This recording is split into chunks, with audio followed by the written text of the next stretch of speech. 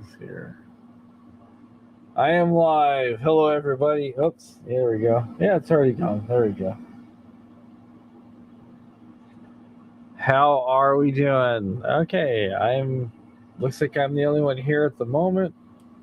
Let's see how we're looking on the old YouTube side. Okay, it's not blurry and stuff.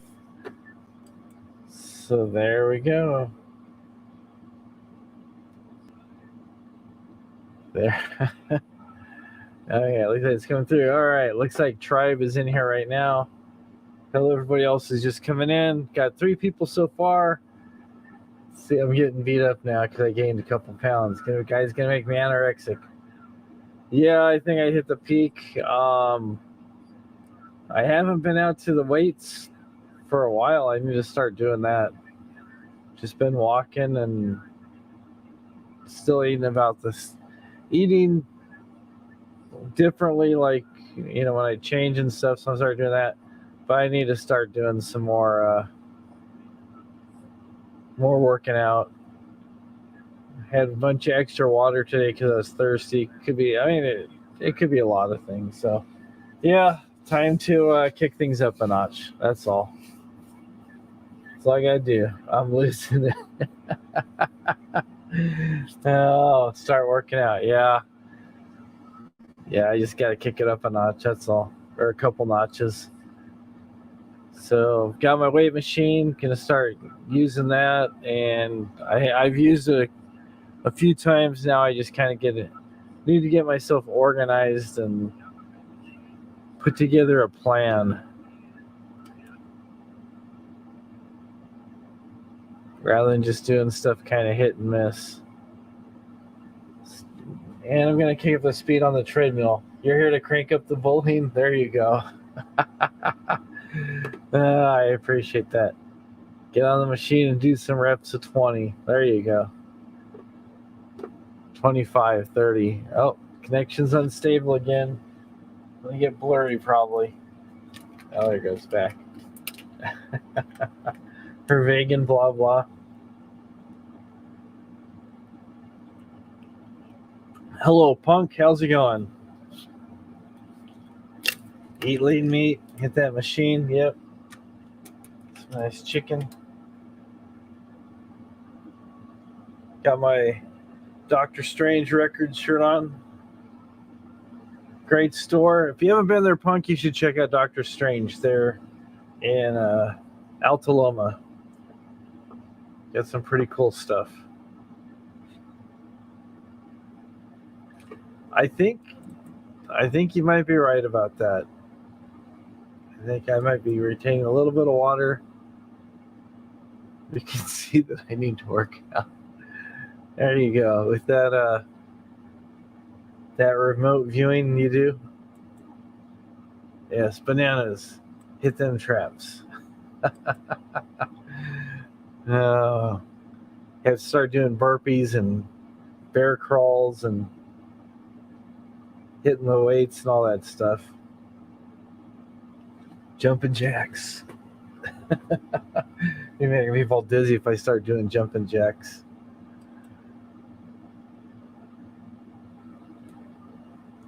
So there you go. There you go. Lat pull downs, yeah.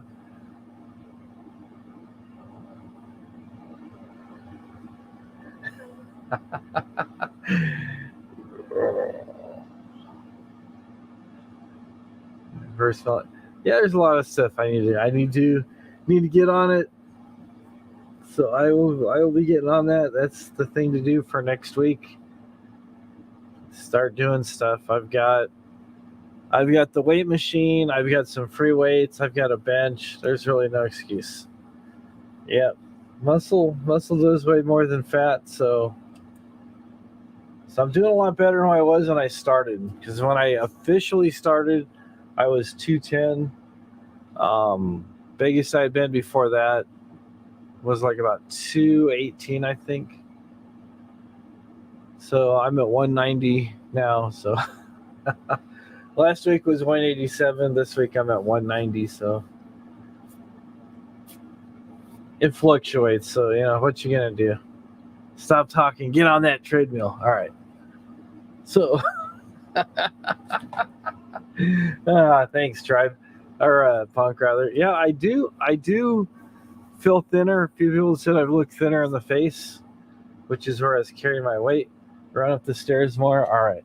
If I can run up the stairs more. All right.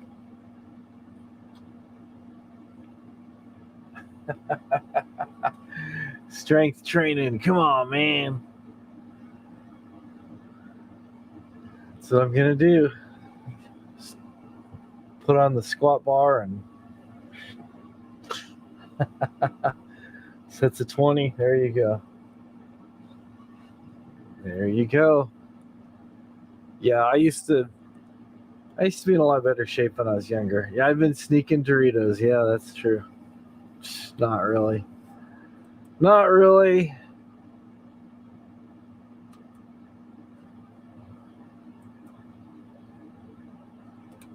I remember in high school when I used to do the lat pull down, I'd go down like on my knees and stuff.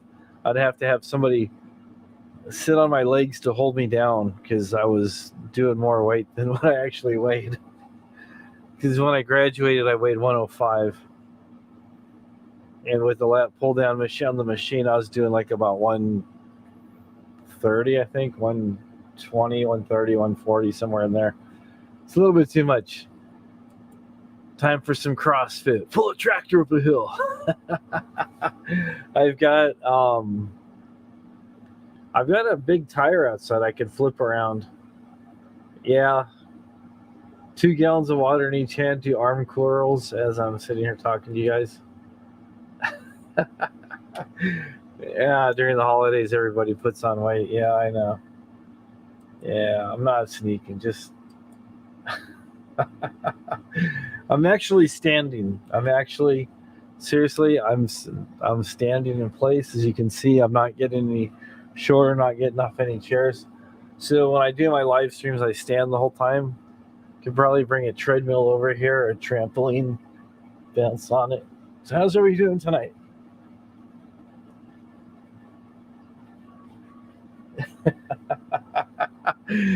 Get a sledgehammer, pound that tire. Nah, I don't think so. I'm planning on losing it, so.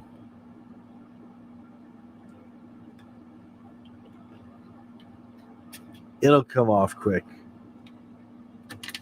Just gotta get serious. I get like a punching bag I should hang back up, and I have like a freestanding bag that has like water in the base. So I can do like a burpee thing or do a push up and then drop back down.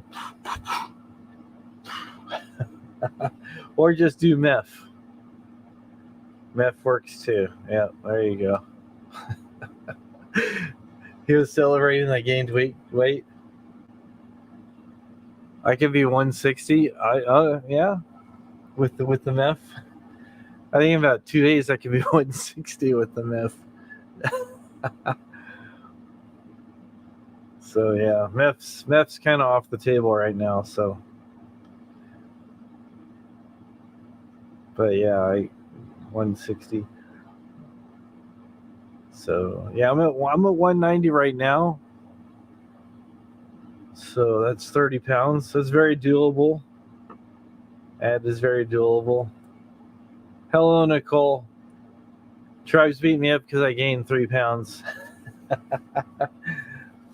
So altogether, I've lost 20 pounds when you put the 3 back on.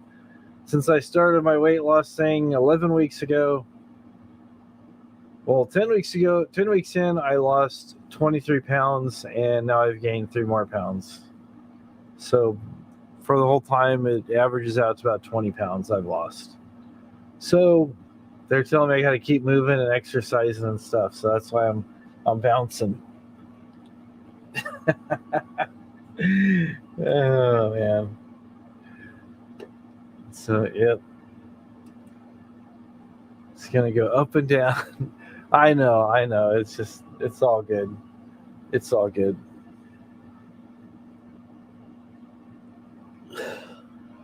Yeah, it'll be all right. Stop. Yeah, she's all stop. Stop bouncing probably is what she means. Probably making her sick more than anything. But yeah, it'll be fine. It'll be fine. Yeah, I'm not all that stressed about it. I was just like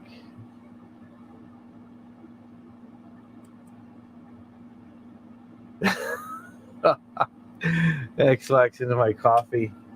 Oh, just 2, huh?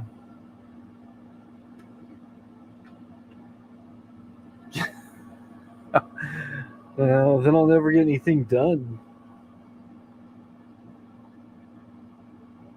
I'll be in the bathroom all the time.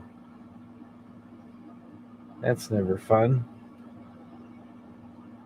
That's never fun.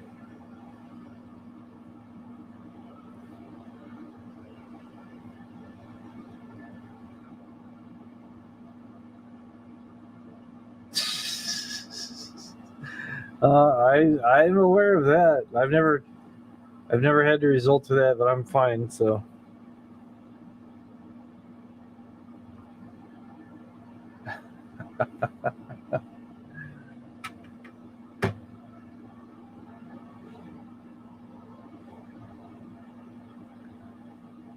I just need to start hitting the weights.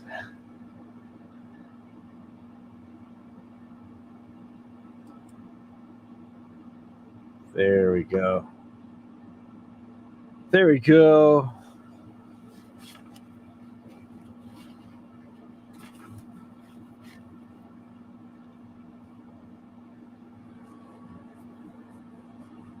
So who are we calling?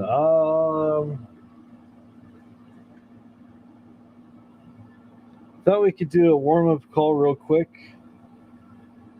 Actually, yeah, they're already closed. Okay.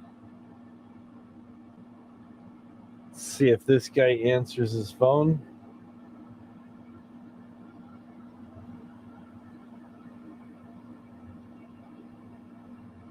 Let's see here.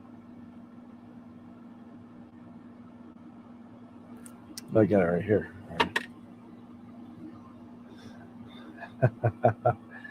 Jim, call Jim.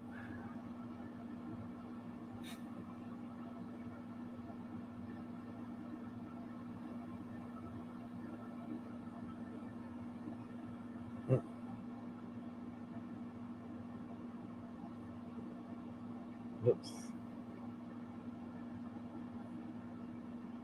Oh. Check the tags on spills, you know why. Small crow. What is his name? Crow, Blackbird, something like that.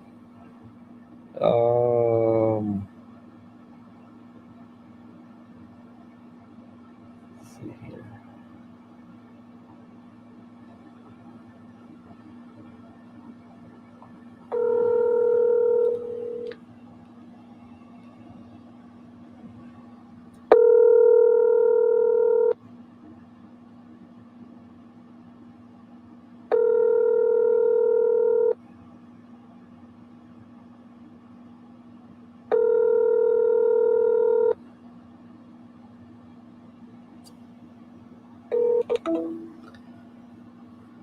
All right, let's see. Let's see if Jim's around.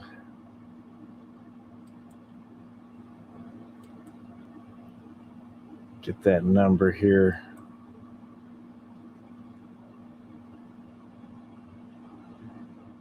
Get that number. All right.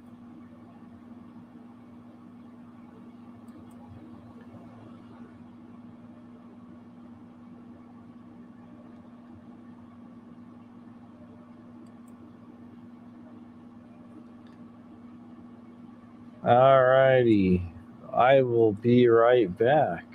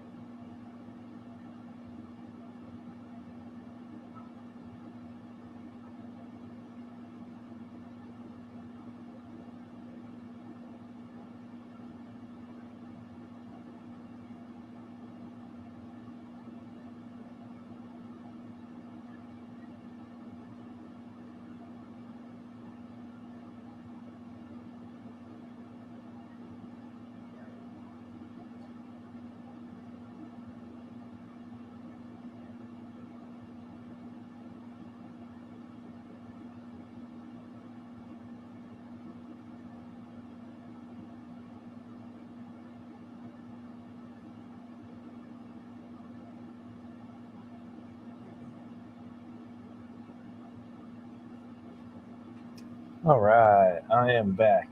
Call it mangoes.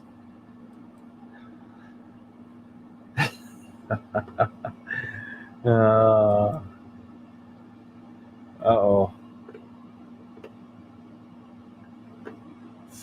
No, let's get a wrench. All right, let me.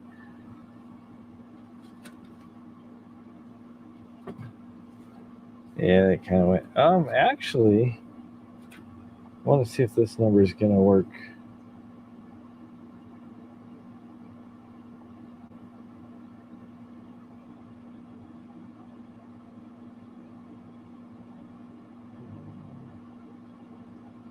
I remember how to use my phone.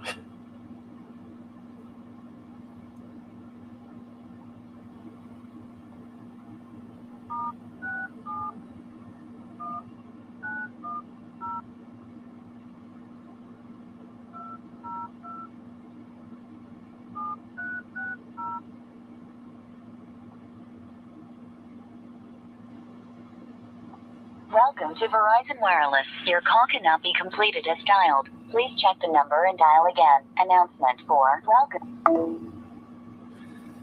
Oh, that didn't work. All right, let's try this now.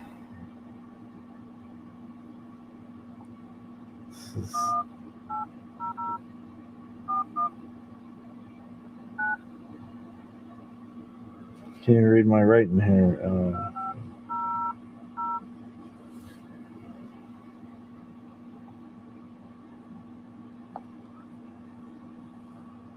See if this works now. To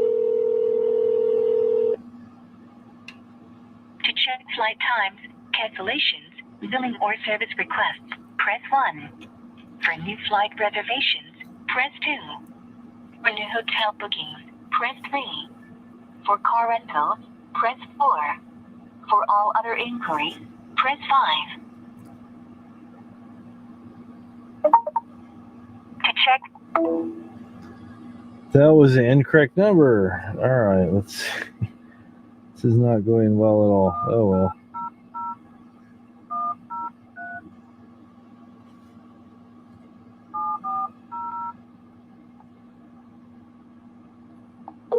Welcome to Verizon Wireless. The number you dialed has been changed, disconnected, or is no longer in service. If you feel you have reached this recording in error, please check the number and try your call again. Announcement 2. Switch to #44. Welcome to Verizon Wireless. Your call cannot be completed as dialed. Please check.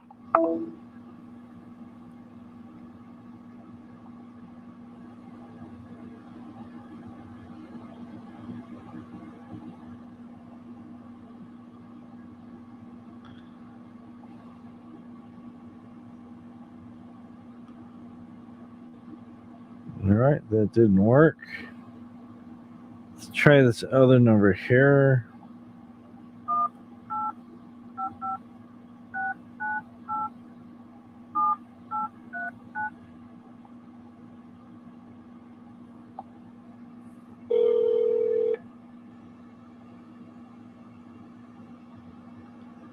Welcome to Verizon Wireless. Your call cannot be completed as dialed. Please check the number and dial again. Announcement 4. Welcome to Verizon Wireless. Your call can...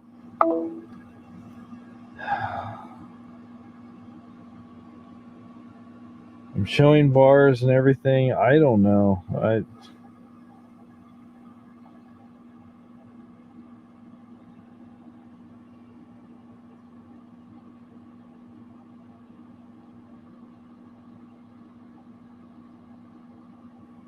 have no idea.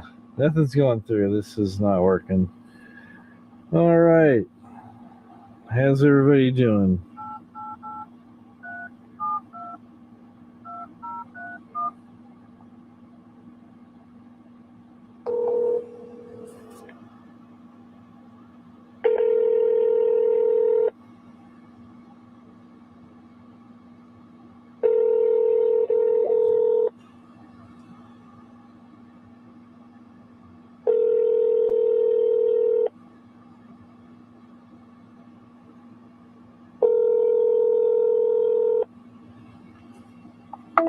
Nobody's answering. This is ridiculous. Alrighty, let's see here.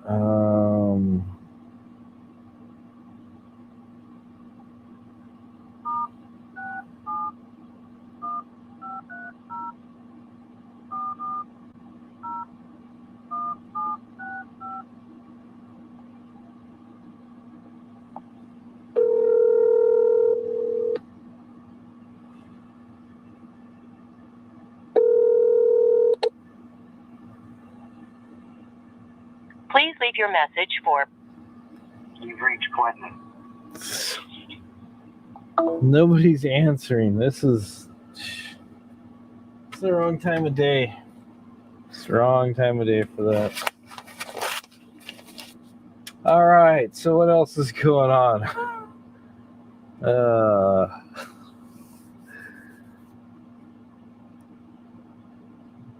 So how's everybody doing? Laura's here. Hello, Laura. Decided to give Jim the night off. Jim's actually, I think, works during the day. So, gonna give him a break. Let's see how things go. Halloween 3 time, Silver Shamrock, and all that good stuff. Silver Shamrock confections or whatever it was.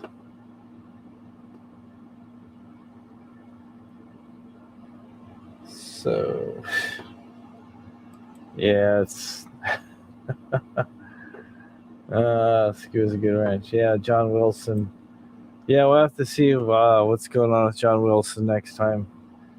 Probably get somebody fired one of these days. That would be good, especially before Christmas time. Yeah, you know. You must watch a terrible horror movie every night. Every night. Well, I got a reboot of Frankenstein that was made in like 2019, I think.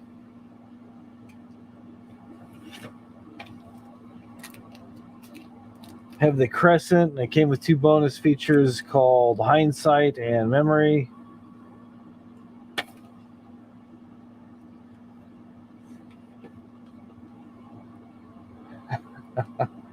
Frankenstein versus the Mummy.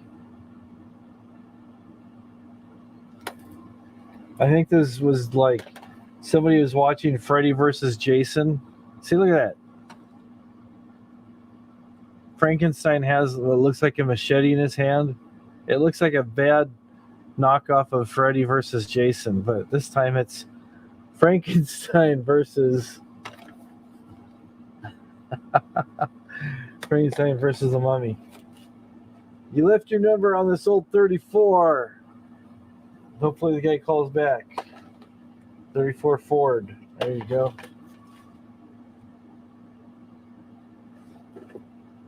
It's always good to have dreams like that, right? Hopefully they'll call you back. We got other horror movies than that.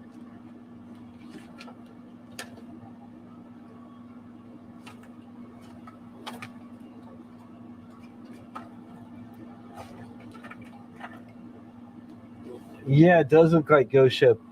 When I picked this up the other day, the Halloween collection, when I was at Walmart, has Halloween water, Halloween H20, Halloween Resurrection, and Halloween The Curse of Michael Myers. Seen the original one, haven't seen any of those, so I'll be watching that sometime. Let's see. This one I've watched a bunch of times. Killer Bee movies. It's got 10 classic. These are more science fiction than horror, though. So, Shark collection. We tried watching this one time. Night of the Visitor is kind of lame. It was like really lame. That one I haven't watched yet. It looks kind of promising. Mermaid, Lake of the Dead. You can see the body that's underwater is all skeletal and stuff. So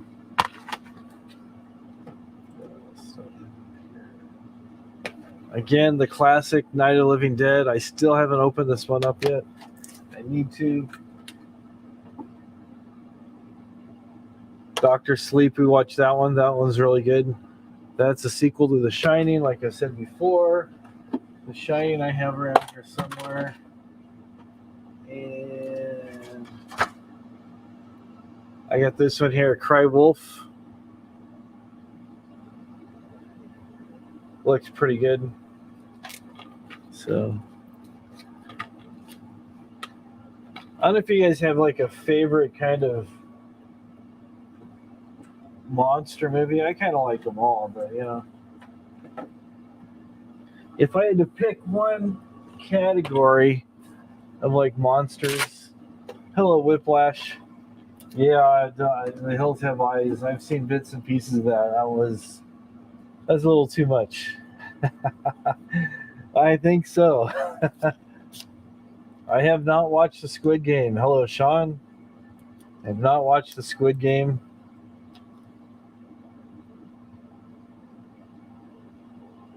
But I did see a trailer after I bought this, and I guess it's a whole town full of werewolves, which looks pretty cool.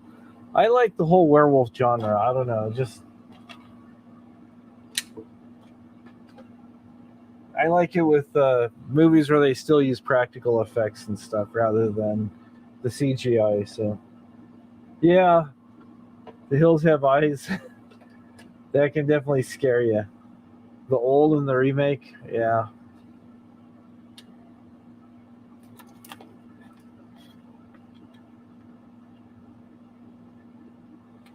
Oh, okay. Okay, Pee-wee. Okay, there you go. Okay, yeah, now I remember you. Okay.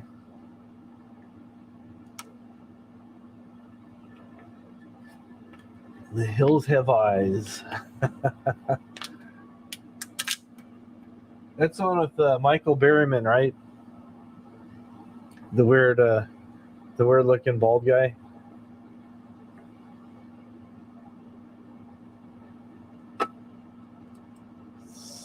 So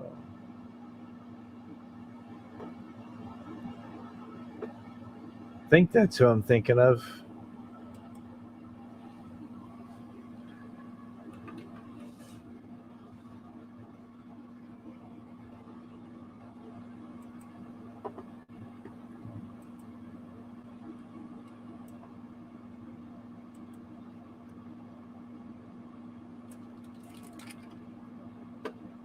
Was that Michael Berryman? I think. Yeah, that's him. Oh, okay, the OG version. Yeah.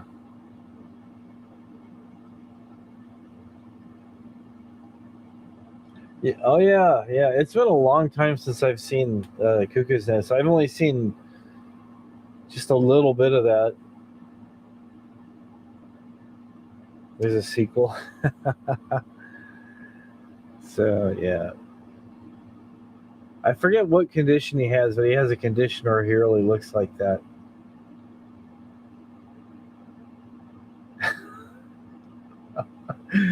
Oh. Yeah, sometimes movies you go, oh whatever. Then other ones they kind of stick with you for a while, and you're kind of like looking over your shoulder, looking up the stairs, making sure nothing's out there to get you.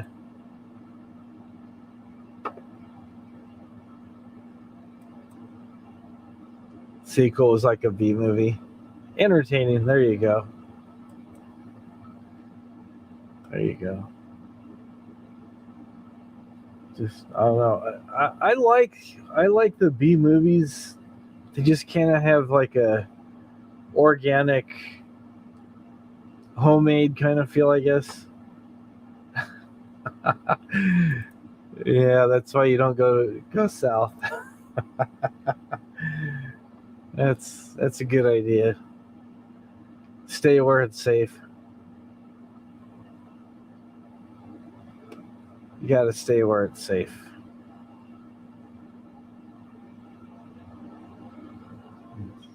That's what you got to do. Turn that off. I had my guitar on earlier, so just making sure that was off.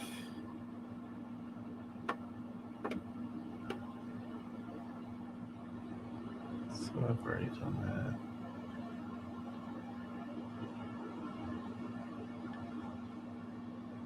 Yep. I need to get back into making videos.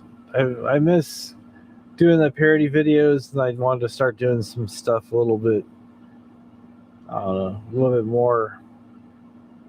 more serious, I guess. I don't know. That's what I think.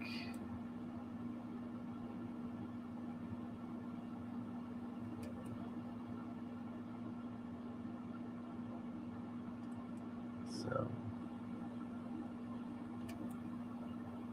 all right. Good night, Bonnie. Have a good night.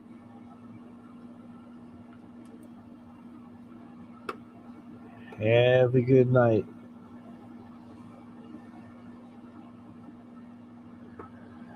Wrong turn. Wrong turn is why. Oops. All right, there we go. Wrong turn is why I never go to West Virginia. Hostile as well. Never visit Eastern Europe. Yep. Yeah, those are the good days. Yep. Yep. Did my Elvis videos. Now Elvis is gone. I started doing Rich Life. Rich Life is gone. And I don't know. Everybody's just fighting, so there's really nobody really worth parodying anymore, I guess. I don't know. Maybe I'll do a parody of that Brian dude from Network 126. That guy's Melton. Yeah, Melton. I thought he was gone, but he came back. He came back to the boy. People Under the Stairs. Okay, that was a good movie.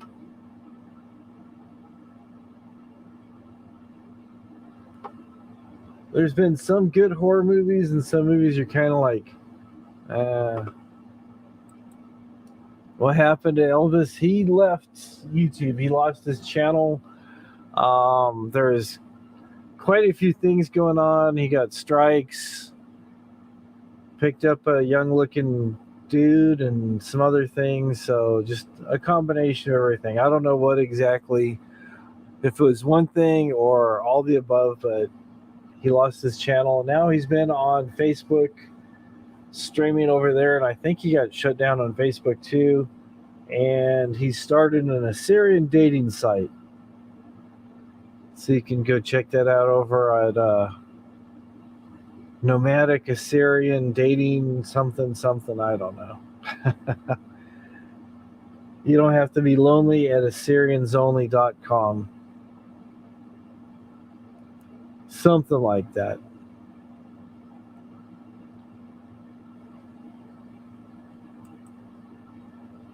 Yeah, Elvis has a dating group on Facebook. That's true. Elvis has left the building. That is true. Elvis has left the building.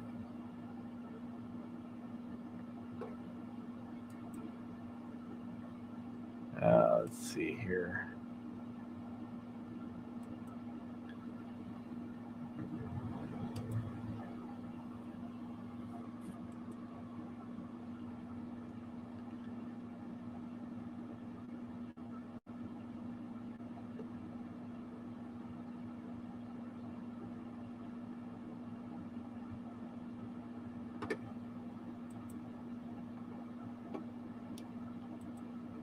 Yep. He's doing ravioli reviews. Hello, Lindsay Diane.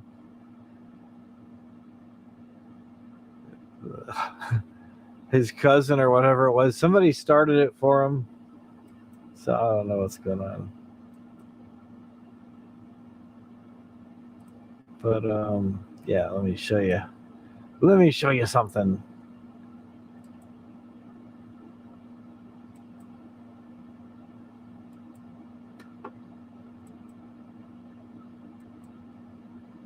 There we go. All right. Let's take that off there. There is your Assyrian king with his Assyrian singles dating group.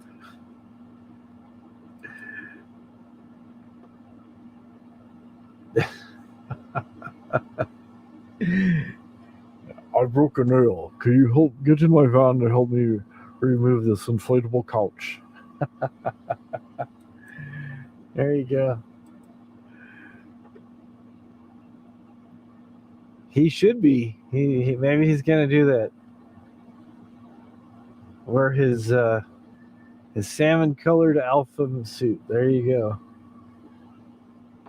Be the alpha male that he is.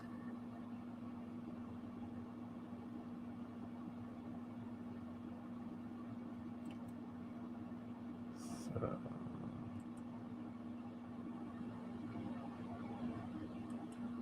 go. Get rid of that.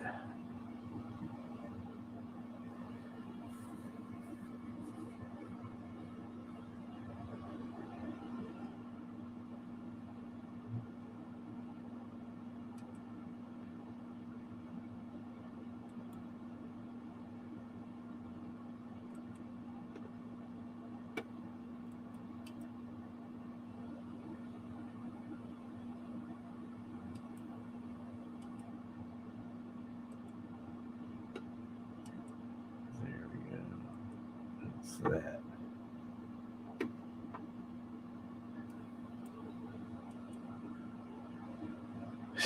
I think I wore him quite a few times along with the coffin suits.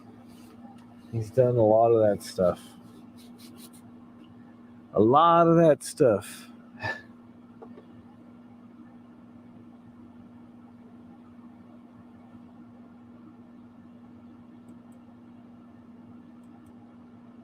Let's see if this is gonna work.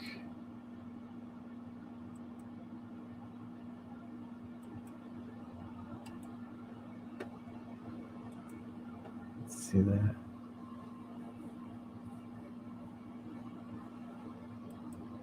See how the audio sounds. I don't know. We'll go back to that in a minute. Let's do this.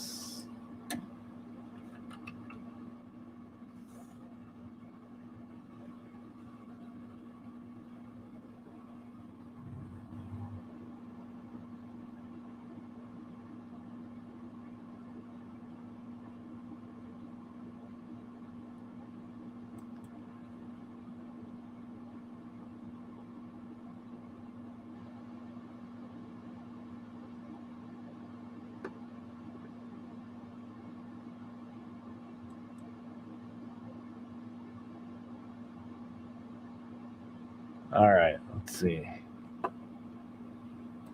See how this looks here.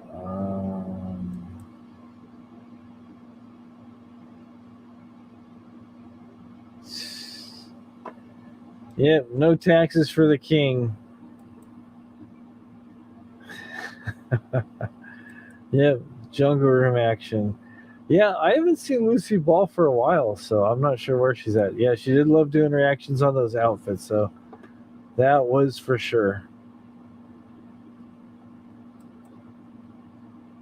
Let's go up here.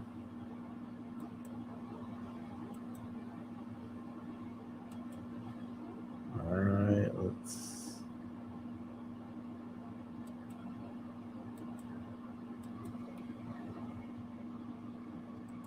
see if this is okay. Here we go. Okay, hopefully these will be okay. Let's take a look and see. Since we're speaking of dressing up and wearing costumes, yep, he had a job as a security guard. He did something, got his boss in trouble, then ended up getting fired. Not sure what all the details were, but yeah, he got himself canned like a chicken.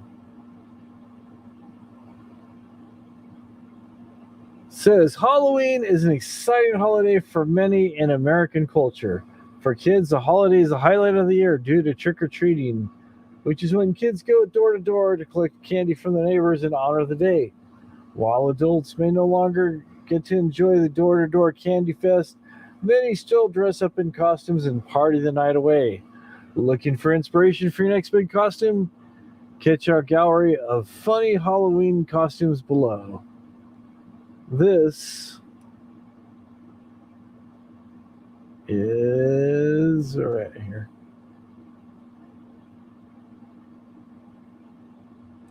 That's Krang. Okay, there's Hangover.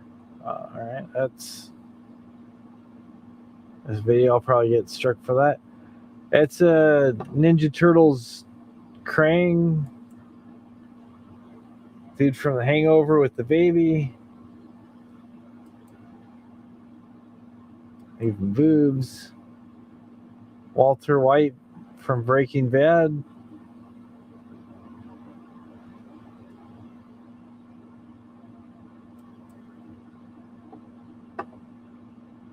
The birds.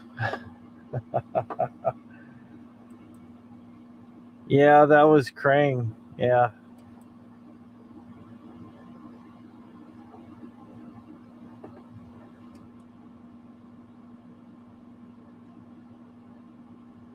Social media icons. We have Instagram, Twitter, YouTube, and Facebook.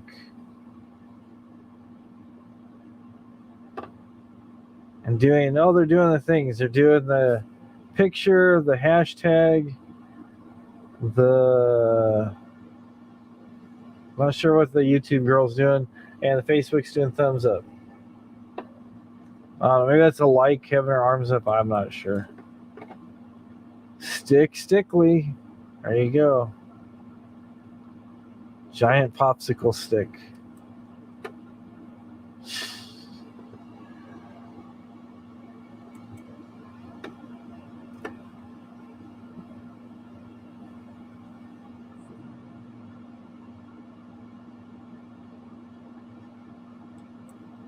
You always wanted to dress like the birds.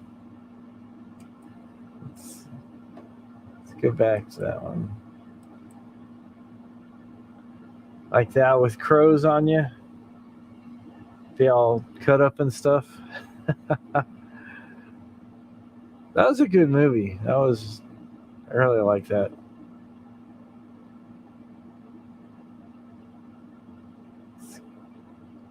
Just got to get a shirt and put the birds on it. We can do that. We can make that happen. All right. How's everybody doing?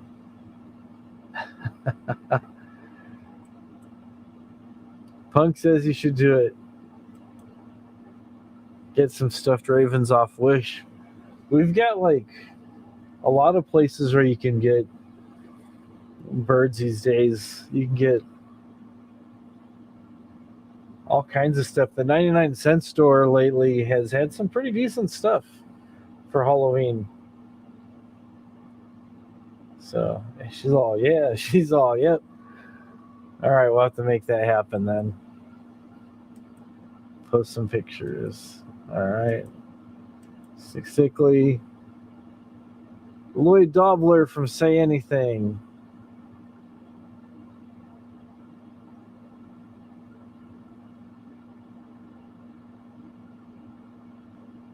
All right.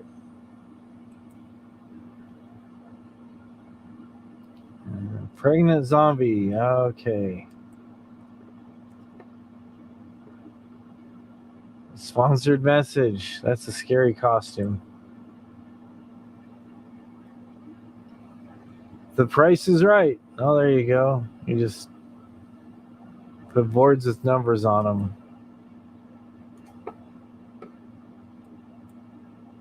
Yeah, Punk says you should do that costume.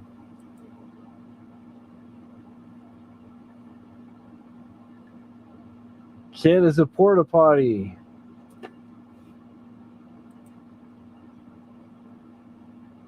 Mom carrying a child.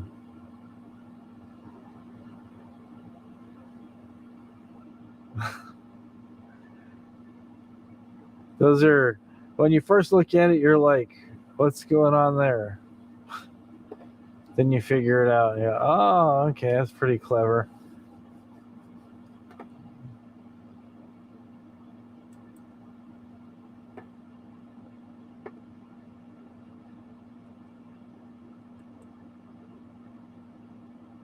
Optimus Prime from Transformers.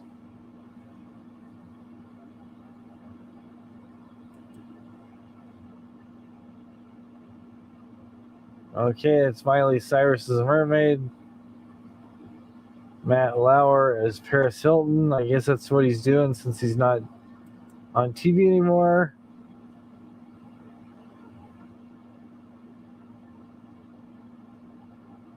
And Nick Cannon as Cookies and Milk. Legos.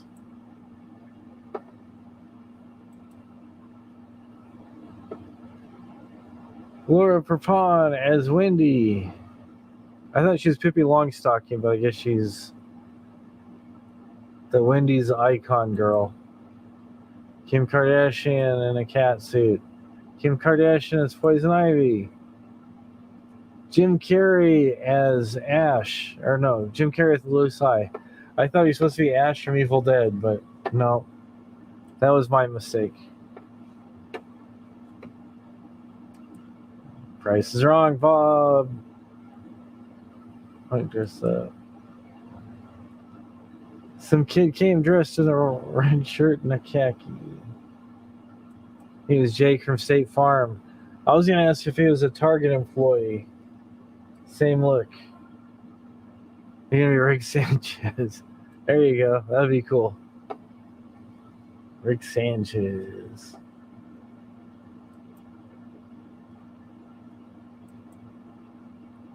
Sponsored message. Oh, there you go.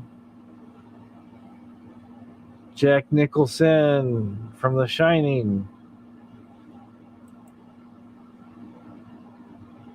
Iron Man costume. That's not too bad. Some thin metal strips and some gloves and some spray paint. And there you go. Hey, there I am.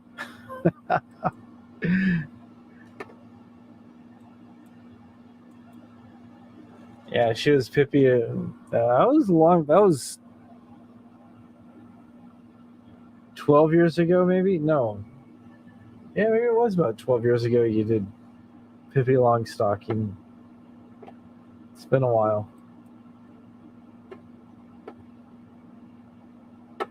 That's me if I had MFW's eyebrows.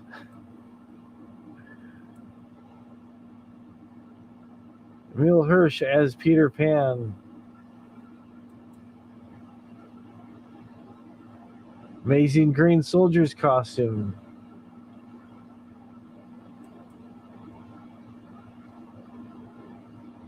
John Legend as a cowboy. Edward Scissorhand Jr. But he's got... This is Edward Butterknife. Eddie Butterknife. There we go. Duffman.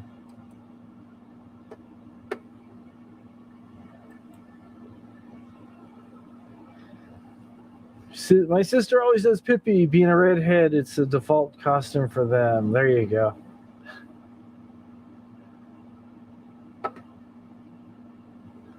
And Mrs. Frog had a wig, and we put wire through it, so it was making the pigtails stick out. And she carried around a sock monkey for Mr. Nelson. Chucky. That's the Duff beer guy or something. Duff man.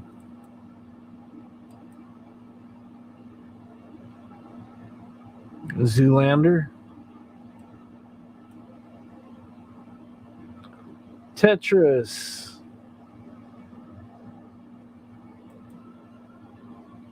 Bob Ross and the Orbit Gum Lady. Okay. There you go. Bane. That's actually a pretty good costume right there for Bane. People of Gotham. Anne Hathaway is Cleopatra.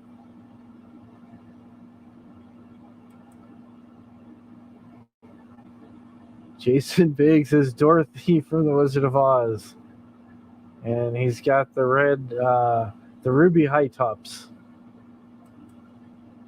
Sponsored message again.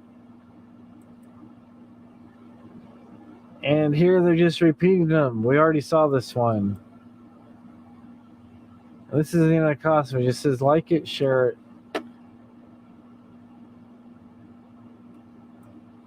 I want my money back.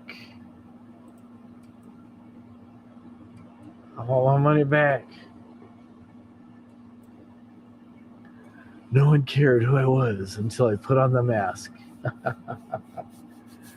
All right. We'll see how long we can keep it going. We'll see how long.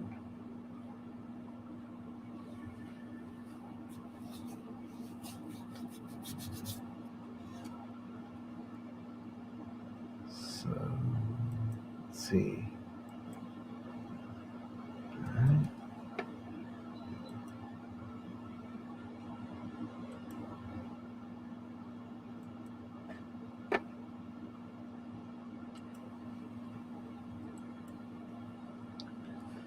Still need to figure out what I want to do with this.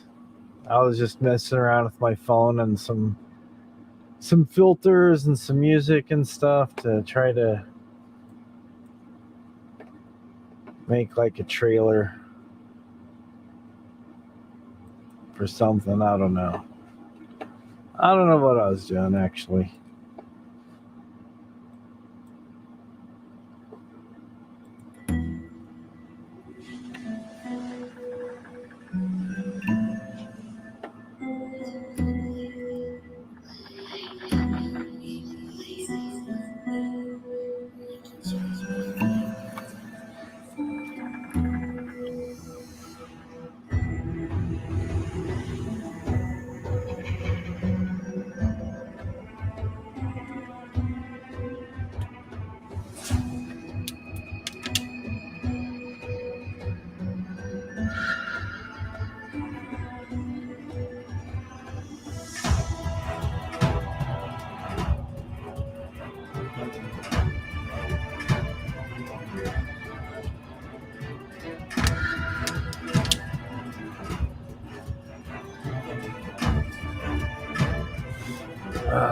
Allergies going crazy.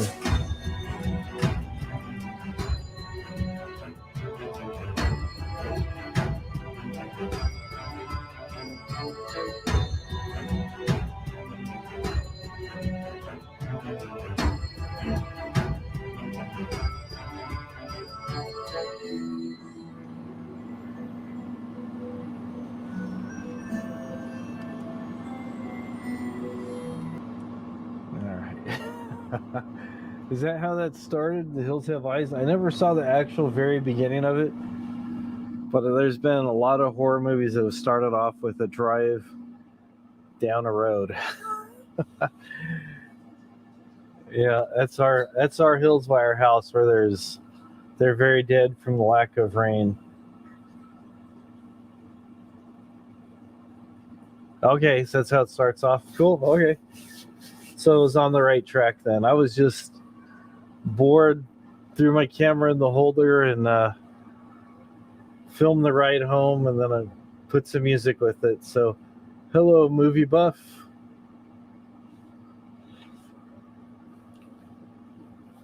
So yeah, I just thought I'd just throw that up there and see how that would look.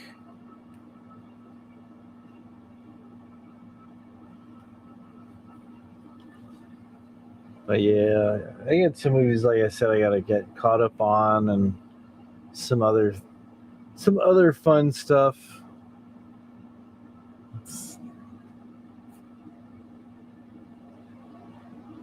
Hearing things, I thought I heard somebody. I was looking to see who was around the corner. Oh, do you think that was a real movie trailer? Oh, well, thanks for that.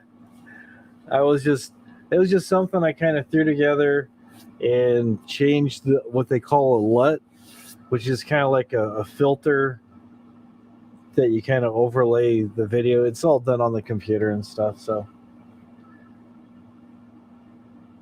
So I thought that would look. I thought it came out all right. It looked pretty cool and stuff. Wanted to, do some other stuff with it and some other things and just.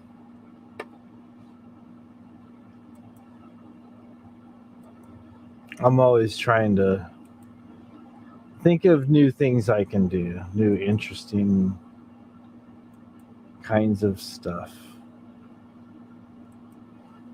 Let's see here. And,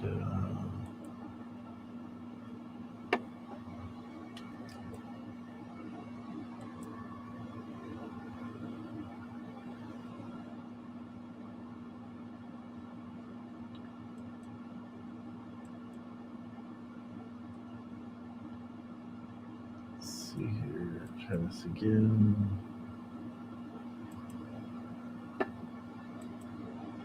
Close that. I don't even know what I'm looking for now.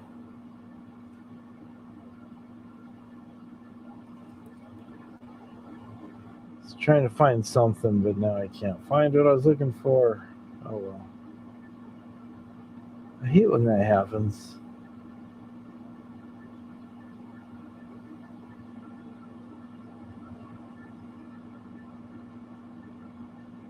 Really, really hate that.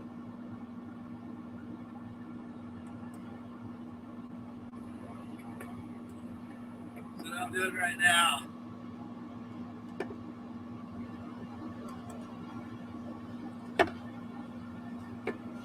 Then there was the one time I had. Did I ever tell you guys about my near-death experience? I actually crashed on my skateboard and I almost died.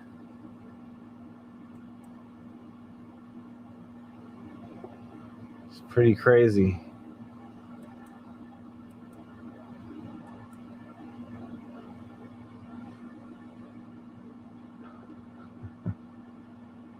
Let's see here.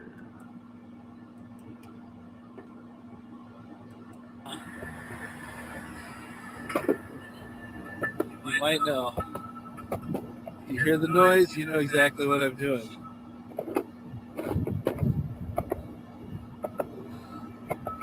This thing is so awesome. Whoops. I haven't been on a skateboard for 35 years. Put some wheels on there. It's about a $32 total cost. This thing is so nice. You just barely go and it glides. The new wheels. Oh, bro. Whoa, man. I hit the ground pretty hard. Oh, man. I don't even know where I'm at right now. Wow.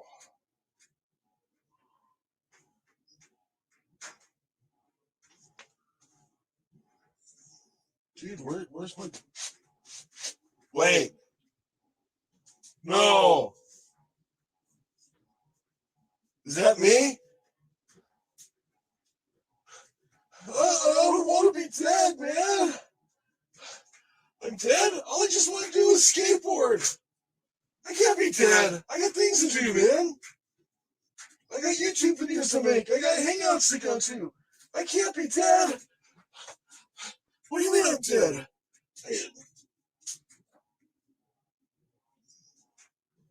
No way.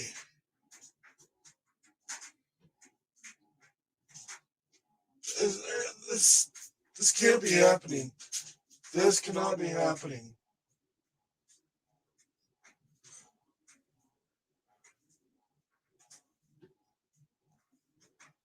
Wait a minute. I've seen this happen in movies before. I know what to do.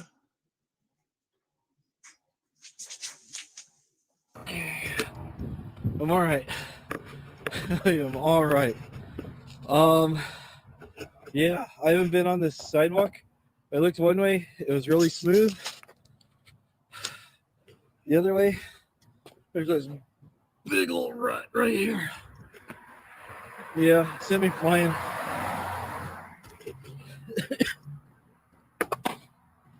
I'm okay. Board's okay.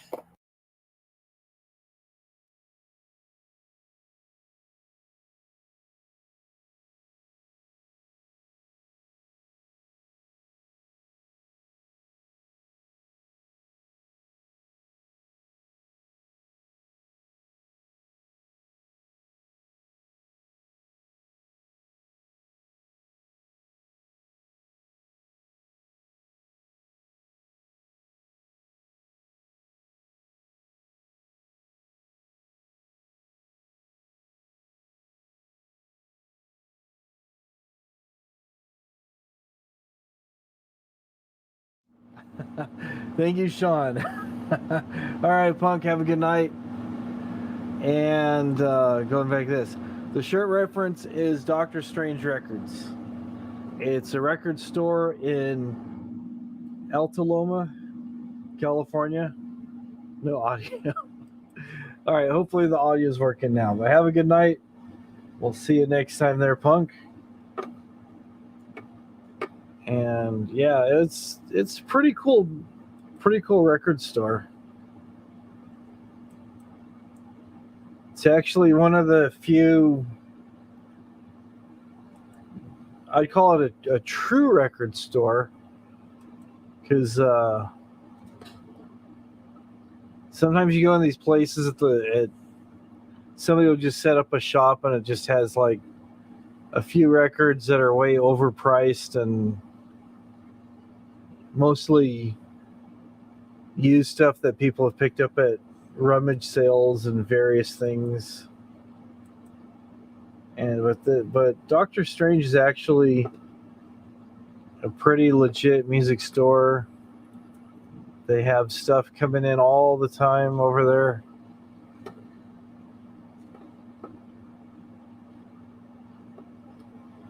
Let's see here. I'm doing right now. Let's play that video again. Let's get over here. Let's get over here.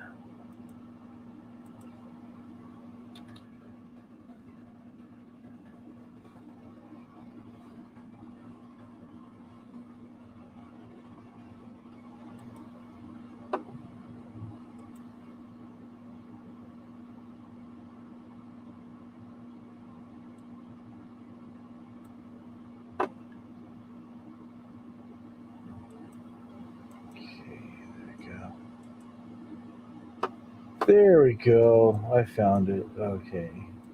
Good night, Punk. Yeah, I took a little drive. Went to Doctor Strange Records.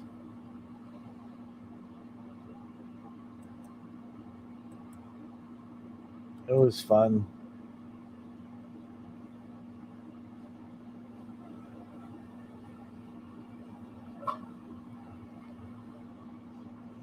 How's it going, everybody? Hop Frog here, but you guys knew that or you wouldn't be here. I decided to go on a little trip today. Tomorrow's my birthday on the 18th, but today's the 17th. So I decided to go record shopping at Doctor Strange Records. This is an awesome place. And my camera It's flipped about the image backwards. 40, 50 miles from my house, but it is well worth the drive. This is an awesome place. When you go inside, it has a really cool feel. It feels like you're in somebody's house just hanging out, going through record bins. These guys live stream on Facebook on Wednesdays and Fridays at 4 p.m. Pacific time. So check it out.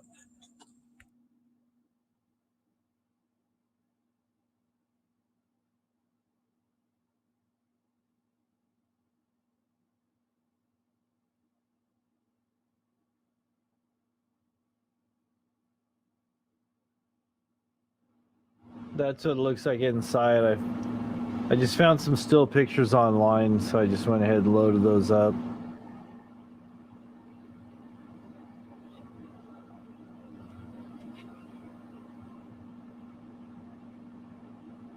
They have a bunch of really rare All right, stuff. so here's the haul, guys. I got myself this Doctor Strange t-shirt. It's got their logo right there on the sleeve. They're located in Altaloma. They're at drstrange.records.com.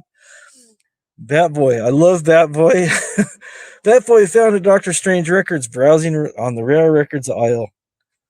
Punk rock music world news. So I got that shirt for myself. Got a Dag Nasty album. I got this. This just came out for record release day. The Clash. It's interviews along with music, which is pretty cool. And then I bought this 12-inch single here by a band called Specimen. I actually found them doing kind of a search for just different music, and they're considered dark wave from London's Batcave. And it has a little thing it says here. It says, born in London's Batcave, Specimen are nothing else but metacularly cavernous. While Motley Crue and Kiss make complete idiots of themselves from beer broads, at least Specimen does it with fashion and flair. Once again, the music is heavy rock with either of a sense of camp or just dark dankness, depending on how your listeners feel to perceive it. I go for the track, especially the 7 Paws on Kiss Kiss Bang Bang. Great song. Check it out. And then I got the CD here. Let me get out of the sun so you can see. Got the CD here by Superchunk. It's a pretty cool band. Remember them. Best of Punk Rock Compilation Volume 2. Hey, Should I Stay? Should I Go? Has The Clash, New York Dolls, X, Eddie and the Hot Rods, X-Ray Specs, The Dictators, The Adverts, The Members, and Television. Very cool. Then I found this too. This is awesome. This is like a double disc thing of the Go-Go's Live. It's the Go-Go's Return to the Valley of Go-Go's. I always like the Go-Go's. As you can see, I listen to a lot of different stuff. Mostly new wave punk. Some metal. Well, actually a lot of metal. This is everything but country. If I'm with somebody and they're playing country, I won't like throw a fit and ask them to turn it off. But I don't go out of my way to listen to it. So that's that. All right. Thank you for watching this. There's the place. Dr. Strange Records.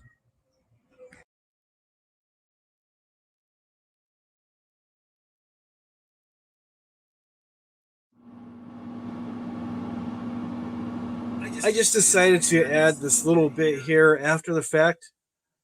A few days ago, I went to Dr. Strange Records and I made the video that you saw.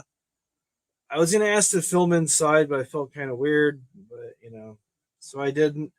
I'm going to post some pictures. You'll see some pictures in this video of what the place looks like, but I want to go over what I bought. You saw this shirt already. It's pretty cool. It says Punk Rock World News with Bat Boy, and I'm got that shirt. I'm going to be actually wear that shirt on my live stream on Friday night, so look for that. I just wanted to show you what I picked up while I was there. CDs. I usually buy used CDs rather than brand new ones because you can get a lot more music for a lot less. And CDs, people usually buy them, rip the music off to store into their computer, then transfer to a phone or an MP3 player or something like that, some type of streaming thing. So I get this one here. This is the Best of Punk Rock, Volume 2. Look at that dude. He's got his tongue sticking out easily. Right in the midst of the pit.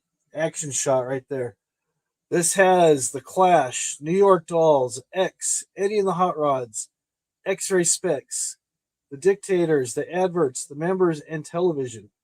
Again, some good old school. All right, let me stop that. There we go. I don't know why I doubled up on that video. I just did, but I didn't think people got a good look at what I bought, but I figured, whatever. Yes, that's what I did. I just saw some stuff there I liked, but that's what the shirt's from. Shirt's from Dr. Strange, and again, like I said, they live stream every Wednesday and Friday night, starting at 4 p.m. Pacific time on Facebook. They go usually from about 4 to 7, and they're open almost every day of the year from 11 in the morning to 7 in the evening, Sunday through Saturday. But in case you guys are wondering. And they do have mail order, and you can also order. They actually live stream on Facebook and Instagram both, so it's worth checking out. Just, sometimes there's some things you might see something, you go, oh yeah, I remember that, or you might see something that somebody might like, and you go, oh, okay, there you go. Yeah, it's pretty cool. It's been there since '88, and it looks like a record store from '88. I remember the old days of Licorice Pizza, and Music Plus was a big chain that was here in Southern California. The Warehouse.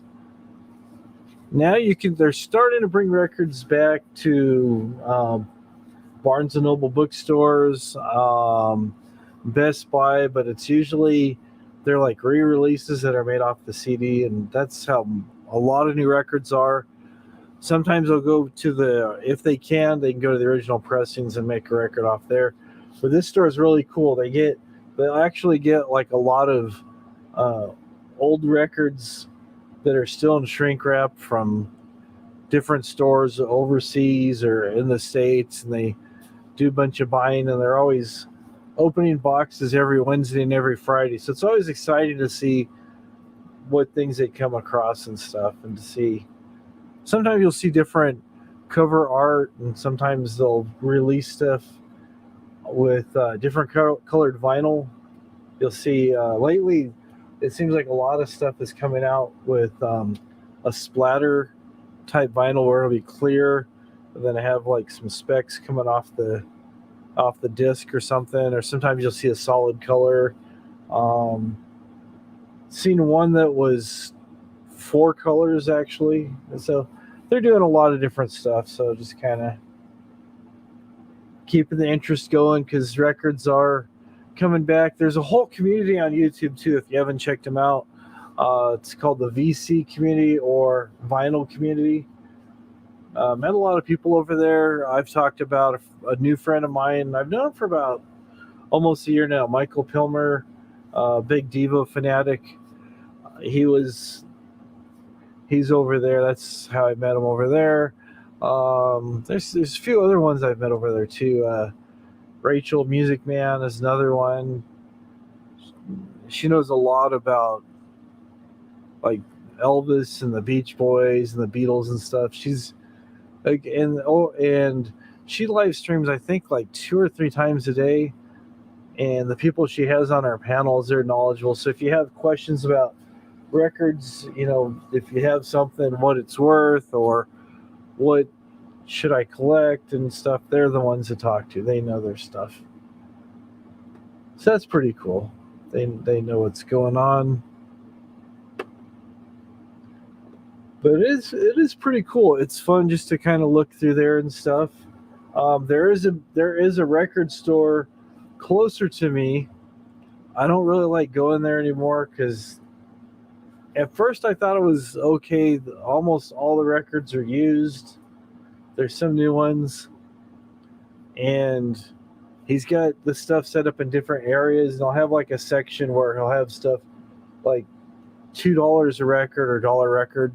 And I look through there, I go, okay, here's some stuff I've heard before, stuff that was like from the late 60s, early to mid 70s.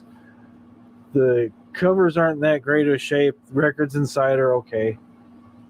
So I'll grab something from like the newer section, and I'll grab some of these old ones, and I'll go to take them up there to pay for them.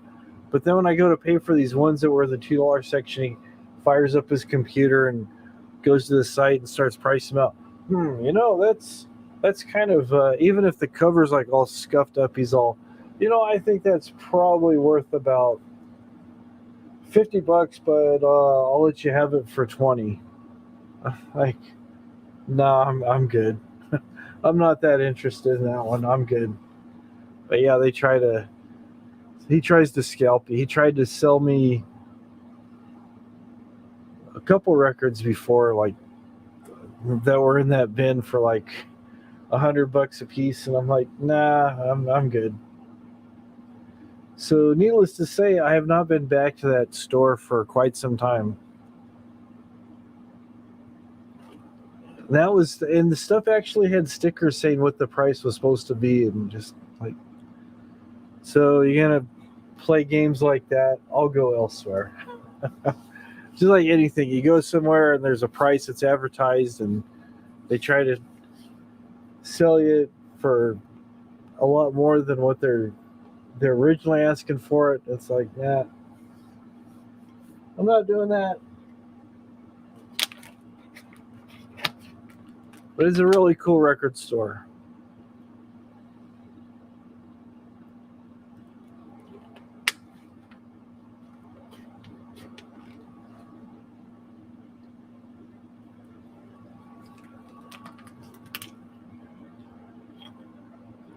This is water number 2 tonight, or since I started the stream.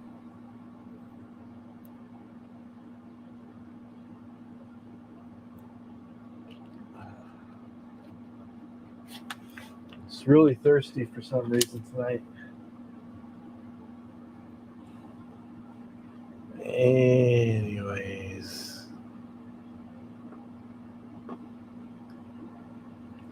Did you want to link Tribe so you can beat me up?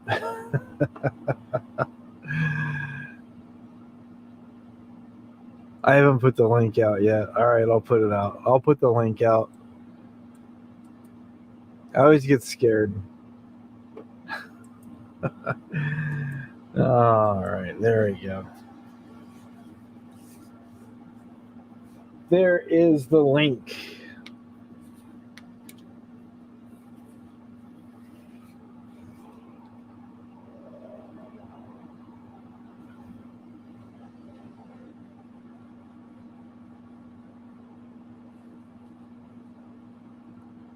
There is the link there, and so 8 people here. All righty.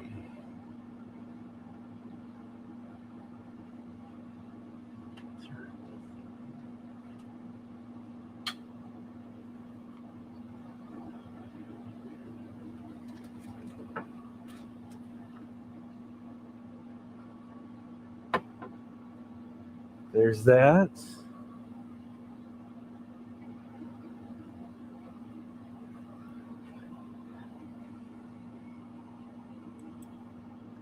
You don't even have a store that sells CDs. CDs are actually getting harder to find now. They're getting a lot harder to find. Kind of have to go to Amazon and other places. Sometimes record stores will have CDs, but like Best Buy and other places, they don't even have CDs anymore.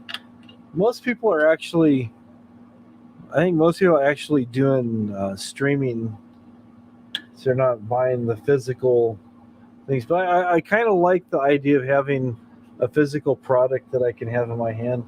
But I've been buying a few records lately, but I've got a lot of CDs. I got like 5 of these bins.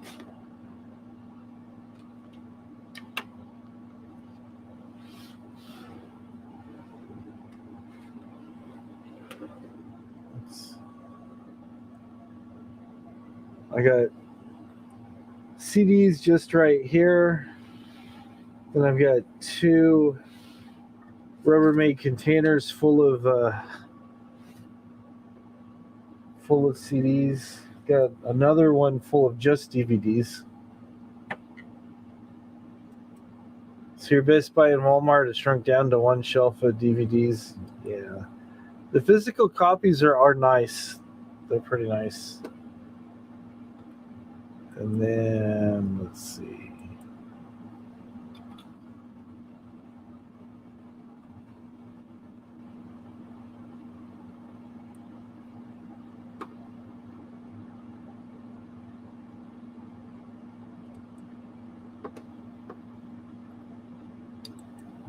Okay.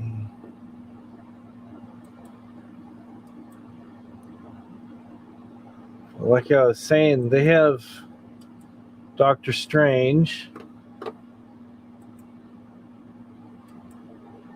See, this is their web page here. That's the guy that's on my shirt right there. This guy right here. And then they live stream at 4 o'clock Pacific Standard Time. And they also print up shirts for businesses and stuff. And see, here's some of the colored vinyl. This is kind of a punk ska band called the Voodoo Glow Skulls. They have it in red. This is a tricolor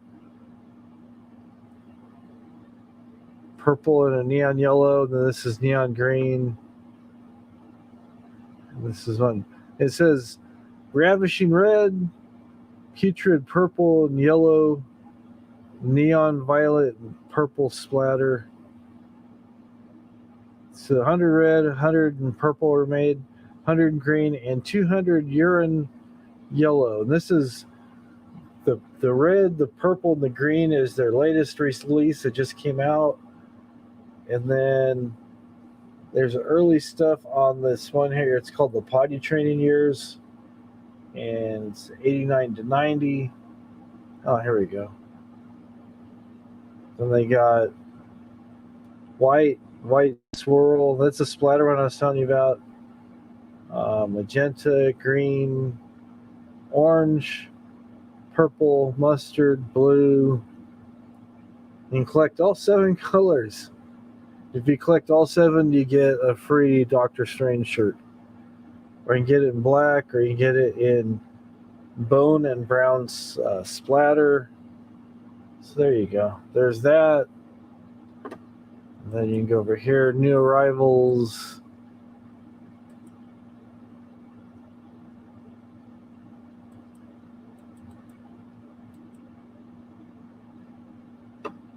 All right.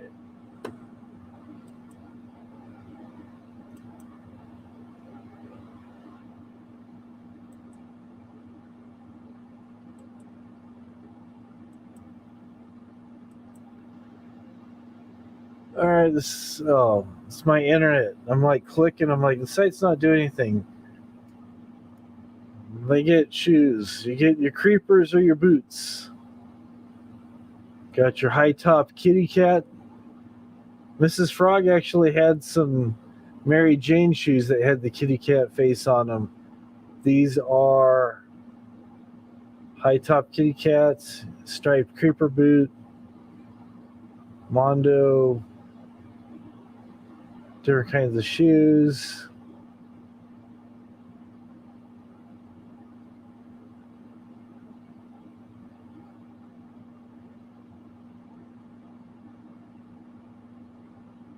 That's just one page. I won't bore you with all the shoes. They got a bunch of shoes there. They got hats. They got accessories. They have gift cards. They have clothing. They have music. And this keeps coming up. Come on. There you go. And you can look for your music with, you're looking for an LP, whether it's a 5-inch, 7-inch, 8-inch, 10-inch, 12-inch, a CD, cassette, used, or something on DVD.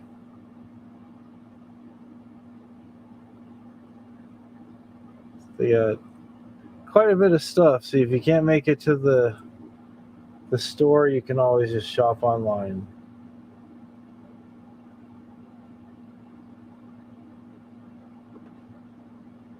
Anyways, that's that.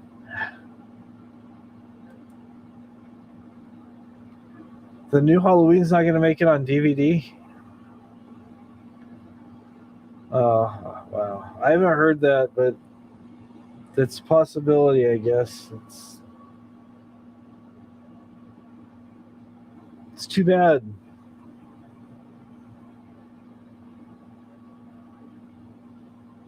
Yeah, not everybody does the streaming thing, so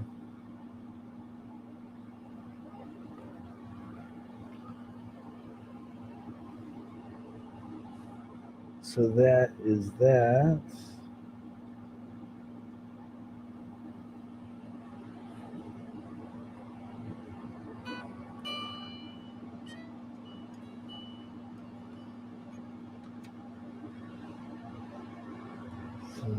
Is it on? Looks like it's on. All right, I'll raise the volume up a little bit on this.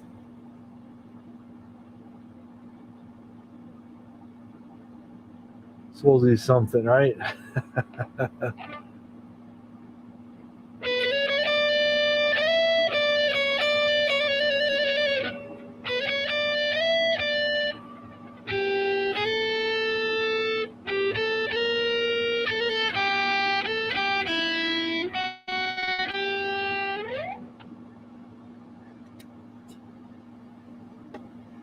And that will make it up there. Yeah, nobody's talking. Yeah, it's. I don't know. I don't understand people. It's just. It could be. It just could be in the night. It's an off night for people. I don't know. This is just me. Maybe it's just because I'm not talking about anybody. I'm not involved with the drama. I really could care less about the drama. So.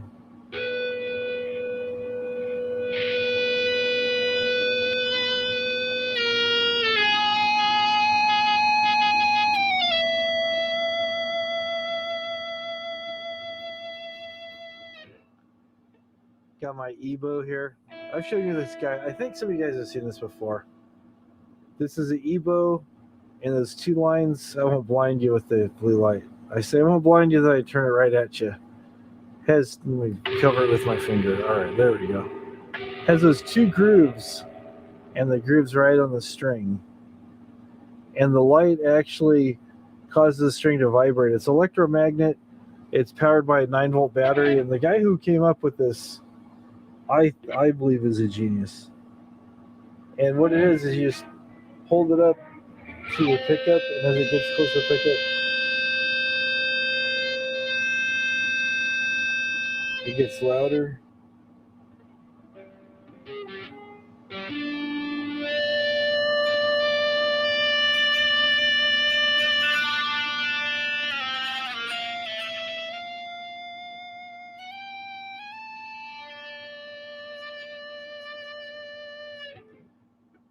It's supposed to sound like you're playing with the violin bow if you do it right. What's going on, Boris?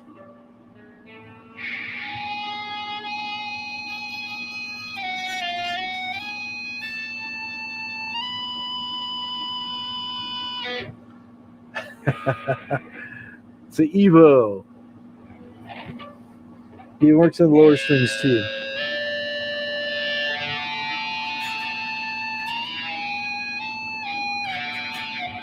It has two settings and stuff too. Let's see. Make sure I have it on the right setting here. Let's see. Okay, that one's not a very good setting. This one might sound a little better. It's not quite as high.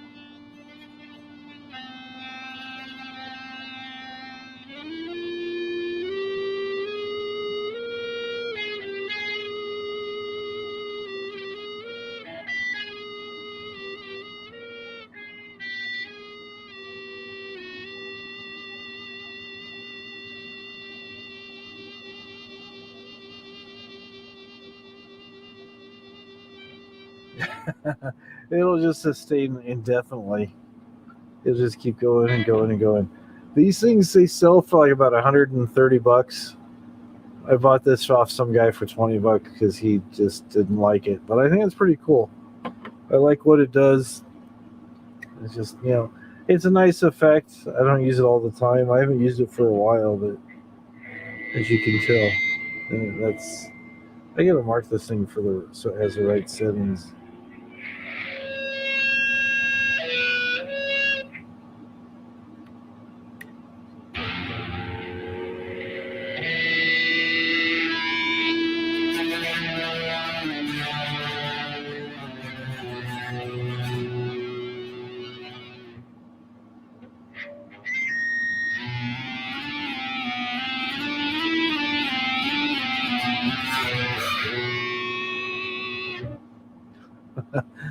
All right, enough of that, right? Enough of that. I haven't used it since my last seance. That's correct. Since my last seance, I have not used it.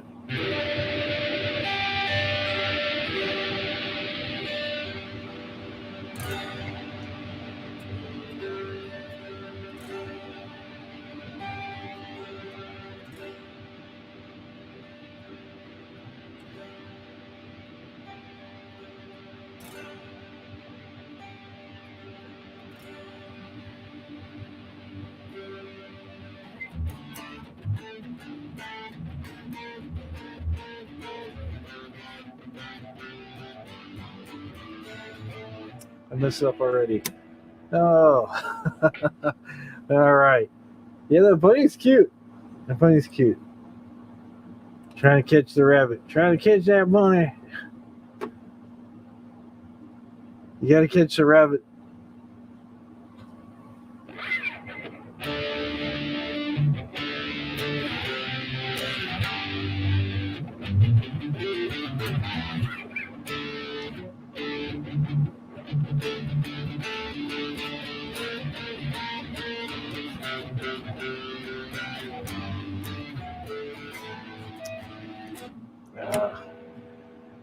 Yeah, our bunny died a couple months ago.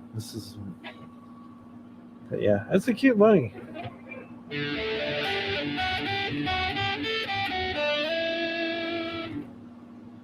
Let's see.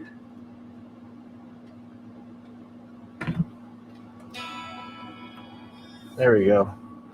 Not as all.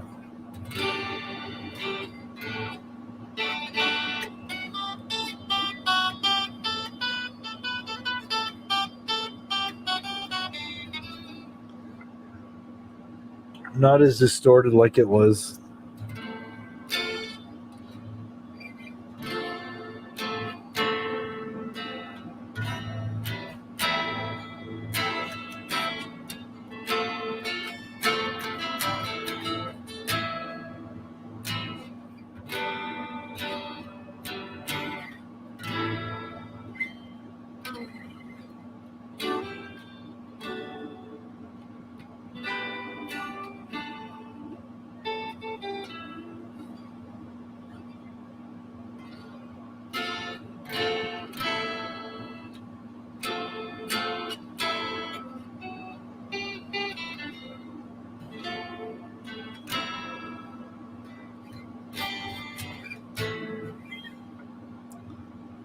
So what is going on with all 10 people that are here that I'm just putting to sleep playing?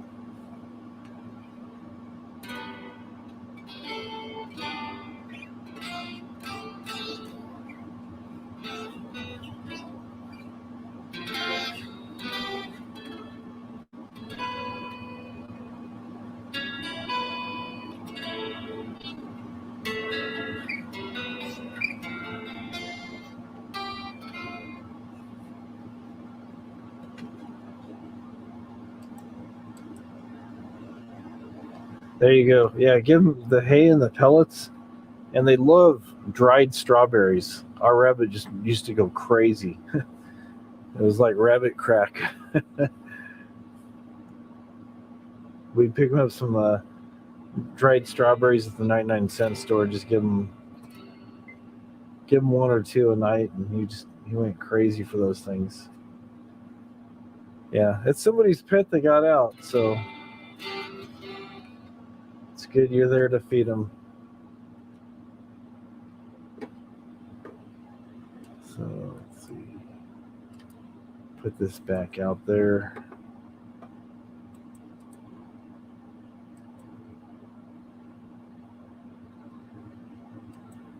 Yep, we had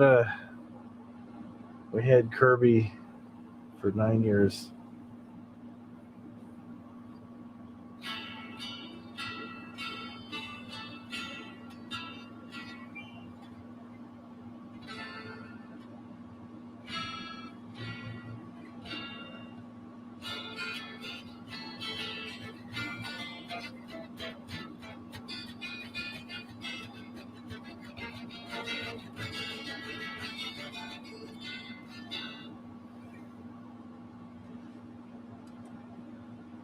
There you go.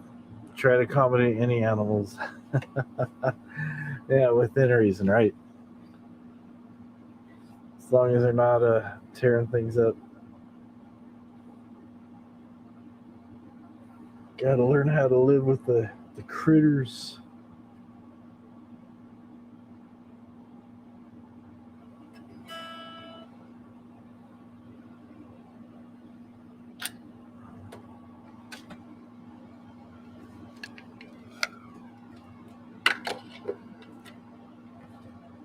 Set those headphones down.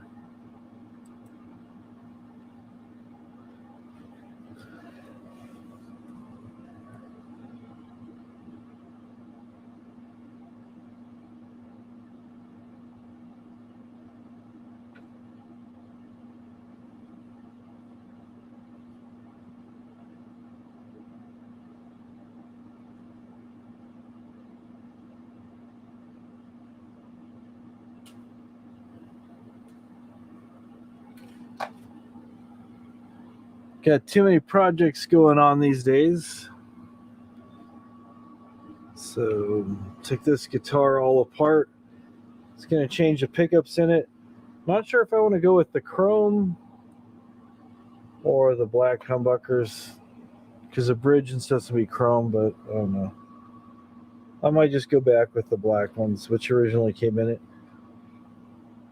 I also have some blade style ones that are zebra. It has these. It's like there's like a big long bar, and there's the ones I have are like a cream color on one and then a black on the other. So the chrome's gonna look better. That's kind of what I was thinking too. You know, I might still use the black surrounds.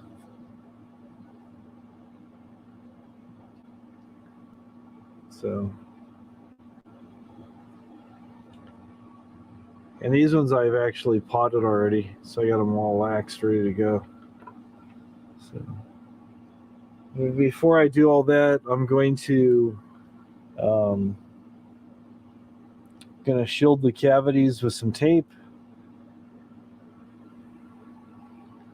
and then it just has a master volume, master tone knob, and a three-way switch. So I'm thinking about adding maybe another knob so I can do individual volumes in a master tone, and then maybe put a kill switch in here. I'm not sure yet. I haven't decided yet. So this was Ibanez that I got offline for like about $30. So, and see, they put a little bit of copper shielding. I'm going to put more of that foil tape in there.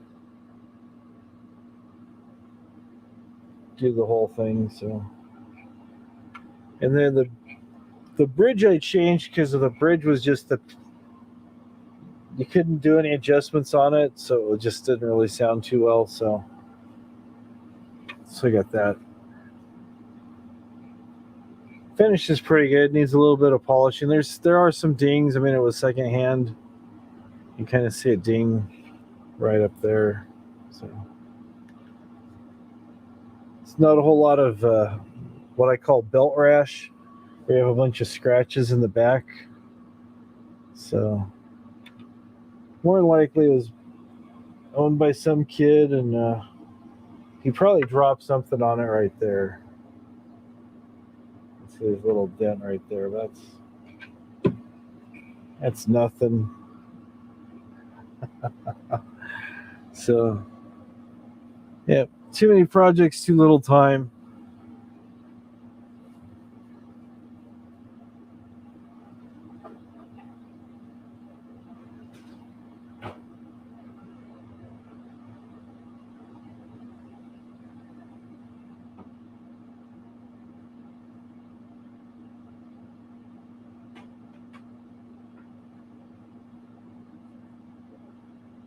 Too many projects, too little time.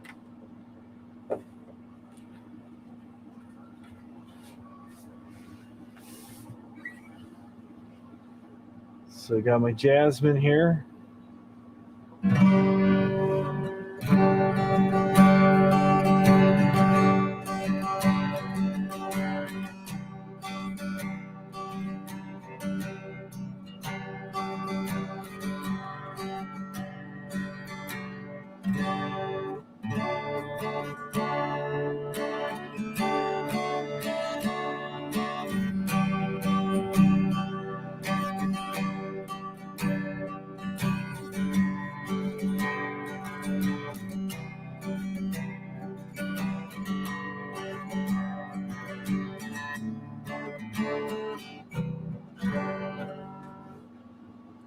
I've been playing this thing for a while.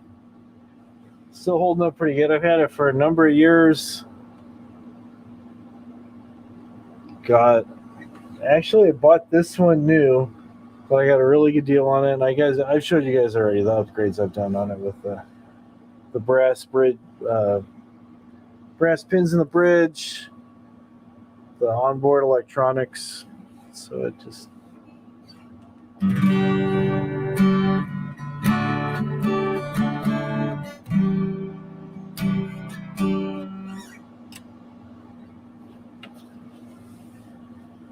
And then I got my 12. I finally got that.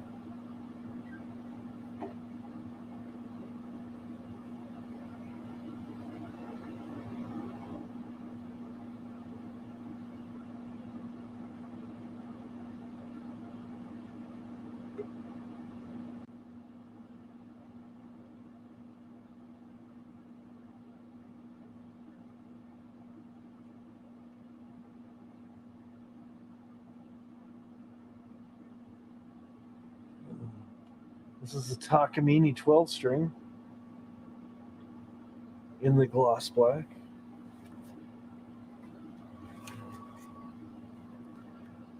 Still trying to get used to playing it. And it's over by the air conditioner, so of course it's good.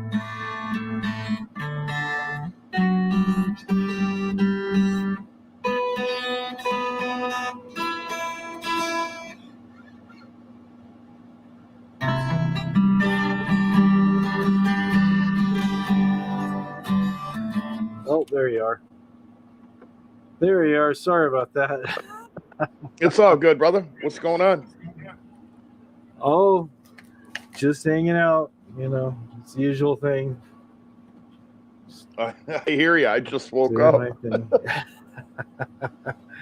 So, yeah.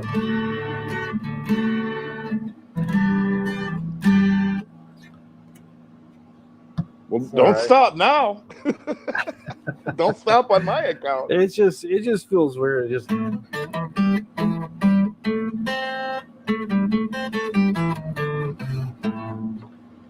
having that extra. So I get to take lessons from birds. More like you need to give birds lessons.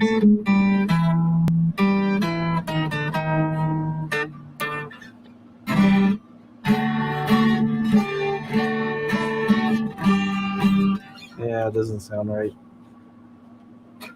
So let me go grab the other one real quick. There you go.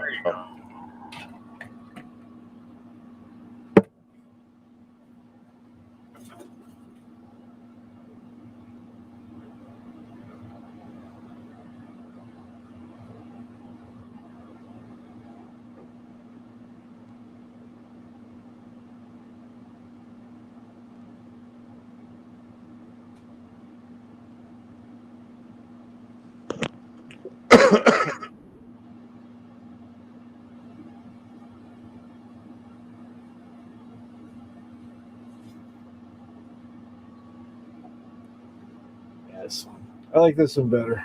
There you go. That was quick. How'd you get to the music room so fast? The golf cart? Yeah, the golf cart. Actually, I've got him set up here, like just right on the other side of my thing. There you go. We have him over here. Let's get this plugged in here.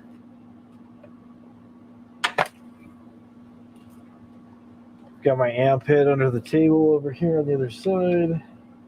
And then instead of having a speaker cabinet, I just got it going out of the outputs into my mixing board. And let's see here.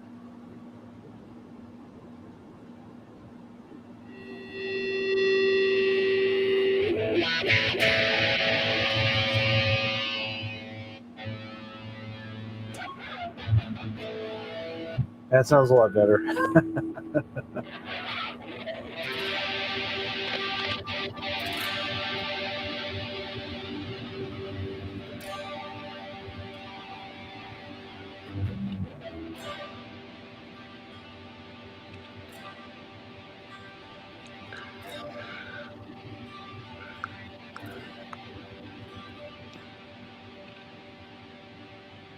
I can't quite get the other part down quick enough.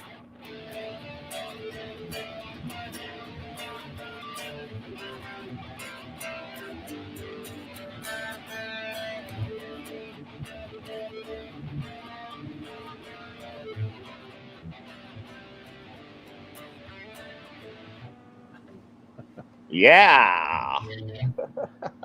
So it was supposed to be Anthrax Antisocial. So Well, that one I couldn't quite pick out, but I don't listen to a whole lot of Anthrax, so. yeah, I always wonder what they're doing at the very beginning. Then I looked at some guy online and I go, oh, that's all they're doing, because it's like they're playing like a C add 9 chord, which is like this. It's like a G chord, but you just move it down the other strings.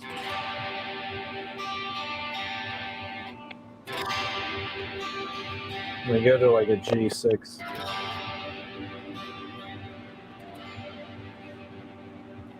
That's D. Anyways, that's all it is.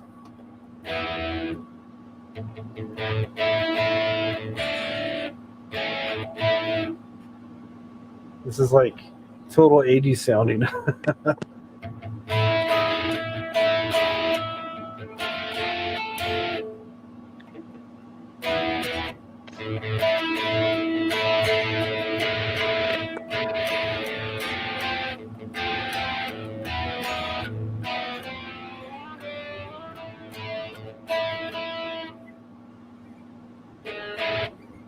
I don't even know what I was trying to play there.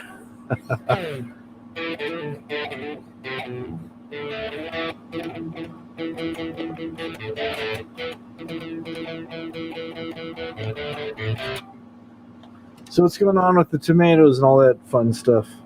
Man, I can't get any tomatoes to grow. I just don't understand it. I'm still trying, though. You're still trying. There you go. Maybe the rabbit will help. Yeah, well, the thing of it is there is the method to the madness, because I'd like to have him as a pet, and he also would do good as far as creating CO2. Yeah, he definitely would. So, not quite sure what to do with them once I get them, but I'm going to get them. I'm trying. There you go. I figure it was somebody's pet that got out, because that's not a wild rabbit. Yeah, that's what it looks like. You'll just have to find some way to catch them safely and then bring them home. And if you let them out, then keep them in a cage. And if you let them out, you got to make sure you baby proof everything, because they do chew. They love to chew everything. Yeah. Yeah, well, I got a trap. I could trap him if I wanted to, but I really don't want to put him through that kind of trauma. I'd rather have him get used to me or whatever, let me start touching him and shit, and then just pick him up, bring him in the house. Yeah, there you go. So he's just right there in your backyard, or just next door, or? Well, he's all over the place. He's in my yard. He's across the street. There's some lady, that big ass one that I was chasing the other year. I haven't seen him in a while, but I talked to a lady down the street, and it's like, oh, now I know why he goes down the street. They're feeding him apples. So these rabbits, they're working everybody on the block. So. Yeah, it's like the kids that go trick or treating, but the rabbits are just doing it on a daily basis. Well, you mentioned the strawberries. I got some some dried cherries. I'm gonna see if it likes. Okay, So, yeah. I'm just a sucker for animals, dude. So. Oh, there you go. Yeah, there's nothing wrong with that, you know. No. Look, man, we're humans. We're at the top of the food chain. So I figure like this, they need every edge they can get. Yeah. They need someone helping them out, so definitely. Plus, the little bastard may have some tricks on growing tomatoes. He might just, he surprised you, and you're like, hey, that's how it works. Right. Yeah. Yeah, tomato bushes are growing pretty good, but just no tomatoes yet. So. Yeah. Well, the one bush is kicking my ass. It's not kicking my ass. It's just a pain in the ass because it's deep water culture. So every time I turn around, it's sucking the bucket dry. Yeah. So. Yeah. Well, that's a good sign. Take a lot of water. Yeah. Oh, yeah. Yeah, they do take a lot of water. That big ass plant that I put on my community tabs down at my buddy's house, and it's like, he has no clue what he's doing. He's got these big ass plants in his backyard. It's like, okay. Okay, now what do I do with them? You wait for the tomatoes to show up. Well, at this point, he's screwed because unless he's willing to get out there with plastic and keep them covered and stuff like that, he's never going to take them all the way through. Oh, that's right, because it's probably getting pretty cold there where you're at right now. Well, it's not too bad, but part of the problem is this rain. We get too much rain. Yeah, we get a lot of rain, and it's like, listen, dude, you got to keep that stuff covered up. You can't let it get wet if possible. And I looked at the plants. They're behind. He's got white powder mildew, and it's like, dude, you need to thin this shit out. And so it's a wreck. Yeah, mildew's never good. So no. Well, it's hard not to get that shit. Yeah. And outside, you're not going to control humidity, so. No, but that's why everybody grows indoors. Kind of control things a little bit. Well, I mean, you can do it outdoors. It's just there's a little bit more to it. It depends on how you look at it, but there's a little bit more to it. So, but and still some impressive looking plants that he had for just. I'm pretty sure it was bag seed that he threw out there. So, but anyway, I still want that damn rabbit. There you go. So, it could be a Trojan rabbit. It could be a pregnant rabbit. And then you take it home and get a whole bunch of little baby rabbits. Well, like Lindy said to me, she said, "What are you going to do if you get that rabbit and then you find out it's a female and it's pregnant?" And I'm like, "Well, it looks like I'll have a lot of rabbits." Yeah, there you go. But I got a lot of wild rabbits around here anyway, so. Oh, the growers are gone. Where I work, it's like an industrial complex, and there was people in there growing and stuff. And the sheriffs came and kicked them out, took all the plants because there's a fire one day. Yeah, they didn't plan things out. They did things on the extremely cheap, and they tried running electrical wire, or they tried running electricity through speaker wire. And yeah. It didn't work too well. No. Shorted out, and they had speaker wire stapled to 2x4s, so it just melted the wire, then caught the 2x4s on fire, and smoke was pouring out of one of the buildings. Fire department came and put the fire out, and then when that happened, all the guys growing came by and pulled all their stuff out. It was interesting for a while. We had a dispensary in there. And one of the nights after work, I had already been gone for a couple hours. I talked to the guy the next day, but they had a big shootout. some guys That's tried good. to rob the dispensary and ended up getting a bullet in the butt over the whole thing. Yeah, that's not good. Nah, they went in and they tried to rob the place with the guns, and the guy goes, "Oh yeah," and he jumped up with his gun, and they got scared and ran outside, and he fired a couple rounds, missed one of the guys, and he got the other guy in the butt. So See, that's the thing. Anything that I do, safety is the most important thing. I just spent like $50 on a cord I'm not even using. I'm like, well, if I need to use the cord, I need a good one. So yeah, that's actually, not what like I got to get an amp probe because my box isn't labeled, and I got to go through and find out what kind of amp draw I got on my circuits. Because when I add more equipment, I don't want to overload a circuit either. Yeah, exactly. So you got to figure out what all that is and how many amps you're drawing in each one, and then Well, I don't like messing with, like changing outlets and stuff like that. I don't like doing that stuff. I mean, unless the city wants to like kill the power for like the whole southeastern part of Michigan so I can change an outlet, I don't want to touch it. So. Yeah, their outlets are pretty easy. I mean, I've installed a few outlets here and some ceiling fans and just light switches and stuff, basic stuff. You just kill the power at the main box and do what you gotta do. And then when you're all done, turn it back on. But yeah, some places I know the power is just kind of like. I always get popped. I always get hit. So I just said, screw it. I'm not doing it no more. Oh, wow. Yeah, that's never good. Well, I got hit a couple times pretty big. And when I was in the Navy, I got hit by a welder once. That wasn't fun. Oh, wow. Yeah. Was that a 220 or was it? It was 220. It was 220, yeah. Yeah, that we were working on this ladder that was going up, from one level to another, and they basically weld little brackets on the floor with slots, so there's flex because ships flex and shit like that. And yeah. I was holding the bracket to the deck with a pair of pliers, and I was wearing a pair of insulated gloves. Well, when he caught the arc, there must have been a little piece in the glove that was nicked out. When he caught the arc, I caught it. So, wow. Yeah, it didn't kill me, but it scared the shit out of me. Oh, yeah. I mean, yeah, it's crazy. Yeah, electricity is something that I respect a whole bunch. Yeah. Yeah, I've known people. I worked at a place and we had these overhead cranes, and one of the guys came working on it, and he hit the rails. And those are 440 rails, and I was like surprised he didn't like fall off the cherry picker he was on. Yeah, that's a lot. Zap.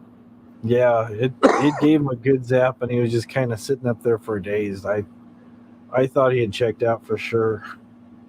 Well, hey, you okay? So, yeah. Yeah, and then my brother-in-law years and years ago, before I met him, when my wife was just a small child, he was working for the fire department. They went to go rescue a cat off the power lines, and he was holding the ladder, and the guy went up on the ladder to get the cat down, and it was a metal ladder, and made contact with a couple of lines, threw the guy off the ladder, and then where my brother-in-law was standing, to turn the sand into glass. And he was in the hospital for a while and got skin grafts, but he still has like the skin covers up. You can see the bones of his elbow because the current came out his elbow, his ankles, and his knees.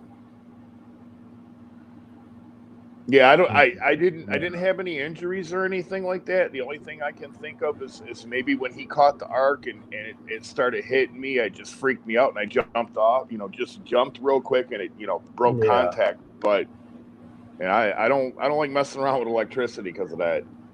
Yeah. I'll just say it. I'm scared. I don't care. It's something to be scared of. I mean, a lot of people just take it too carelessly, and that's when people get hurt. Wow. But everybody has their own limitations, and you just what you're comfortable doing, and you just do what you got to do. And if you got to You just go It's just from there. the shit I go through to try to get tomatoes. I hear you. It's a rough life. That is.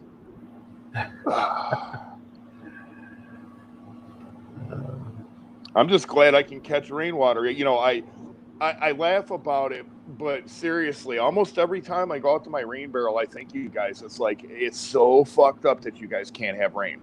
So, Yeah, we had a little bit of rain last night, but it wasn't really much anything. Maybe a 16th of an inch or 1/8 of an inch or something. So maybe a little bit more tomorrow, they're saying. So don't know for sure yet. So well, you guys need it bad with them fires out there, I would imagine. oh yeah. Because the grass and everything, you go out and walk in the trails and stuff, and all the branches are crackling under your feet, and it's just everything's all crispy, crunchy, and just it's no good. You just look at it the wrong way, and it'll catch fire. So this is kind of late, but did you and Mrs. Hot Frog enjoy your anniversary? We did. We didn't really do anything. She just wasn't really feeling like doing anything. But yeah, I got her some flowers and some other things and stuff. So it was nice. Just nice, chill, relaxing. So. Well, it's so sweet that you guys have been together so long. I really like that. Yeah, she's put up with me for a long time. No, you said it. She raised you. She raised you. She did. Before she met me, I was a mess. I was a big mess. I was. I just went around with a big chip on my shoulder and just mad at the world and stuff. So,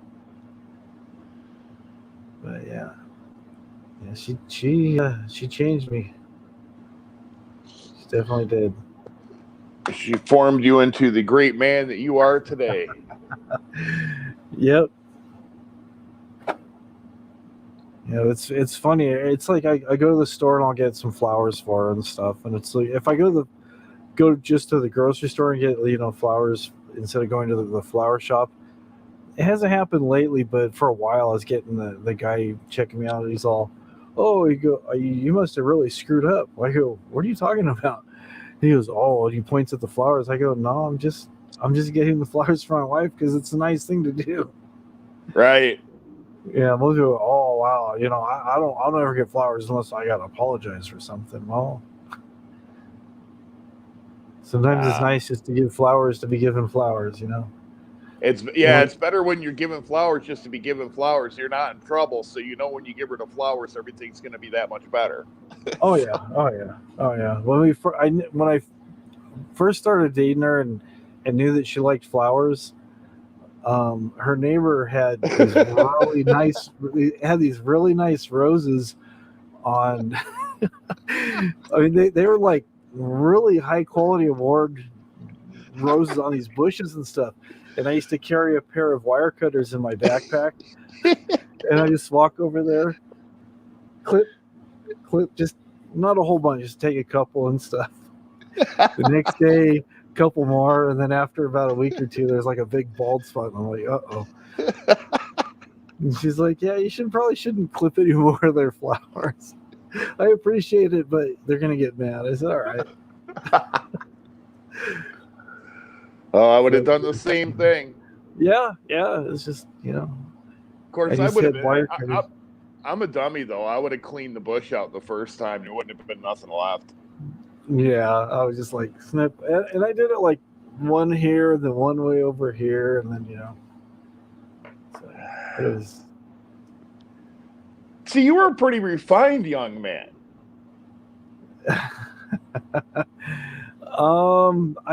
I learned. I had a lot of bad examples set for me. I mean, a lot of bad examples. So I learned to do the opposite of those. Well, yeah, sometimes that's the easiest way in life. Is just be like, yeah, this was really fucked up, so I'll just do the opposite, and I got to be golden. Yeah. So, yep. Yeah, oh yeah, your mom said that. Your mom said I was going to get in trouble. Her mom found out, and she goes, She goes, "Oh, where are you getting those roses at?" And I told her, she's like, they're gonna get mad at you. I just said, "Oh, okay."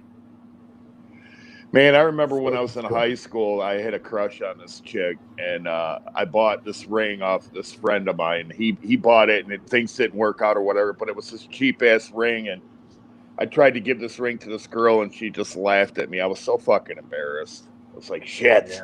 Yeah. Yeah, she was just too high maintenance. That's all. Yeah. She was really cute. It worked out good, though, because it wouldn't have been somebody that I would have been happy with. But she was really cute at the time.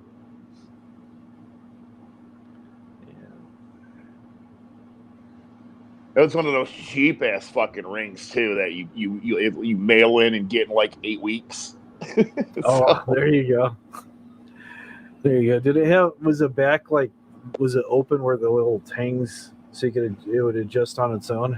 No, it wasn't that cheap. Okay, It had some cheap ass diamond in it or something. Just okay. worthless, absolutely worthless.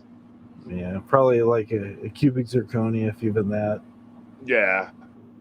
So, yeah, it was really ridiculous. But I mean, I was like a sophomore in high school, so I was completely dumb. Yeah, well, all of us were. I mean, unless you knew somebody who was, in the jewelry business, was like, it's like, it's a ring. Girls like jewelry, You're on the right path. Yeah. Yeah, you're thinking I can't go wrong with this, but yeah, it's like you go wrong. I mean, but, apparently so. So how are you doing health-wise? Still doing good? Yeah, the other day I think I might have ate too much or something, but I was sicker than shit for about 2 days. Oh wow. And Sucks. I was getting a little bit concerned, and then it went away, and I'm like, yeah, all right, I'm probably okay. I probably just ate too much, but for the most part, I'm doing all right. I mean, you get bad days and stuff like that, but you just power through it. I mean, what else can you do? Yeah, it's true. Very, very true. I'm just happy to be alive. Yeah. Yeah. Just take it one day at a time. That's all you can do. Yeah, now it's just to the point of getting everything taken care of, wrapped up, because winter's coming. So yeah. So when are you expecting your first snowfall? I don't know. It's Michigan, so the weather changes every 10-15 minutes. But I don't know. I mean, we could start getting snow this month, really. Mm-hmm. But we probably won't get the first snowfall. We probably won't get anything until November, and then it probably won't be until late November before anything's sticking on the ground. Yeah. It just depends. Go ahead. Oh, I was gonna say that's how it was when I lived in Maine. Just the snow you'd see the flurries and then it just melt right away. And then it was like late November when it'd start sticking. Well, see, we don't get a whole lot of snow here, or we haven't recently. Not a lot of accumulation and stuff like that, and it's been rather mild. But now that I say all this shit, we'll get a streak of 2 weeks where it's going to be like 30 below. So, yeah. We didn't get one like that last year, but we usually get at least a week or two of 30 below weather, and it's brutal. It sounds brutal. Well, I've been in 6 below. Yeah, see, you've been in it, so but like people, like native Californians in Southern California, they would just die. They would just lay down and die and be like, "Oop, it's over." Yep. It's pretty funny because, like here, it's been in the 90s, and if you go to the mall, it's like this time of year they start bringing out all the fall stuff, and all the girls go to Starbucks and they're wearing their furry sweaters and their furry shoes, and it's like they want to look stylish, but at the same time they're sweaty because it's like 95 degrees or something. But they got to get their pumpkin spice lattes. Yeah. I'm just like, everybody That's the thing I laugh about this place is just everybody's so concerned more about image rather than just practicality of everything. Yeah, it's very trendy. I get you. Yeah, You know, in Royal Oak, which is near here, Rosie was there with Elbow. It's very, very trendy down there too. mhm. So, but I'm not one to follow trends. Yeah, I never have been either. So Well, it's like, you know, when in their heyday, when everybody was loving Nirvana and stuff like that, I'm like, fuck that. I didn't start liking Nirvana until after it was all over with. So, yeah, it's like when they first when Nevermind came out, I first heard. I go, wow, that's pretty cool. This guy actually plays guitar worse than me. I was like, wow, this is cool. But yeah, it was like whatever, you know. But I liked the other bands that came out a little bit better than Nirvana. You know, Alice in Chains and the Temple of the Dog and Soundgarden and some of the other ones. I just thought they're better. I picked up on that stuff late too. So, you know, I was more into the metal thing during that time. So, and there was a point in time, you know, just prior to like Alice in Chains, where in my mind, and I was wrong, but in my mind, it's like nobody is making any good music anymore. I'm stuck with old shit, and I was wrong. Yeah, but there's every once in a while you hear something new that's like, oh, okay, that's not too bad. It gives you hope and stuff, but for the most part, it's garbage. Few and far between. Yeah. But I just, you know, and I mean, I hate to be like I am, but I don't like trendy shit. I mean, whatever people think is really, really cool, I can't stand until it's all over.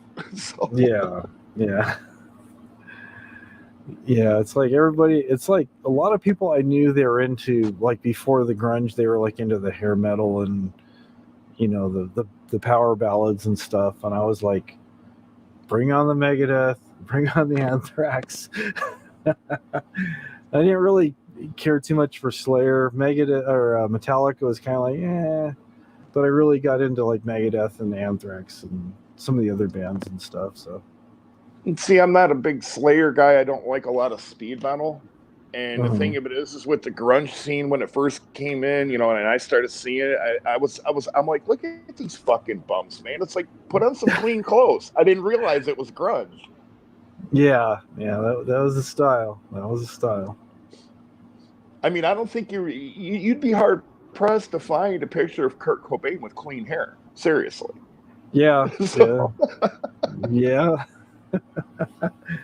And that cardigan sweater or whatever that he wore during Unplugged, that thing is awful looking, and it just auctioned off for big ass money. Yeah. But why would you wear it in the first place? It's awful looking. Yeah, just. But that's what people did. They just wore stuff like that, and kind of reminds me of a lot of my friends from the early '80s, where they're getting into the punk thing and wearing ugly things that don't match and cutting stuff up and shredding stuff with razor blades and stuff.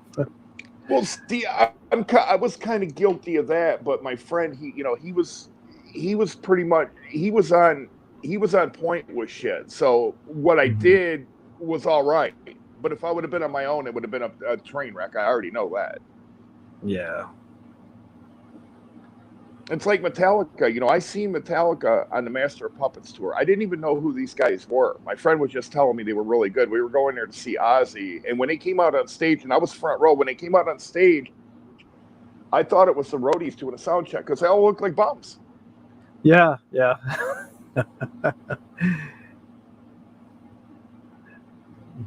they did. But I ended up standing in front of Cliff Burton, so I guess it worked out for me. Yeah, there you go. Yeah, it's kind of. He gave me a beer too. Oh, there you go. That's cool. Yeah. Yeah, he seems like he's a pretty cool guy. Oh, they were, or he was. They were running a keg on stage in solo cups, and he went to hand some. And the only thing I can think of is I had gotten a hold of a marine camouflage top, you know, like a shirt, and I'd cut the Yeah. sleeves out, and that's what I was wearing. So he probably, and I was in a military town, so he went to hand the beer to the audience. Everybody reached up to grab it. I was right in front of him. He pulled it back, and when he pulled it back, everybody pulled their hands back, but I left mine out, so he fucking handed me the beer. I'm like, thank you very much. There but you go. But I didn't know who he was. Yeah. So after that concert, the next day I went and bought every cassette of their shit I could find. But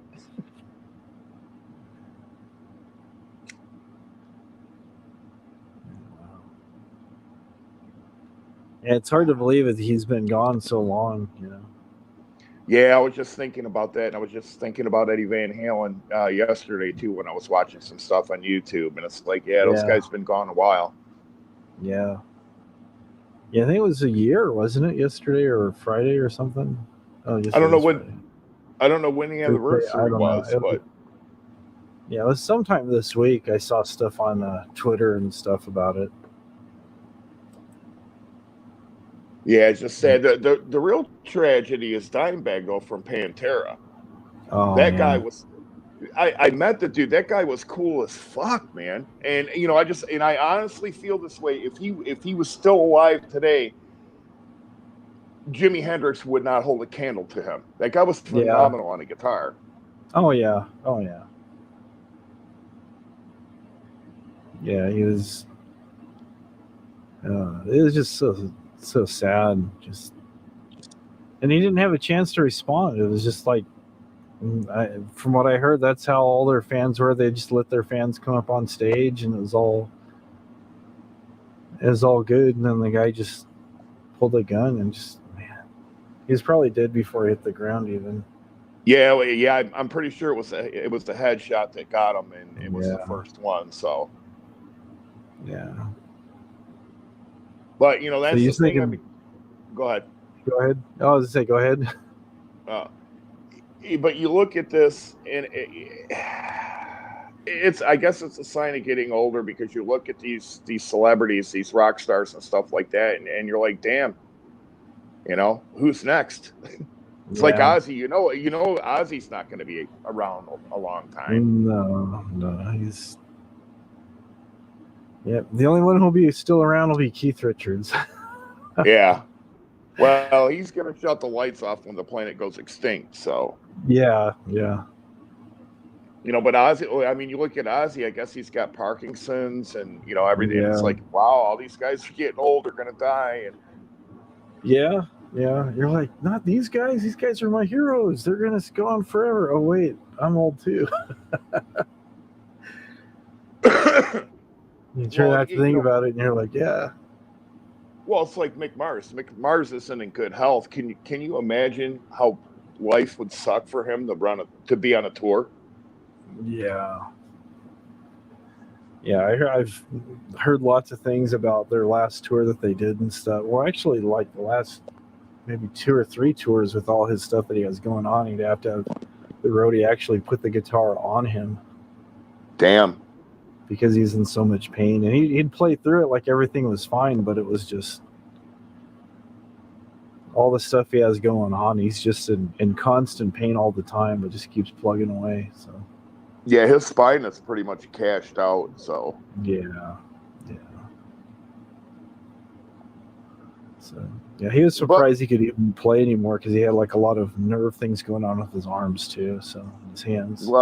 Well, it's pretty much over for them. I mean, you know, thinking back and everything else, I mean, Motley Crue, I like them, don't get me wrong, and stuff like that, but they were actually kind of a pretty shitty band.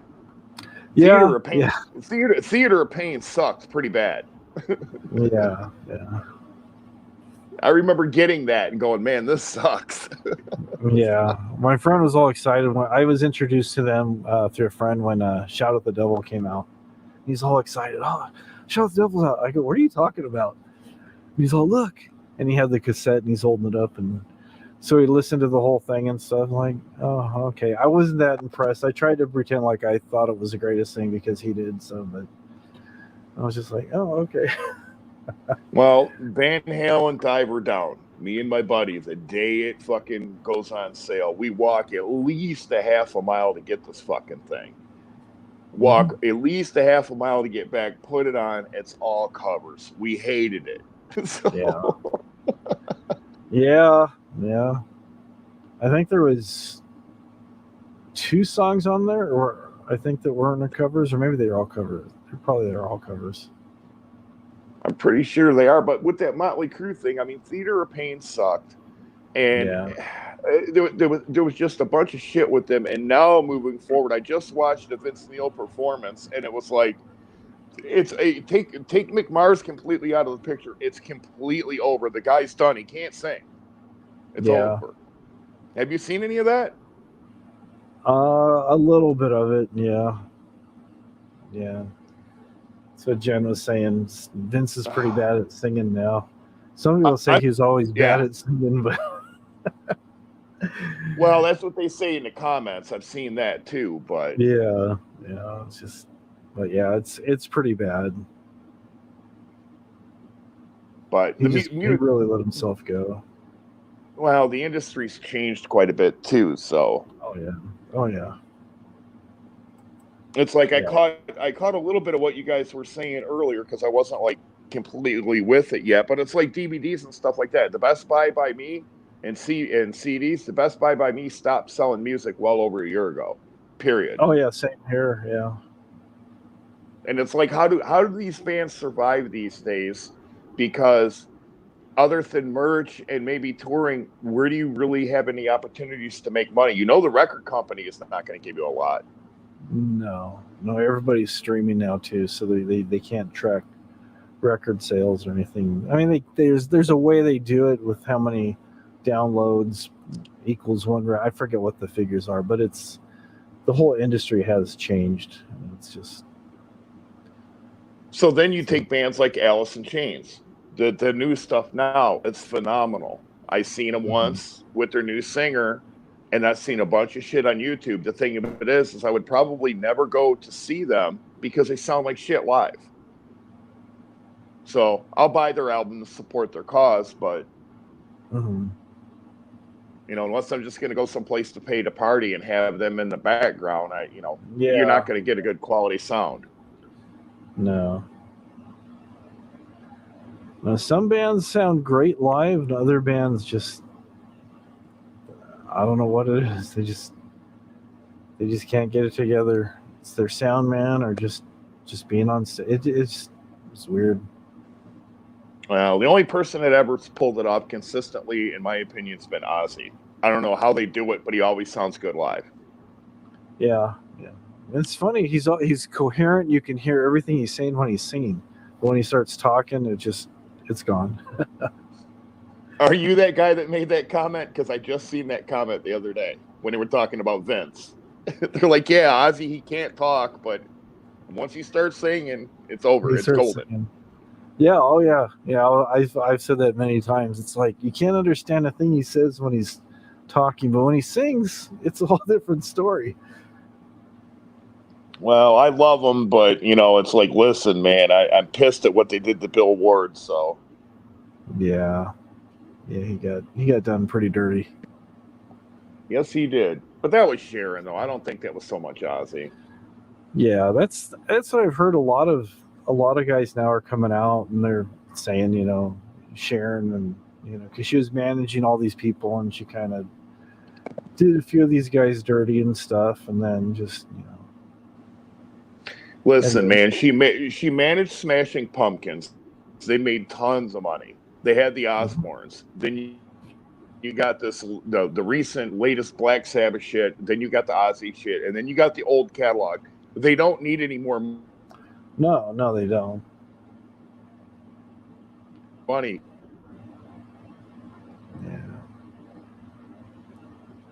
Yeah, it's just kind of funny how she got into the business because of her dad and stuff. Her dad was managing Ozzy and a couple other people, and he's managing quite a few people, and he just kind of gave Ozzy and I forget the other. There's like 3 bands all together that he wanted Sharon to manage, and so the rest is history, as they say.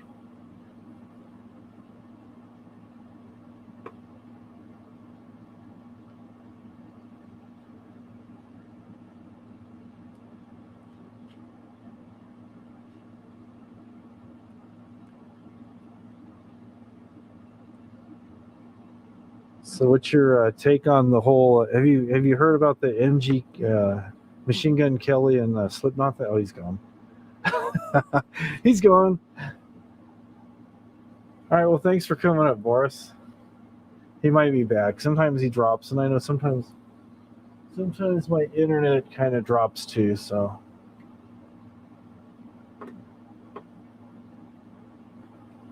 That was cool. He came up. We got 10 people in here.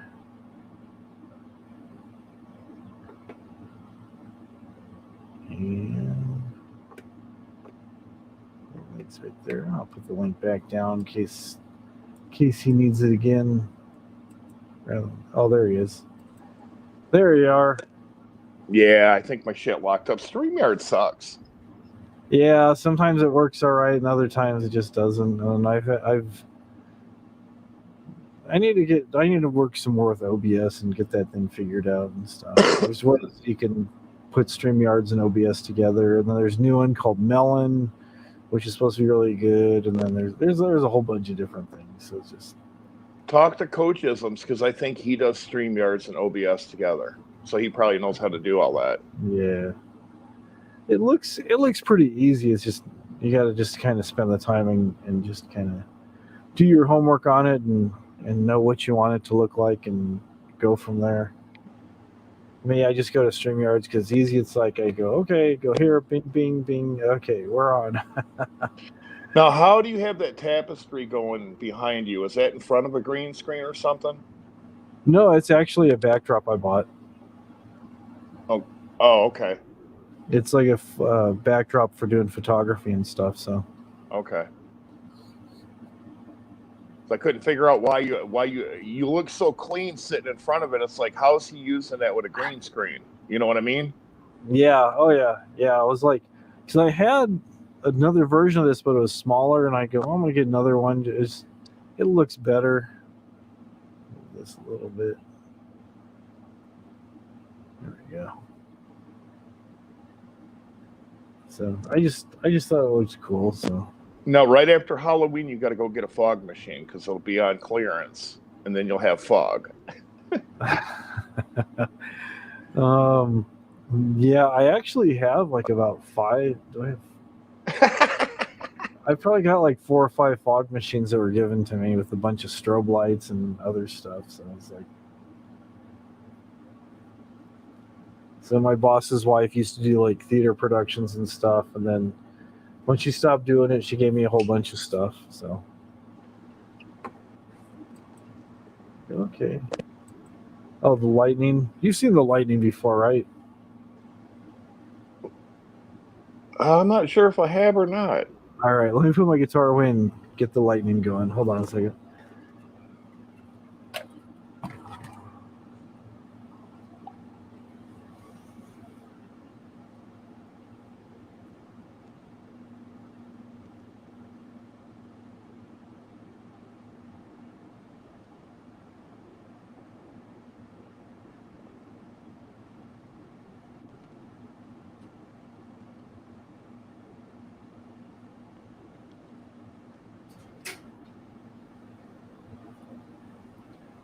Gotta get on my handy step ladder so I can reach.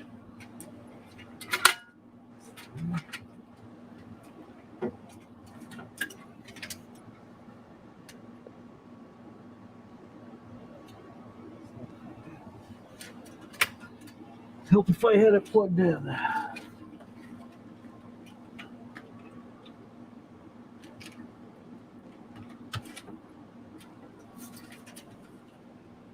Oh, there you go.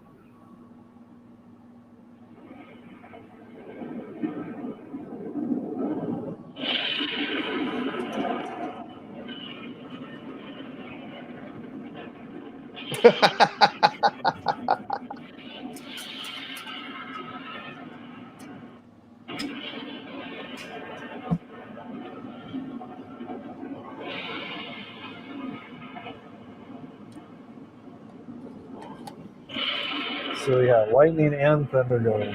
There you go. All you need is the Ouija board. There you go.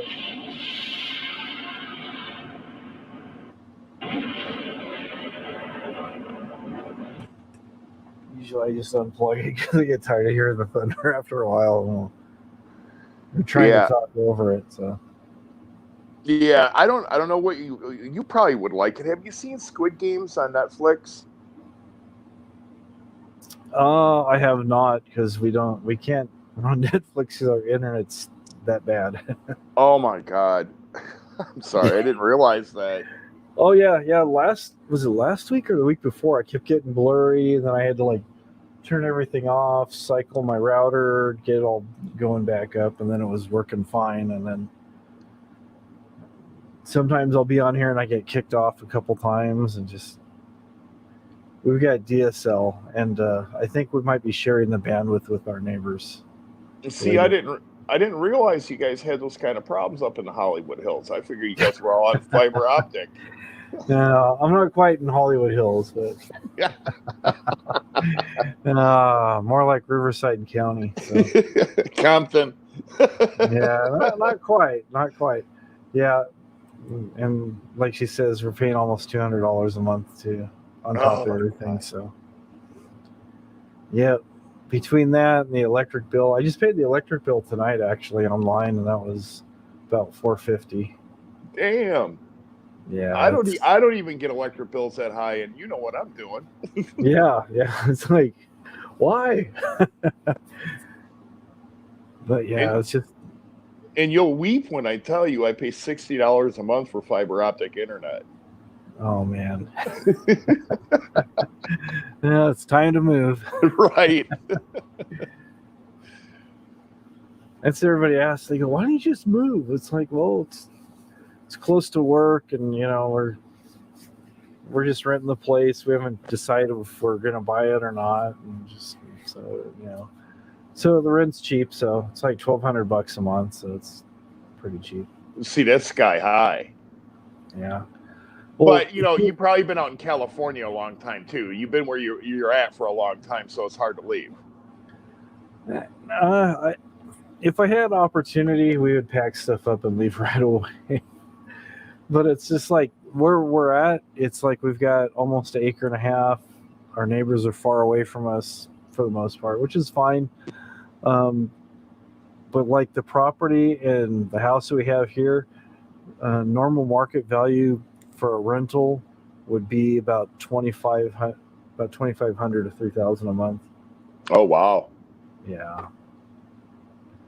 Yeah, single 1-bedroom apartments. Actually, take it back. Studio apartments, I think are somewhere around $900 a month.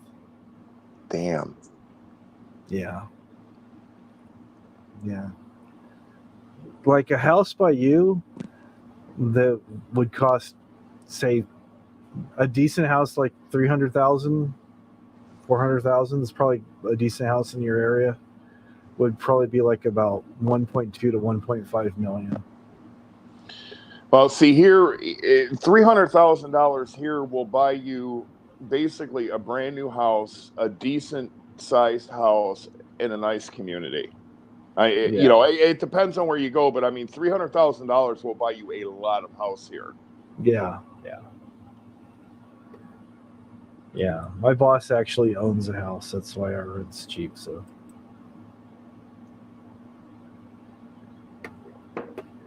yeah, works good, and rent's cheap and stuff. But if I had an opportunity to go somewhere else, it's just like. Well, if you don't mind me asking you, and I don't want to get in your business, but what do you do for a living? Sell parts for vintage motorcycles. Oh, okay. So it's pretty easy work. Just mail order stuff, look up parts, put them in a box, send them on their way. It's pretty easy. But the thing of it is you guys do, you guys got nice weather there virtually year round. Yeah. That is true. I would move to California. The problem of it is I don't like their gun laws there. So that's why I would never go. But it's beautiful out there. So you're paying for an environment. Yeah. Now it's not too beautiful. Everything's dead. You just drive around the hills and you just admire all the straw. Well, things are getting weird here. I mean, I went and got my tabs the other day, and it's like, damn, within 10 minutes of going, and I was only 2 miles south. It's like I'm meeting a guy that just got out of prison, and blah blah blah. It's like, wow. Yeah, it's mild in a lot of places. Yeah, she's all hot weather. Hate it. She's lived in California her whole life, so. Oh. But still, she's not too happy with the hot weather and stuff. So.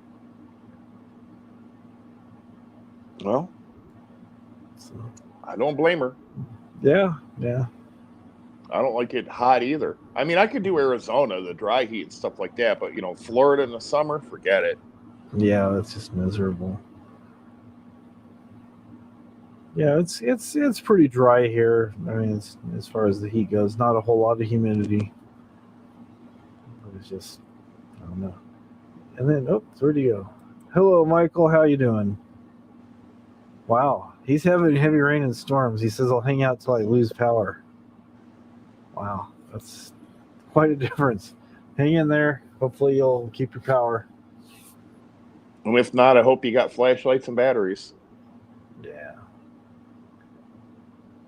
Yeah, I'm sure he does. You've met Michael on here before, I believe, right? I would probably have to hear the voice. The name looks fairly familiar. Yeah, he's the guy that's he does a lot of work with Devo, travels around with Devo and stuff. Oh, Devo the band? Yeah. Oh, okay. Yeah, he was just out here a couple weeks ago in LA and stuff, doing stuff with them. I didn't know they were still active. Yeah, they're still real active and stuff. So they still wearing them flower pots on their heads. Yep, they're still wearing those. Yep. It's a look. See, that's what they've got, that trademark. You have to have a trademark, and then that's what people know you by. Yeah. But I guess they opened up for Body Count, and he was saying that some of the guys in Body Count were huge Devo fans and stuff, and it's pretty cool. Yeah, Body Count. That's Ice-T's band, isn't it? Yeah.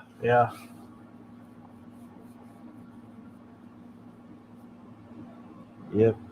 It's kind of like Ice-T fronting Suicidal Tendencies is how I explain it to people. Right. Okay, yeah, Energy Domes. That's what the hats are called. Energy Domes. Okay. Well, they wear Energy Domes, and I smoke Vitagreens. So there you go. Yep. But yeah, they're still going good. He posted some of the stuff like behind the scenes and actually some concert clips on his channel, and they still sound great.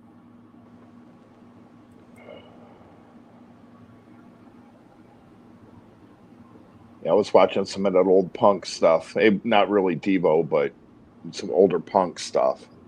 Yeah. Yeah, some Sex Pistols, some Dead Kennedys, some Black Flag. You gotta love Henry Rollins. I don't care who you are. Oh yeah. Whenever I talk about Black Flag, everybody goes, "Well, what era?" I go, for me, for the longest time I thought Henry Rollins was Black Flag, because that's all I knew about Black Flag. I didn't know they had all these other singers, Keith Morris, who went on to Circle Jerks, and I'm forgetting the other guys' names. Dez, I think, he went on to be the drummer. He was the singer that became the drummer and stuff. So it's pretty cool. Yeah, Henry Rollins I've always liked Henry Rollins band, and when he's the Black Flag, and I've got a couple DVDs here of some spoken word stuff he's done too. So yeah, that was like punk. During that era, it was like punk, thrash, new wave. Yeah. So there was a couple of bands back in the day. I'm surprised they didn't make it through, like DRI and stuff like that. I figured they would have got big. Yeah. It's just, you never know. I mean, a lot of it is marketing, but then sometimes it's just the bands that you think should just blow up, for whatever reason, they just can't capture that spark.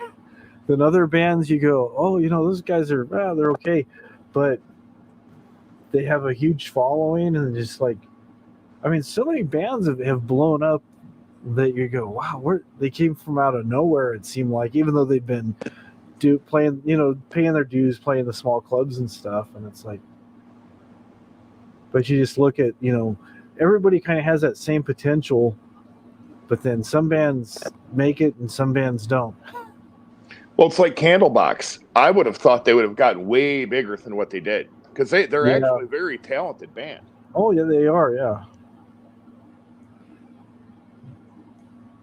But again, I think I heard that the time they came out, there was just a lot of issues with marketing, and then just they had, they didn't have very good management, and they had people saying that they're just trying to ride on the coattails of all the grunge guys, and when they came out, they kind of fell in between, and their sound wasn't exactly what people. It was just, there's a lot of different things going on. So. Yeah, well, I seen them at a venue, a concert venue, more of a bar type venue here, and it was $5 to get in, and they were the band that was playing, and I didn't even pay attention to them. I was, just partying and stuff like that, and then after the fact, It's like, man, I wish I would have paid attention to these guys. Yeah.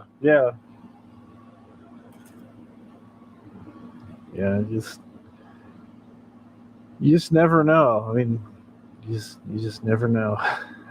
And I mean, I'm not dogging the guy or anything like that, but how in the hell did Jack White become anything? I mean, that whole deal that they did, it's like, are you kidding me?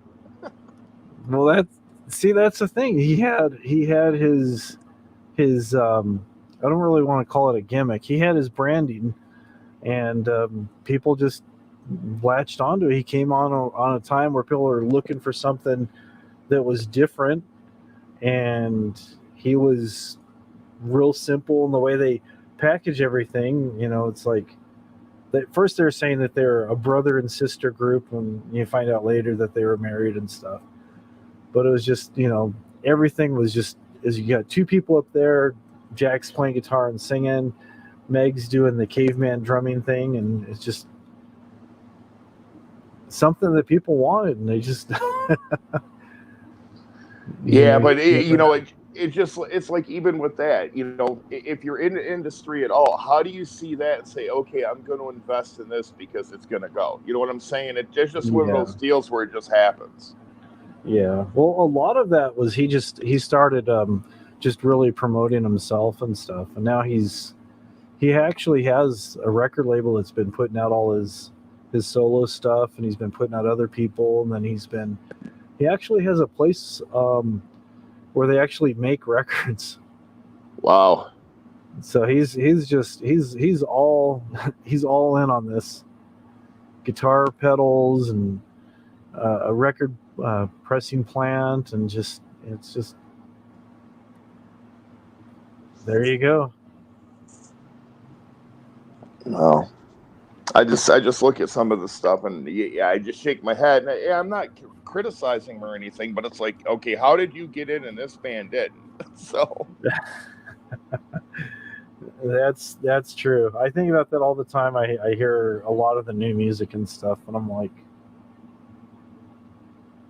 it's just like, I don't know. I guess we both kind of are used to, even regardless of what the genre actually is, but we're used to more of like the singer-songwriters. You have the band that does everything pretty much. But now you have these newer artists where they show up, they're given the song that's been written by 3 or 4 or 10 other people. Someone's programming drums, someone else is doing this, someone else is doing that. They're just the face. They're the figurehead of the band. Well, before you have everybody coming together as a group, and Well, first of all, I don't think Ozzy is a writer. I don't think Ozzy's wrote much material. But going above and beyond that, I think it was Henry Rollins that was talking about it or whatever. But these guys, they go in and even recording, they can't do it right, and then it gets into post where they're repositioning drum beats and shit like that.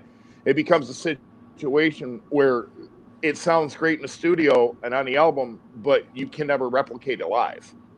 Yeah. Unless you lip sync like Milli Vanilli and quite a few others. Well, I met White Zombie, and I actually asked them when we were talking to him, I'm like, hey, man, can you play Cosmic Monsters? And Rob deflected it very easily. I didn't realize it at the time. He deflected it very easily. He's like, Jay doesn't like to play that song.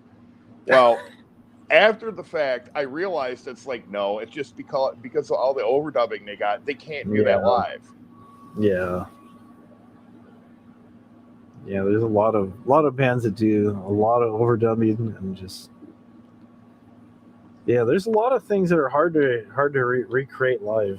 It's just well, and I'm not opposed to any of that stuff because I mean it adds to the music in the end of it. But I mean you can double a guitar in the studio and then bring another guy out on tour to double, or just play it single and you're good. Yeah. Yeah, so it's just like, I imagine it's tough to be a rock and roller these days making money.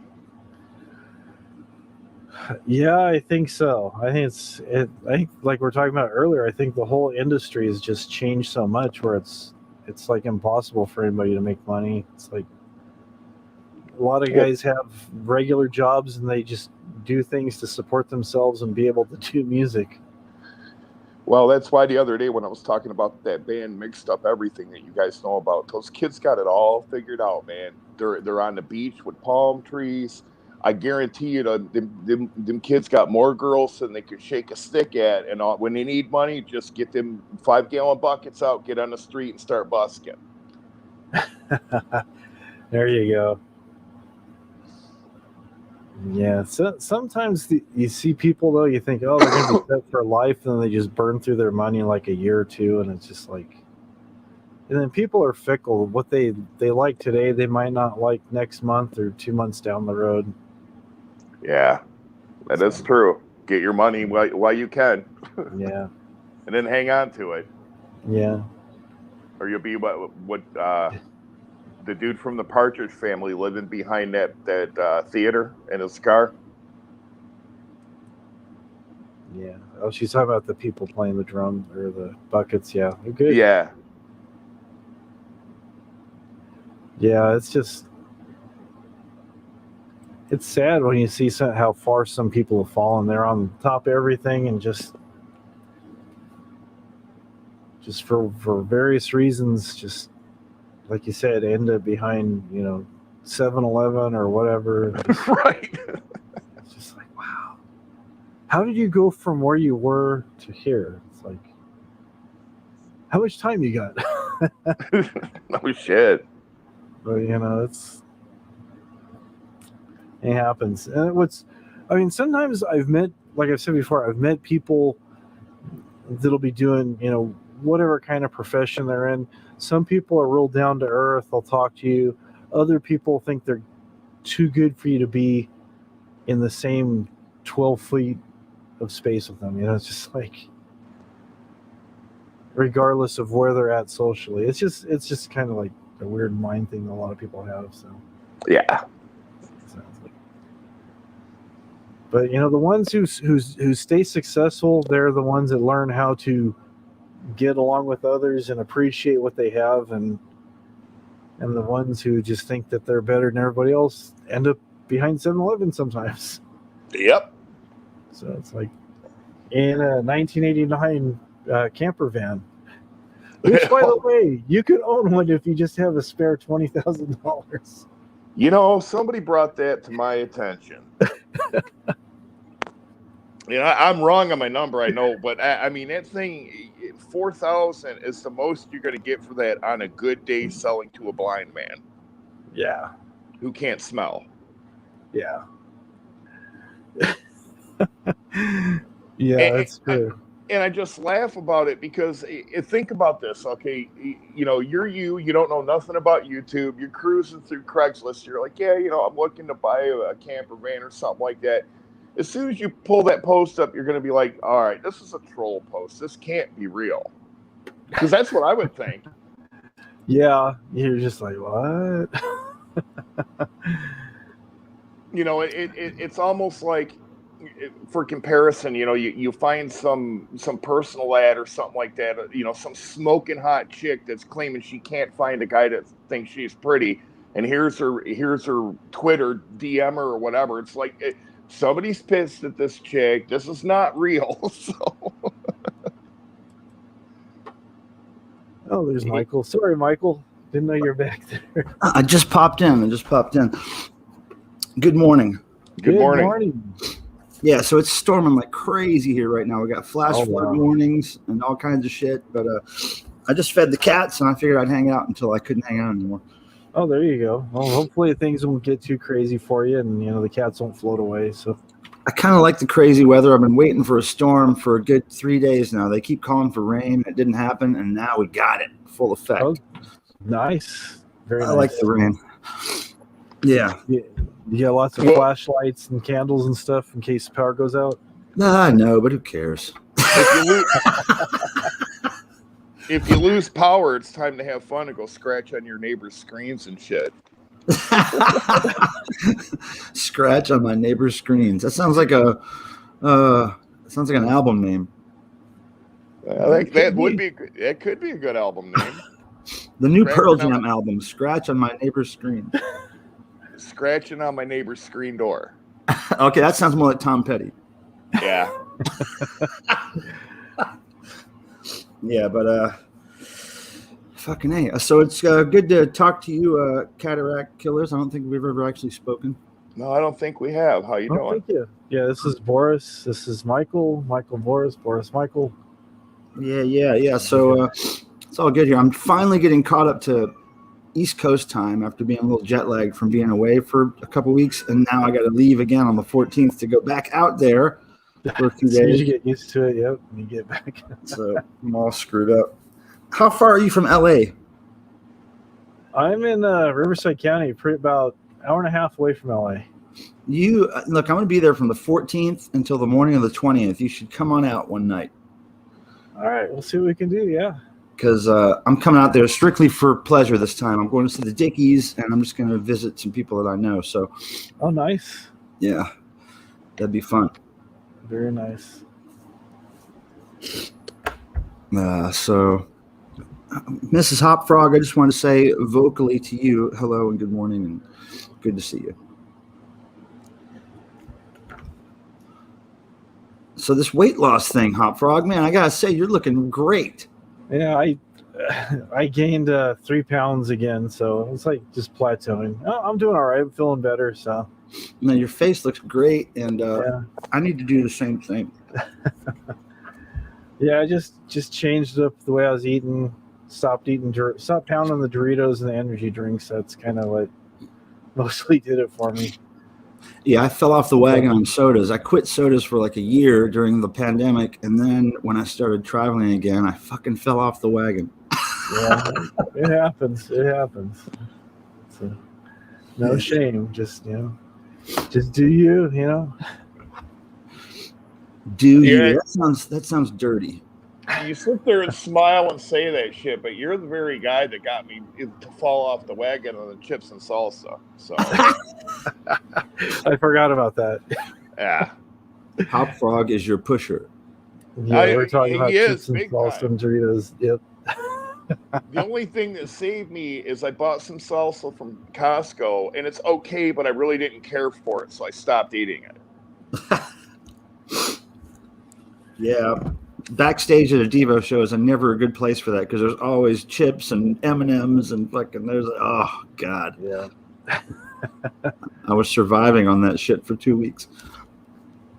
Yeah, I imagine being back there. It's like you just busy doing stuff, don't have time to go anywhere. It's like, oh, here we go. Yeah, pack of M&Ms sounds good for lunch.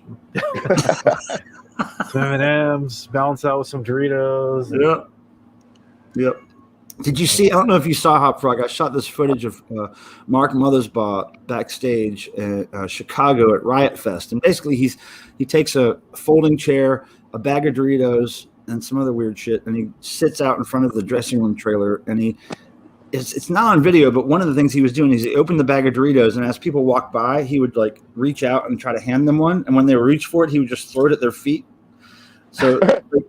These girls and body count members and people would be walking by, Anthrax, the band Anthrax, and he would just hold out a chip, and they would go to start reaching for it, and he'd just throw it at their feet.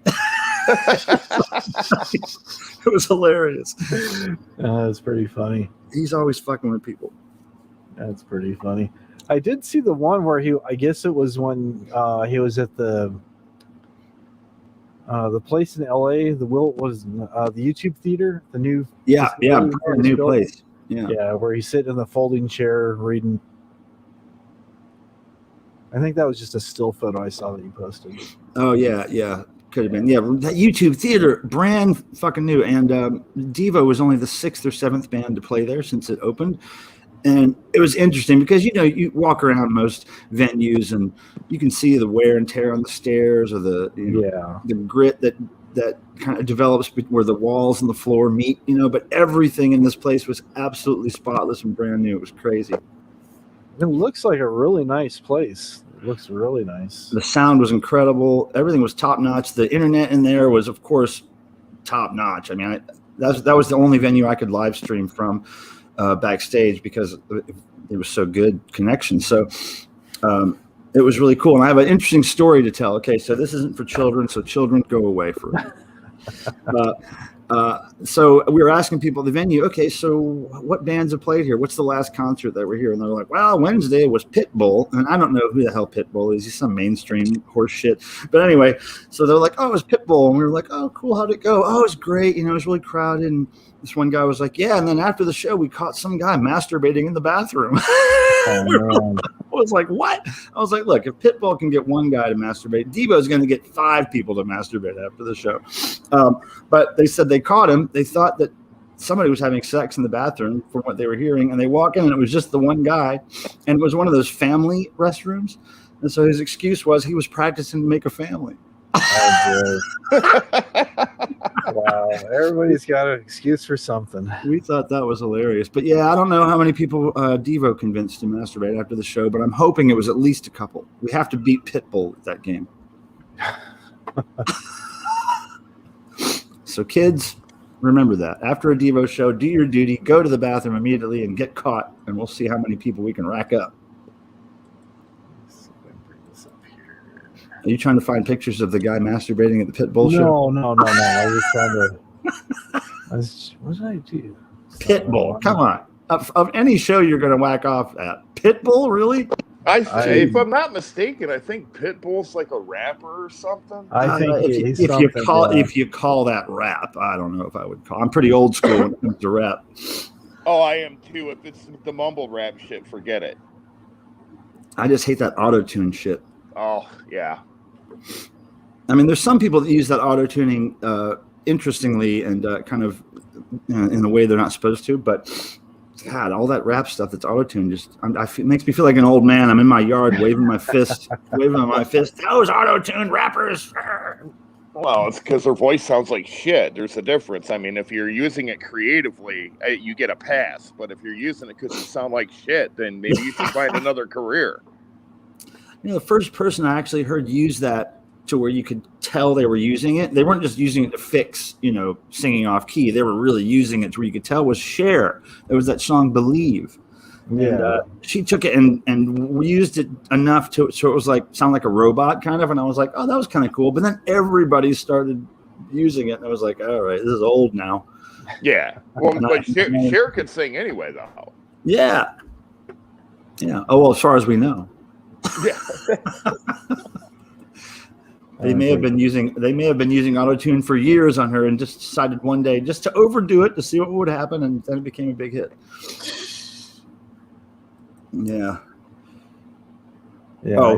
Pitbull sounds like he might be from Florida with a name like that. What a dumb name. Pitbull should at least be kind of a hardcore thrash band or something. Yeah. Come on. Pitbull. Ladies and gentlemen, welcome Pitbull. Well, the guy's popular as hell, but who would have thought that you would get anywhere naming yourself Wiz Khalifa? Well, that's a little more interesting than Pitbull. Yeah, it's more interesting, but I mean, does somebody name their child that, or is that a made-up name? that's a famous rapper, Wiz Khalifa. So that's his real name, given name. I don't know that's probably his just a stage name or whatever. But That'd be interesting if the mom named him that. I would like that. Yeah. oh, I'm sure there's somebody out there named Wiz Khalifa now. Yeah, or at least a dog or two. Right. Man, that's one of the reasons I'm glad I'm not a parent, and the world should be glad I'm not a parent, because I would name my kids some weird shit, and I wouldn't even care. Like if I had a girl, her name would be Vaccine. I love the name Vaccine for girls. I don't know why. Yeah, I love the name. What was the other one? Oh, it was named after a soft drink. Shasta. I love the name Shasta. Shasta. So if I had girls, they'd be Shasta and Vaccine. If I had guys, I'd probably name one Ozzy. Like I would really fuck with them though.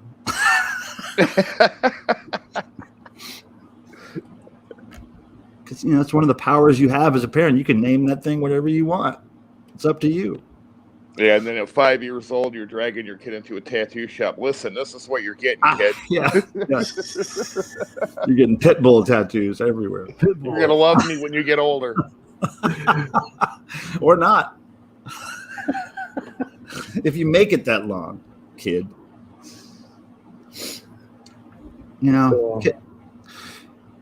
So how's your kid? Do you have one or two kids? I just have one. I have one. So does he have kids yet? No. He's like, nah. That's good. That's good. So yeah, it's good. We always give him a hard time though. He's a good kid, and I always tell him he's named after Nicolas Cage because he's not a big Nick Cage fan.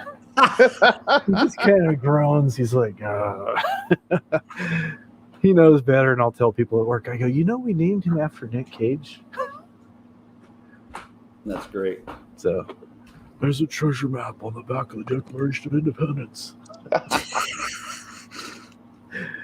And then we were talking about earlier, right before you got here, we were talking about this guy who is selling his van. Well, first he's been trying to sell this van for a while for $20,000 in 1989. Wait. Let me stop you right here. Okay. This guy is completely unaware. Okay, he's completely unaware. So this is your opportunity right now, Hop Frog, to get a finder's fee from Elvis. So why don't you go ahead? You've got the pictures and everything. Why don't you pitch a sale to this guy cold and see what he thinks?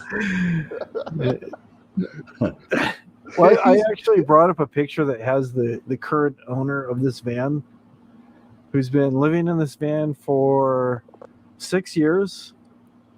It's a Class B camper van that at one time had shower facilities and toilet facilities that have been removed. But I must interject, it is owned currently by an international celebrity. International YouTube celebrity. Yeah. So here is the lovely van owned by Mr. Marshall Camus. I haven't seen him in a while. Oh, Yeah. He knows about him, huh? He's not going He to buy knows it. about Marshall. Yeah. It's one of the first YouTube channels I ever watched when I discovered people were live streaming or whatever years ago. Him and Ice Poseidon and Rosie, just a little a group of people that were doing interesting, weird, or awful live streams that I was attracted to. And then that's how I met Hop Frog, and it branched out from there. He doesn't have a channel anymore, does he? No, he's just doing stuff on Facebook right now, and I think he was banned on Facebook for a while, but he came back and he's created a dating website for Assyrian singles, and the picture that he's using to promote his single website is this. Oh God, I better get a bucket ready. That's it. Well, look at that shot. Look at that shot. He thought it a out. specimen of a man. He I've thought got it the out. machismo. Man. You know, God bless him. Oh man. My cat is here. She'll probably say something in a second. Oh, wow. Cricket, what do you need? Okay, he's lost 5 channels I know, it's crazy. on YouTube. Yeah, it's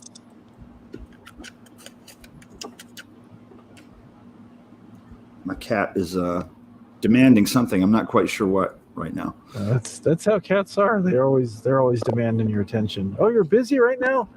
Hey, here I am. Oh, this is important to you? I'm going to sit on your keyboard. Oh yeah. They're gonna keep it warm for you. That's it.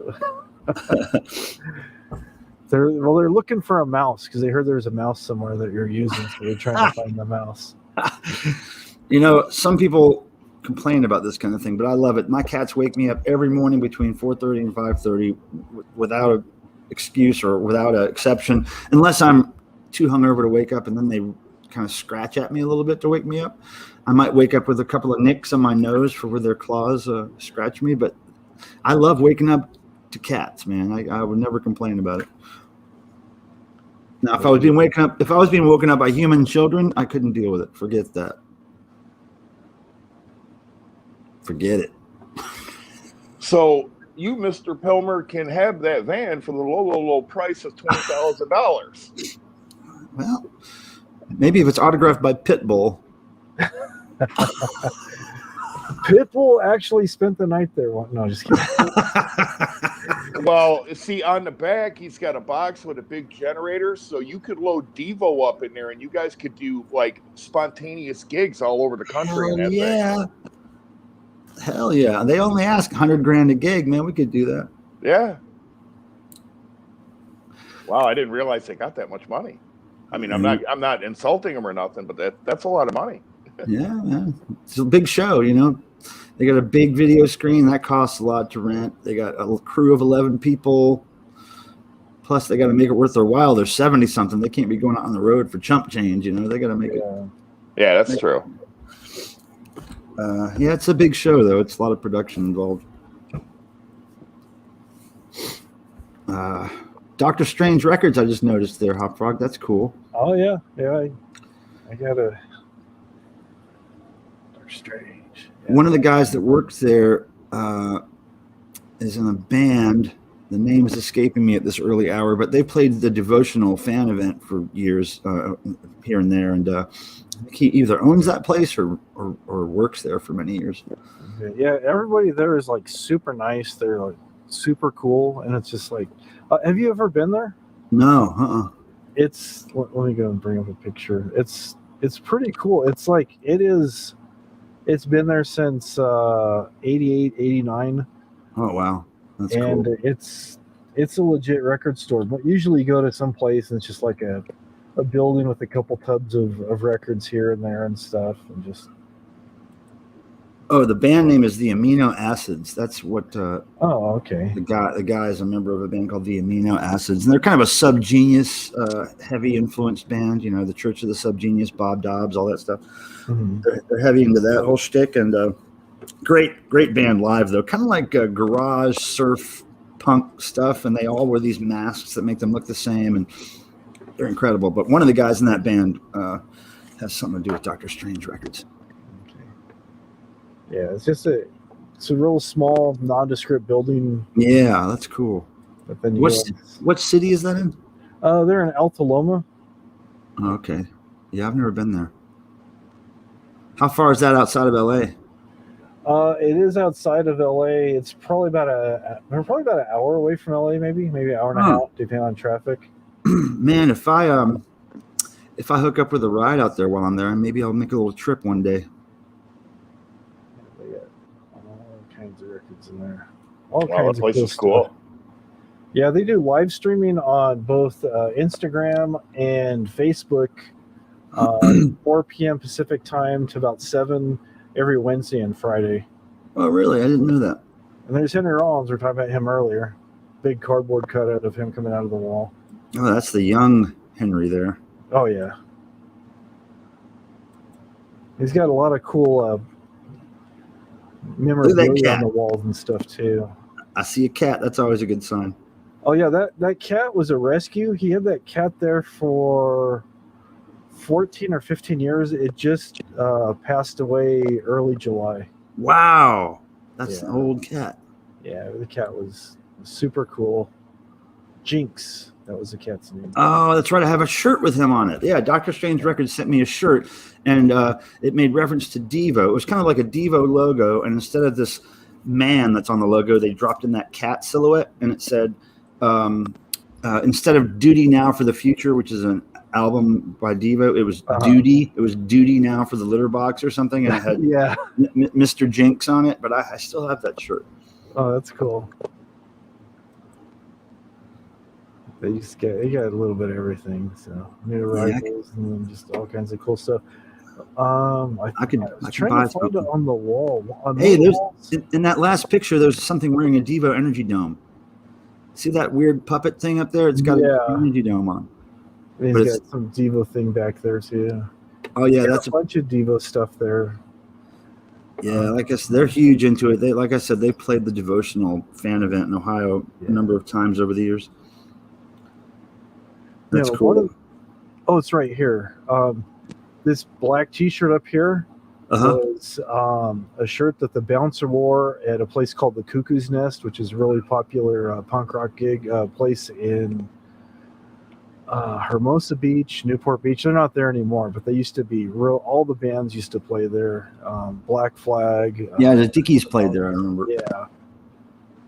I was like, you just go there to check out. Like you can see a lot of history just on the walls, and then he knows a lot of stuff. And then if he doesn't know, he's got people that work there that they know a lot of stuff. I like places like that because even if I can't convince myself to buy a bunch of stuff, I can at least be entertained by their stories and the. Oh yeah.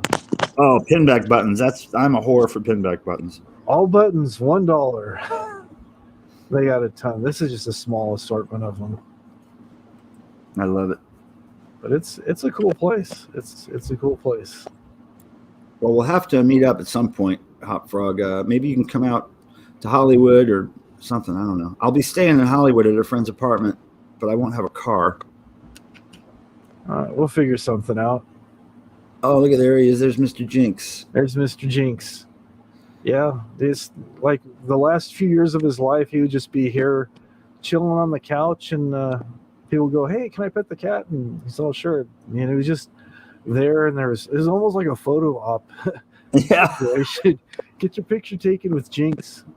I got a button around here somewhere that says, "Never mind the Bullocks, here's Jinx." Really? Yeah. That's great. So yeah, he was the star of the shop. So hopefully they'll get another rescue cat in there. Yeah, he said he was probably gonna get one. They're gonna wait a little while and stuff too. So they don't want to replace him right away. So yeah. Oh, look at him. Yeah, and then they've got a jar, like a tip jar on the counter and stuff, and all the money goes to the local animal shelter and stuff. So. Oh, that's cool. So that's pretty cool. They do stuff. When's the last time you bought a record, or what's the newest record you got? I'm not supposed to say anything, but I got to go there tomorrow and pick up. It's a classic. I never had it. Motorhead Ace of Spades. Oh, okay, cool. Is it like a repress or something, or is it? Yeah, it's a repress. That's cool. My prized possessions of Motorhead are, the No Remorse album that came in the fake leather cover. Yeah. I have that, and then I have the cassette version, which also came in this leather case. It was like a flip top case, but it buttoned shut. But it was all made of that fake leather stuff. It's awesome looking. Yeah, this is cool. And some of the stuff they have is like the original stuff. Like this right here was actually repressing the Black Flag, but that's an album of demos. Ooh, I like the way that sounds. That's probably got early singers on it too. Yeah, it's got the early singers and stuff on there. I don't know if Keith Morris is on any of that stuff. I was trying to remember the earlier guys. Dez was that? Dez and Dez Cardina, I think his name is Cardenas or something. And then there was one or two others. Yeah, so I was like, oh, that's pretty cool. Yeah, Circle Jerk, speaking of Keith Morris, they're getting back together. Well, they're touring again for the first time in 15 years, and they're playing down here in North Carolina on the day after my birthday, wow. December 12th. I cannot fucking wait. I'm so psyched. Oh, that'd be cool. That'd be cool. Yeah, it's going to be great. Sometimes they have, that's right. I heard a rumor, and it's probably pretty true, that they're supposed to have the Voodoo Glow Skulls play their next Friday. At Doctor Strange? At Doctor Strange, yeah. Oh, wow. I've heard of that band, but I've never... Are they kind of like rockabilly, kind of? Kind of more like ska. Oh, ska. Okay, right. I knew there was some kind of... Oh, look at those shirts. I have that DRI shirt. Yeah, see that DRI shirt? I got that one. Yeah. And... Yeah, it's for crossover. Mm-hmm. That was a really good album. Yeah. That was the last one I ever bought of theirs. My favorite, though, has got to be the first one, where those songs were like 33 seconds, 45 seconds. Oh, man. I loved that when I was a kid. It's like, how they put so many songs on this single album? Oh, they're only 30 seconds long. So I was so young when I first saw DRI that I had a curfew of 9 or 10 p.m. at night, so I would never be able to stay. This little club was across the street from my house, this little punk club, and I would never be able to stay for the show, but I would go in there and pay my $2 or $3, cover, and just watch the sound check, and then go home. Better than nothing. They're probably going, man, that kid didn't like us. We must really suck. No, they knew the deal. They would give me free T-shirts and buttons because they knew I couldn't stay for the show. They were that's cool. That's cool. They were great. Yeah, big old cardboard cutout of Henry. That's pretty cool. Look at that. I interviewed him in like 83 or 84 when I was a kid. I had this little punk fanzine, and he was nice enough to give me an interview. And I just found a transcript of it where I wrote it out by hand, my questions, his answers. I just found it recently. I'm thinking about, I want to try to contact him to see if he'll read his parts. And then I'll read my parts like I'm actually interviewing him. He probably would. He probably would. That would be cool. I'll see. He's a big Devo fan. Maybe I could convince him. There you go. Yeah, see, they're all lined up for an in-store show. That's pretty cool. So they have a little stage in there somewhere. I didn't know that. Yeah. Inside they've got clothing and stuff, and it steps up, like where this railing is. That's okay. Inside the store. Yeah, it's kind of like a split level kind of thing. Cool. So yeah, they just put the merch in the back room and let the bands play. That's cool. Yeah, you can see they're kind of there among some of the merch and stuff. So that's pretty cool. Yeah, I got to get my ass out there somehow. Oh, she says we should meet up there, so we'll see if we can work things out. So yeah, I might be able to find a ride, but if you guys come to Hollywood, it's always a good time. There's always things to do on Sunset, and yeah. There's always clubs that I could get us into for free on Sunset. So on Mondays, okay, I don't know if you're free on Monday nights, but on Mondays at the Whiskey, there's this 80s tribute band that plays called Fast Times, and I met them recently. They dress up like different characters. One guy dresses like Nikki Sixx, one guy's Slash from Guns N' Roses, one guy's dressed as Devo, and one guy, the singer, is the guy from Fast Times at Ridgemont High, the lead character, the surfer dude. What's his name? Macaulay. Yeah. So they do this band, and they cover all kinds of 80s songs, not necessarily who they're dressed as, but it's interesting because they'll do Depeche Mode, and they'll make all the synth parts, guitar and bass parts, and you'll see Nikki Sixx and Slash playing Depeche Mode because they're doing their Nikki Sixx and Slash poses and moves, but they're playing Depeche Mode, so it's kind of cool. But yeah, I learned to love that night there at the Whiskey, so we could all meet there and have a grand old time. That's awesome. Yeah, I can get us all in free. Yeah, that sounds cool. See what's going on. Yeah, I love those little dive bars on Sunset Boulevard. They're technically dive bars, but they cost like fucking really expensive nice bars. Yeah, because of what they are. Yeah, paying for the history. Yeah, it's worth it, I guess. Yeah. I'm scared to ask how much it costs to get in there. Well, it's not about getting in; it's the drink prices that are killer, man. It's like, Usually they'll let you in free if you promise to buy a couple of drinks because they know they're going to get 30 or 40 bucks out of you no matter what. But these days, sometimes I can weasel my way backstage where there are free drinks, and that's what I like to have. Can't beat free drinks in Hollywood. Can't beat free Colors drinks and anywhere. bucks. That's true. The whiskey's still there. The Troubadour, I think, is still there. I'm not quite sure, and I don't know about the Go-Go. You mean the whiskey? The whiskey is called the Whiskey a Go-Go. Maybe that's what you're thinking? Maybe that's what she's thinking of. Because the Troubadour's there. There is one that's not the. The Rainbow's still there. The Rainbow's still there. The Viper Room is there, but it doesn't look like it's been open in months. It's still got the old schedule from like last April or something posted on the front door. I But think I heard- the Zari's, got closed. That used to be pretty famous. I'm not familiar with that one. I know the name, but I don't think I've ever been there. Yeah, Van Halen. That was like the main place Van Halen played Oh, cool. when they were first getting their start. So. Oh, and there's Cal the Patty Roxy. says hello. Cow Patty.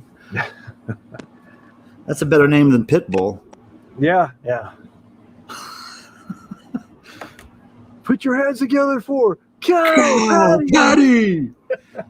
All the vocals auto-tuned. You never know. She might Hi, not need Cow Patty. auto-tune. Cow Patty will be out there. She'll get a drum machine, set it up, or maybe she'll go old school with a reel-to-reel like the Cocteau Twins used to do, where they'd have their drums on a reel-to-reel machine, Yeah. and then just play an instrument while she sings. I think the first time I saw Nine Inch Nails, which I have to say I fucking hate Nine Inch Nails, but the first time I saw them, they opened for Skinny Puppy in DC. This was like 1988 or 89 or something like that. And they had no drummer on stage. They had two guys behind keyboards, and then they had Trent Reznor, who looked kind of like a Rick Springfield character. He had like kind of curly, nice, shoulder length hair, and he had this guitar strapped on him. He looks just like a pop star. And their tape with the beat on it or whatever stopped because there was a reel-to-reel player behind them, and it stopped, and then people started booing them, and like I was like, who are these fucking jokers? They can't get these guys over Skinny Puppy. And I remember one of the guys from Skinny Puppy was standing next to me in the audience. His name was Dwayne. He's the guy that passed away, but he was standing next to me. I turned to him and I was like, did you guys pick this opening band? And he was like, man, I just wish they sounded more like us. I was like, yeah, me too, because they suck. Yeah. I've always hated them. I've always liked their name. Nine Inch Nails, I thought was a great name, and their logo was fantastic. Fantastic logo, but I can't stand that music. It's like watered down Skinny Puppy or watered down old industrial. Yeah, some industrials is good, and some industrial is just like, I don't know. You're just trying to rehash some stuff. So it's a little too palatable for me sometimes, but when it gets real gritty and noisy and scary, I really dig it. Have you ever heard of a band called Sleepy Time Gorilla Museum? No. That's actually the name of them. And they do, it's like they play, you can't really describe what kind of music they play because it's like a little bit of industrial and then kind of folk and then kind of metal, and they kind of mix it all together and stuff. But they make all their own instruments and stuff out of just like recycled things. Oh, that's cool. It's and it's like a friend of mine was telling me about it, and I go, what? And he played a little bit. I go, this is bizarre, but it's cool. It's just weird. It was just really weird. I like the idea of that. There was a band in the 80s. For the life of me, I can't remember the name of them, but they used all children's toy instruments to make their music.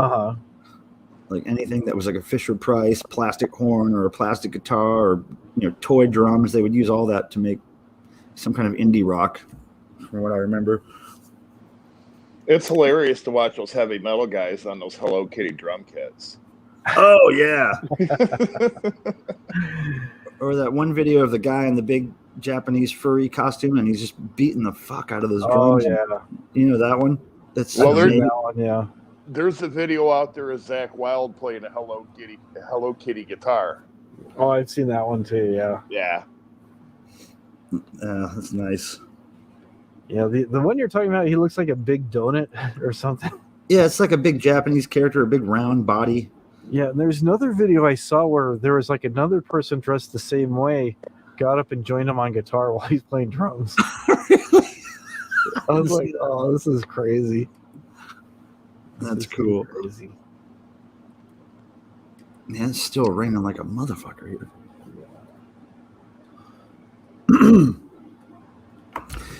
Well, it's almost time for me to venture out to get my breakfast biscuit, which I cannot wait for. And if I start a morning without a damn Southern breakfast biscuit, it's not right for me.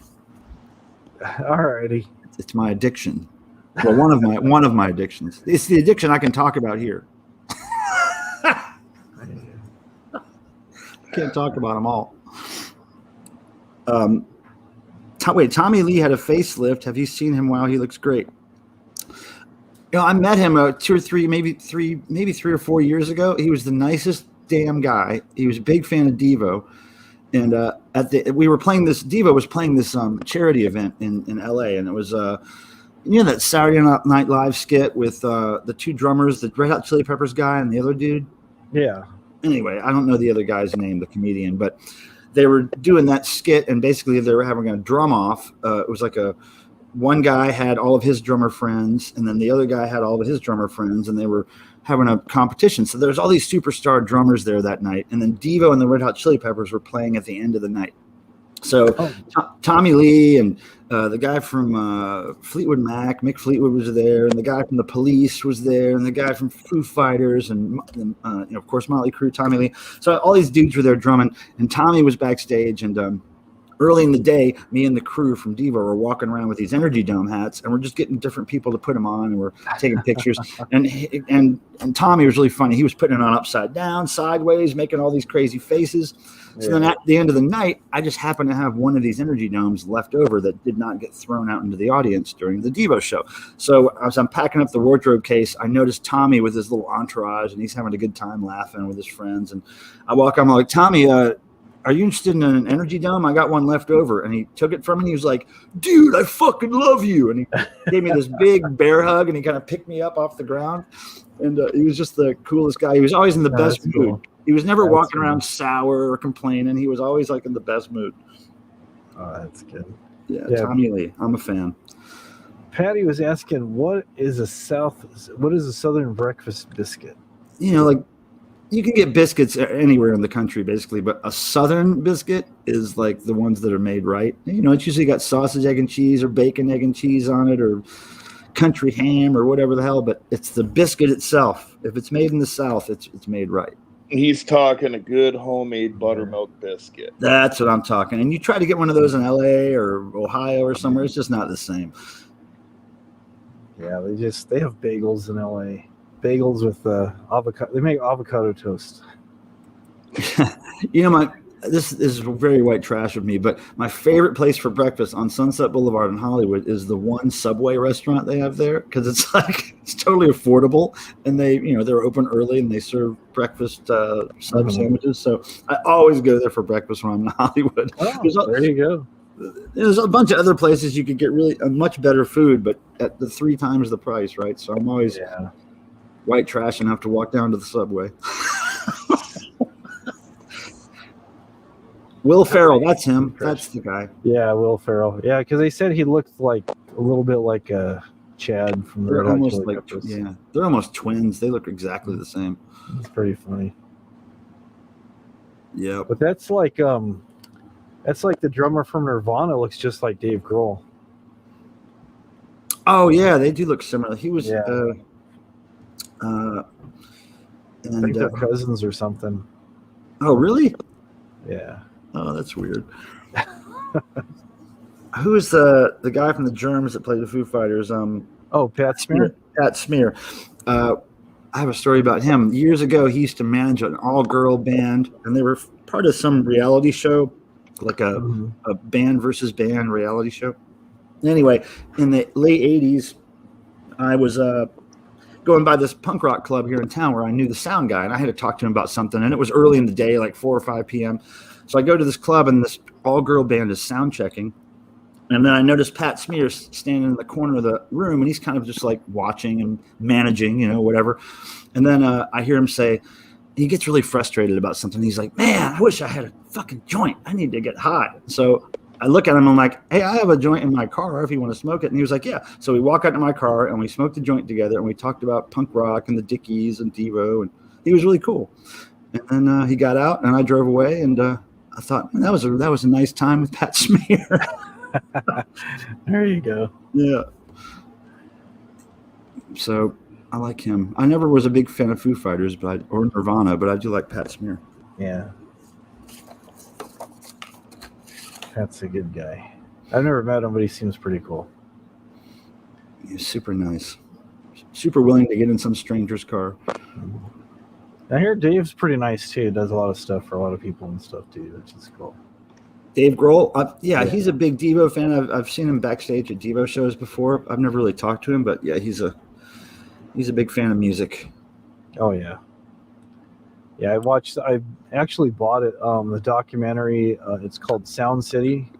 He's talking about this recording studio that I guess they're back in business now, but they went defunct, and then a bunch of people recorded there, and then he bought their big mixing console. Oh, I heard about this. Paid for it. And he did a whole documentary, and then he went back before he took the console out and stuff, and he asked some of the bands that had recorded there to come do songs with him and stuff. It's pretty cool. Oh yeah, I heard something about that documentary, and that soundboard was really old, right, and really huge. Yeah, it was huge. It was like, I think he paid like, it was a couple $100,000 or $600,000. It was a lot of money that he paid for it, but it was like it had so much history in it. So it probably had not only history but a bunch of old cocaine gathered up in those. Probably so. Gathered up in the sliders and stuff, and in the nooks and crannies. You could probably dig out a good line if you tried. Yeah, but he did like on that because I bought the CD, then I bought the DVD for that and stuff, and one of the songs he does is with what's his name from Fear, the singer from Fear, Lee Ving. Yeah, he does a song with Lee Ving on there, and he does a song with Corey Taylor from Slipknot and Stone Sour, and on that song you have Rick Nielsen from Cheap Trick playing guitar on that. It's just all these superstars, and it's like all these different, and each song's like a little bit different and stuff. It's like, wow, it's pretty cool. Wait, is that the one that it's mostly metal? It starts with a P. Didn't he put out a record? The band starts with a P, and it's like his metal record, but he has a bunch of guest stars. Does that sound like that's what it is? What is it? What is the name of that? I know the one you're talking about. Yeah, it's like a one-word band name. It starts with a P, and it's a bunch of metal stuff. But maybe that's not what you're talking about. No, it's not. No, this is all. This, I guess you would probably consider it more kind of like, not really metal, but kind of more heavier classic rock. Yeah, like power pop rock or something like that. Yeah, kind of, yeah. All the songs are a little bit different and stuff. There's a song that Stevie Nicks does on there with him, and some of the songs he's playing drums, some of the songs he's playing different instruments and stuff. And I see Cindy Talks just mentioned her best concert ever was Billy Idol, Hollywood Palladium in the 80s. Yeah, I saw that Rebel Yell tour when I was a kid. And I have a quick story to tell about that if you want to hear it. It's I used to hang out at this radio station in Charlotte, North Carolina when I was a teenager, because these guys that worked there kind of befriended me, and they became my kind of like surrogate dad, and they would let me come to the station, and they would give me free tickets to all the concerts I wanted to go see. So I was I think I was 16, and I drove up to the station to pick up my tickets during the day, and I noticed somebody that looks kind of like Billy Idol, and he's walking through the parking lot with a guy in a business suit, a big fat guy in a business suit. And I thought, well, there's probably some kind of costume contest going on for tonight's show, because it looked kind of like Billy Idol, but his hair wasn't spiked up. It was laying down flat. Yeah. And I kept looking back behind me, and then the guy says, "Oh, that's right, I'm Billy Idol." So I walk up to him, and we're talking, and we go inside the radio station. And he's like, "So you're coming to the show tonight, man?" I was like, yeah, I'll be there. And as a side note, I had a shirt on that had the radio station call letters on it, WROQ. I was a big fan. So he was like, "Yeah, my keyboardist is from South Carolina, man. She's great. Oh, well, I'll see you tonight. So he waves goodbye, and I leave. And so I get to the venue really super early to get front row. So me and my girlfriend are in the front. We get let in. We run right up to the front of the banister, right in front and center stage. And the whole show goes on. And at the end of the show, he bends down to tie his shoe. And he looks at me, and he goes, I remember you. And he points to me. And then my girlfriend punched me in the arm because she was jealous. And it was because I had the same T-shirt on that I had earlier. And Oh, there you go. Yeah. But it was super cool concert. I bought a shirt and everything, and I still have it. And he was super nice guy. Billy fucking Idol. That record rules too. Rebel Yell. It's a really good album. That was a good album. I've seen him on that tour. It was a good show. Yeah, he was in his prime. But then again, I saw him in like 2004. He played a festival with Devo, and him and Steve Stevens were on point. Man, they looked great. They sounded great. We couldn't tell. Billy Idol had an amazing voice. He still does. Yeah, he still does. Still sounds really good. Yeah, no, he's awesome. And we were trying to figure out if he looked, because he had his shirt off like 2004, and he had a 6-pack and everything. And we were like, is that like drug healthy, or is that like really healthy? It's like, is he doing the right kind of drugs to keep that 6-pack, or is he actually working out and eating healthy? Like, we couldn't tell what kind of fit he was in, you know? Yeah, I think he's started working out years ago, realizing that he needed to keep things going and be healthy and stuff. And it's funny, there's videos of him online where he's a grandpa and he's just doting over his granddaughter and stuff. It's pretty cool. Just a different side. It's just like, you know, he's spoiling her because he can, you know. It's like, that's what you do. Yeah, it's like,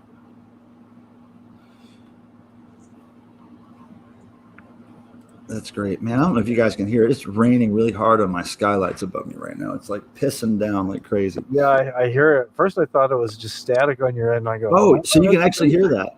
Oh yeah, actually, Billy Idol was my first concert. Oh, nice. you and Cindy Talks got de-virginized by Billy Idol. Yeah, I was in a very small venue too, so the sound was excellent. My first concert was Kiss, 1978, December. I barely remember it. I was a little kid. I was like 9 or 10 years old. So it's totally out in left field, but I seen the Deftones once. I should have seen them about 5 times, but they canceled like 5 out of 6 times. So, but I did see them once. What the hell? Why would they cancel so much? What kind of I don't know. One time it was a situation where the fucking rental truck with all their equipment got stolen. So, oh man. They've had some bad luck. Oh shit! Then weren't they like kind of a ska punk band? They had a couple tunes that I liked, and it was always a situation where they were going to be where I was going to see a different band. So. Oh right, yeah, I've heard them for sure, but I don't know if I could pinpoint what they sound like. What they do, probably their most popular song is "Shove It," and it's pretty much like a progressive grind, a heavy grind through the whole thing. All right, so maybe they were harder than I remember. Yeah. Yeah, my granddaughter's name is Poppy, and I knew my wife would know. She keeps up on stuff like that. Poppy, like poppy seed? Yeah. Poppies, scraping poppies. Yep. An extra O could ruin that name. Definitely could. Or make it better, depending on how you look at things. First concert was Journey, Long Beach Arena. Okay, wait. Whose first concert was Billy Idol? I thought it was Cindy, but maybe it was. No, that was. Oh, mine. best concert. Her best concert was Billy Idol. Her first concert was Journey. I've seen a lot of people, but you know what? Nobody can top Black Sabbath live. I'm sorry. With the original lineup, I'm sorry. Man, I wish I could have seen that. I seen it, and when they did the song Black Sabbath, I thought Satan was getting ready to walk out on stage, but the sound was top notch. Those guys blew Pantera off the stage like they were little youngsters. Oh, Pantera. Yeah, that's one band I'm not into. Oof. Yeah. But there was a lot of bands there. But I've seen a lot of bands. I've seen Rush. I've seen a lot of big bands. But Sabbath by far sounded the best. Closest I ever got to that was I saw Ozzy on his Speak of the Devil tour where he did mostly Black Sabbath stuff. Mm-hmm. That was like 83 or something. But that was fantastic. He had a great stage setup. He had a little midget that runs out at some point. And he had all kinds of craziness going on. Yeah, he used to hang that little midget. I don't know how you survived going to that show. Because that's probably the most epic album in my opinion ever is the live Speak of the Devil. Yeah, it was amazing. And then the next year after that was Bark at the Moon tour. I was at that one as well. Still have my shirt from that one, but I was big Ozzy. I was big Ozzy fan. I was the kid that wrote Ozzy across his fingers every day when he went to school. And Oh yeah. every time there was an election, I wore a button that said "Vote Ozzy." And I didn't care. I was the Ozzy guy. I met his daughter once, and I almost shit my pants. I was so excited. She was at a Devo show of all things, and she was it's a long story, but it was another charity event. She was supposed to guest star with Devo during one song. She was going to do "Whip It" with them, but at some point she got sick, got the flu, and she couldn't go to rehearsal, so she couldn't do the performance. But she was well enough by the time the show happened to actually just come there and witness it. So she was kind of backstage talking to crew. And I walked up to her and I'm like, look, I'm probably the only, at that time I was 40 something. I was like, I'm probably the only 40 something year old guy who knows both of your solo albums and I love them. And she was like, you're probably right. And I was like, but let me ask you about your parents. I was like, are your parents Devo fans? And she was like, oh yeah, mom and dad used to play us Devo videos when we were kids and we loved them. And yeah, they're big into it. And then as I was talking to her, I look on her arm and I noticed a tattoo on her arm. And I was like thinking to myself, that's the best Ozzy tattoo I've ever seen. And it was just a heart with the word daddy in it. But I was thinking to myself, that's a fucking Ozzy tattoo right there. Yeah. That's amazing. But she was super fucking cool. Big Devo fan, those Ozzies, those Osbournes. Those Osbournes. That was pretty cool. Did you hear Boris's story about when Cliff Burton gave him a beer at a Metallica concert? No, that's amazing. That means you're going to heaven. Listen, I'll tell you the full story because you're a music dude. I'm in the military. I'm in Norfolk, Virginia. And my friends, he's like, let's go see Ozzy. I'm like, all right, dude, let's go. And he tells me, he's like, there's this band named Metallica that's opening up for him. I'm like, okay, cool. I've never heard of them. He's like, oh, you'll like them. They're really good. Trust me. I'm like, all right. So we go get these tickets. And I've got the stuff. $15 general admission ticket. So we get there about 45 minutes before they open the venue. And this is in a big-ass Coliseum. There's only about 10 people in front of us at the doors. So they let us in. We almost get thrown out because we run in there. We run right on the main floor, run right up to the barrier. So we get up on the barrier. These guys come out, and I'm figuring it's the roadies doing sound check before the show. You know, the venue's full by this point and everything else. So these bummy-looking dudes come out doing a sound check. Well, it isn't roadies. It's Metallica. And I'm standing right in front of Cliff Burton, and I have no idea who these guys are. I've never heard any of their music or anything like that. So, wow. Go through the whole show. Cliff Burton does anesthesia, pulling teeth right in front of me, but they were running beers from a keg on stage, and I was wearing this marine camouflage shirt that I'd cut the sleeves out with a knife.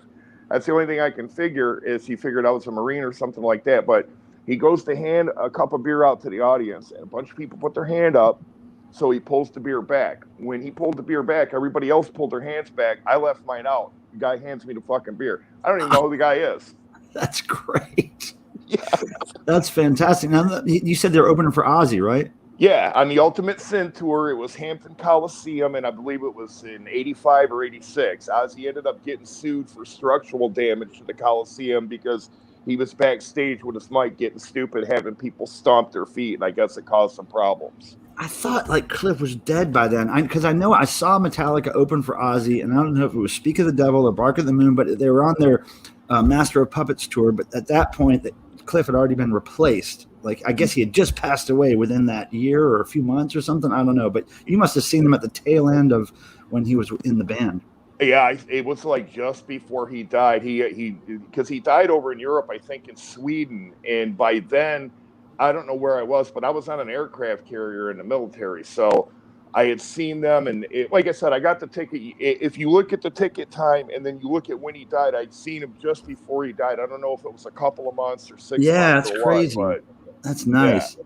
That's like meeting an angel or some kind of holy being. You know, that's like you shared it. You probably shared a little bit of DNA with him too. That's. Well, the thing of it is unfortunately, I mean, I didn't know who he was at the time.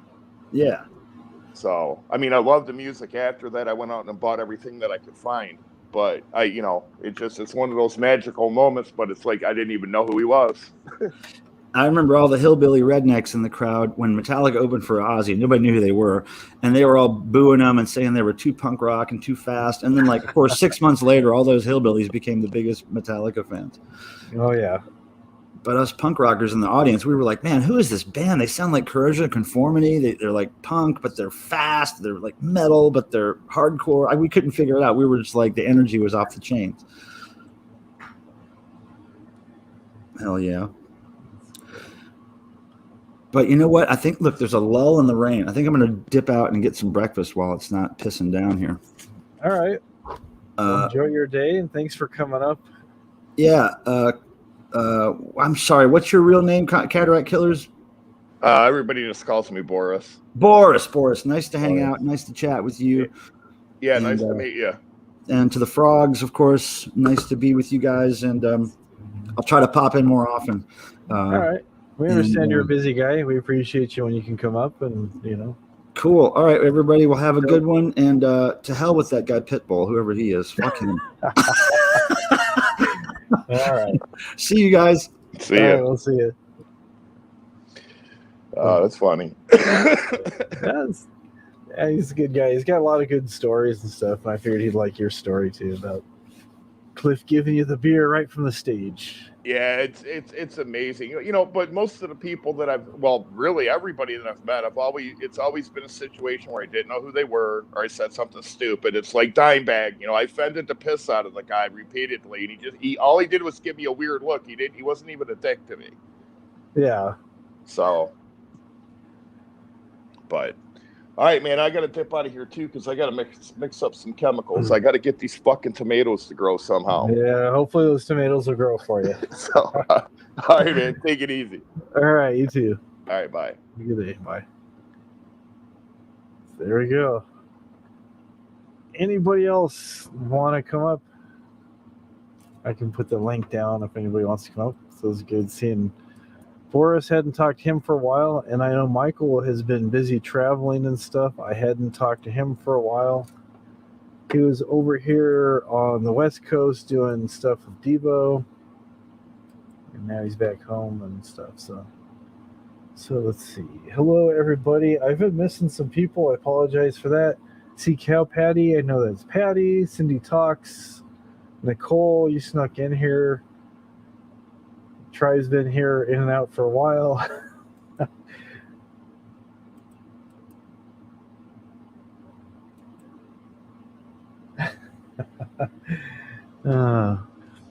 And for the record, this is a backdrop because people again, oh, your green screen looks nice.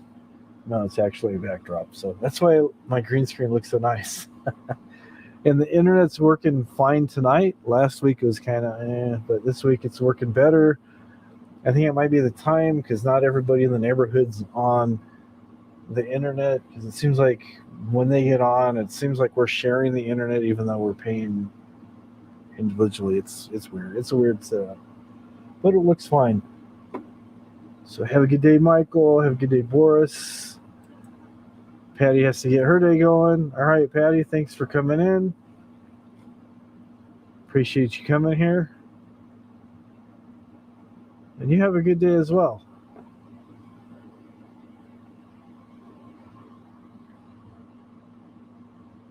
So that was good. I always like talking music with people. I tend to geek out over stuff like that. I don't know. It's just what I do. So like I said. Yeah, I was telling somebody earlier, I got bins of CDs.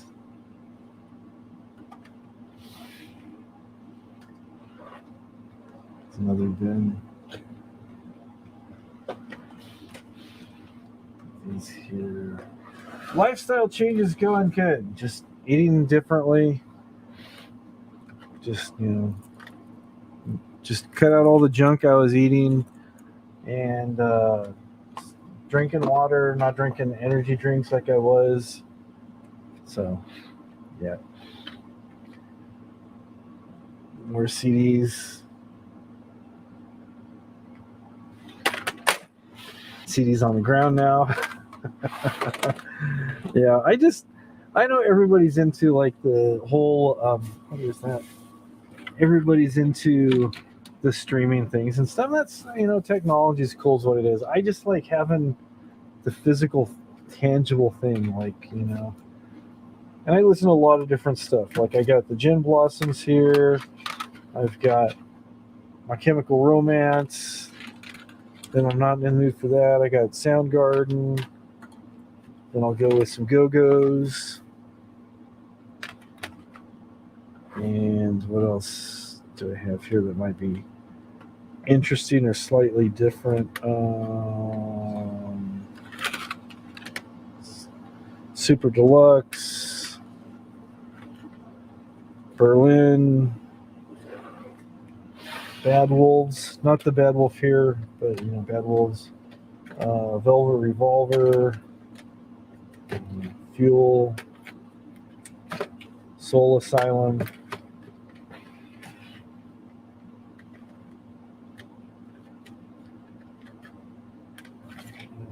Incubus. I got stuff. The Black Parade. Black Parade is good. I like the Black Parade. I didn't really like the song, the Black Parade song when it came. It was like, okay, whatever and stuff. But it wasn't until like later after they broke up, I actually found a copy of the Black Parade on CD, and there's like so many really good songs that are so much better than the Black Parade, and has a lot of like 70s and 80s, and you can hear the band's influences through the songs, and it's like yeah, it's good stuff. Because I knew like a lot of I could pick up, okay, that's like a Pink Floyd influence, that's influence from here, that's influence from there. So it's like, yeah. And like like the missus said, books. I've got Rubbermaid, like big Rubbermaid containers full of books.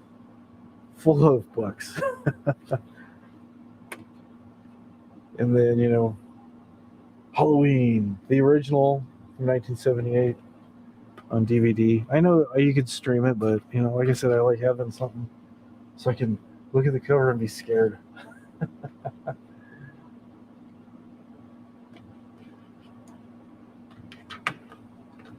And like Bat Boy. Yeah, Chris was good.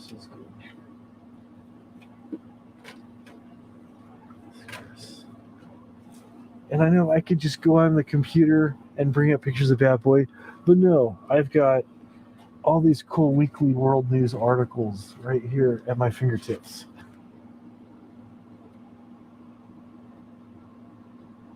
See, how else would I have known that Oprah was going to replace Lincoln on the $5 bill?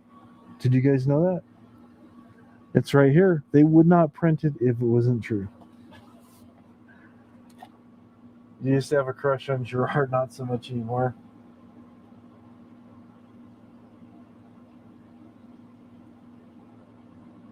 How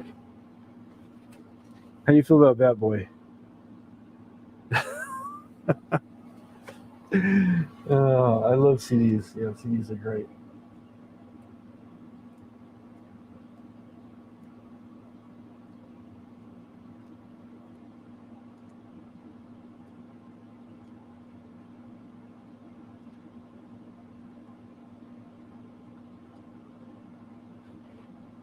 Is Tribe still in here? I think Tribe's in here. Maybe he left. Oh well.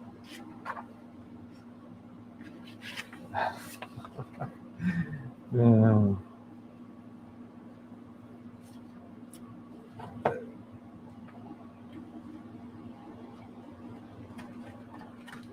For later. Oh, there he is. There he is. The glove. Oh, don't say they're all fake. Don't ruin it for us. It's real. I've seen. I saw Men in Black. They're the hot sheets. That's where they know where all the aliens are at.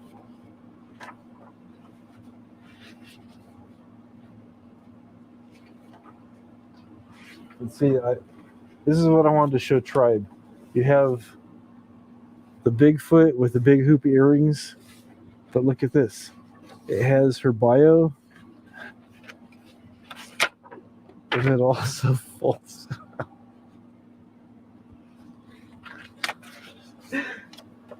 Oh, it's ridiculous.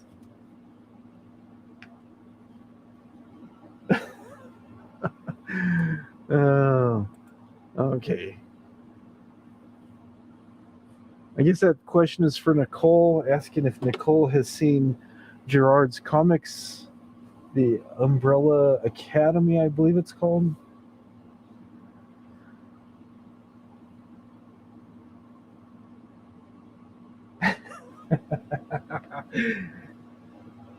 It's called Bat Boy Lives. It's all the articles from the Weekly World News.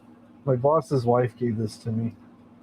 She wrapped it up. She goes, "Here's our." When I first started working for them, they go, "There's the employee handbook," and I open it up and I go, "Oh man." See, they photographed Apollo 11 with beer cans, real beer cans on the moon.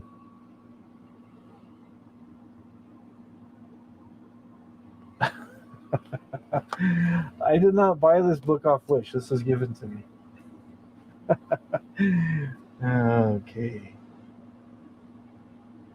What did I buy off Wish? The CDs? No, the CDs I bought. But these cool pictures I bought off Wish. This is actually a decent purchase off Wish. This spine, I thought it was suitable for framing, so I did. So with this and this other one here, I can open up a practice at the local mall. I can print out my fake certificate and yeah, just charge people money for come in and say, "What's wrong with you?" Okay.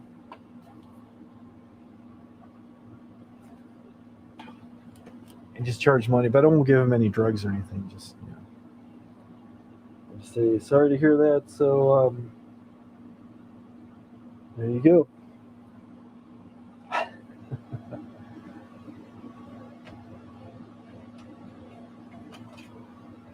Got this cool picture Jimmy off Wish. Yeah, don't ask me about my drums.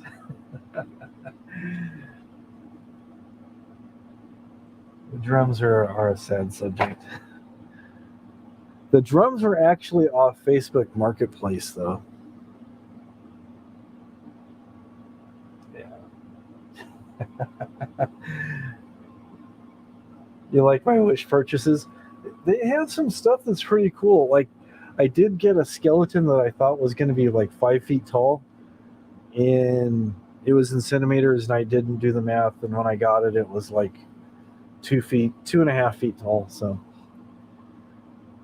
but I did get one from Walmart that's like 5 feet tall. I would have it here with me, but he got shanghaied at work, so he's sitting on the boss's motorcycle at work right now.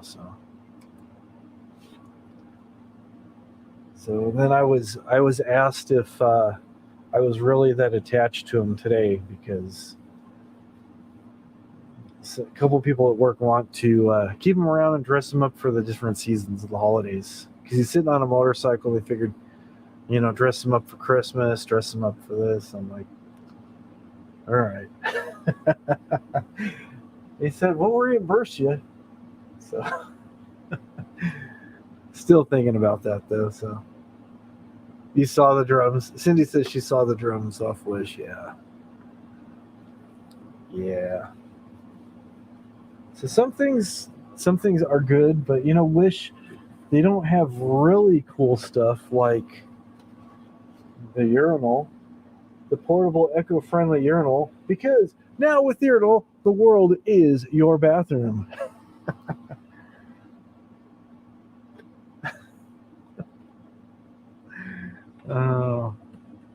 I should do infomercials. I did a couple infomercials off the Roto Wipe and Earwax Candle Kit and some other things. You can use it when you're going golfing. You can take it to the concert. You can use it on the couch with the big game. You can take it to the beach. Or you can take it to the baseball fields. No, I got to work on that guy's accent again. It's been a while since I've done that.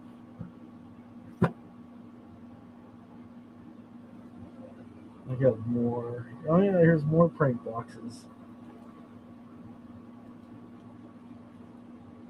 I was gonna do these ones too, and I just haven't got around to it. I think I showed you the smaller version of the box, but I got the bigger one here. The fart filter, and it has a different,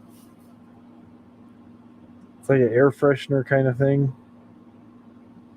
So the one for October is candy corn and dead leaves.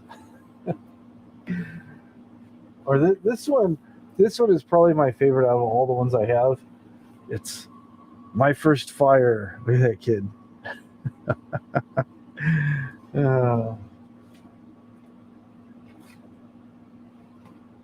Look at how happy he is right there on the back.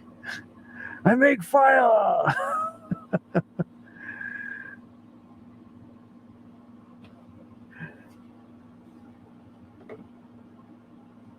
There we go.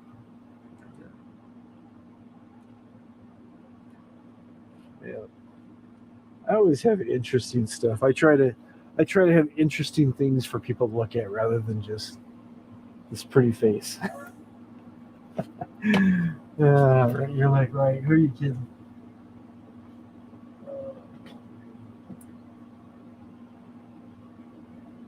What else have I? I actually got this quite a while ago. Found this on Amazon.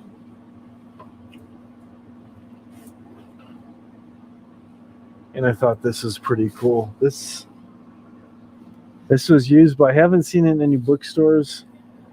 This had a dust jacket on it, but the dust jacket was kind of beat up and barely on there, so take it off.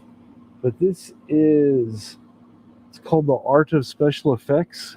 It's put out by Industrial Light and Magic. There you go. Now you can see it better. There we go. But it has a lot of cool glossy pictures in there.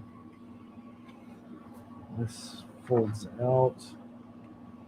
Some Star Wars stuff.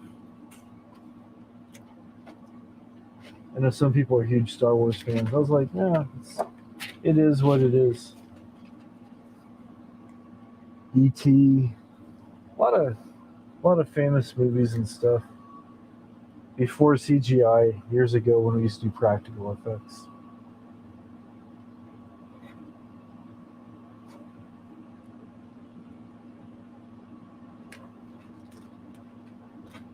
It always just, that part of the movies always impressed me, like the special effects, whether it was makeup or different devices in horror movies that were looking like cut off limbs or blood or something, or people working with miniature models and stuff. And then when you see it on the screen and everything goes together, it's just like, it's pretty cool. You're just like, wow, that's amazing. And I want to say this book, I got it for like $15. Maybe it's 20.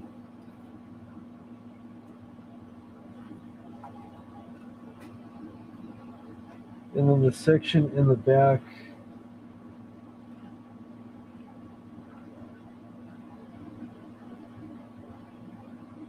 is you have a section where it's talking about the future of digital and stuff. So it's pretty cool. It's pretty thick book, pretty cool. This is what you call like a coffee table book, even though people don't really have coffee tables anymore.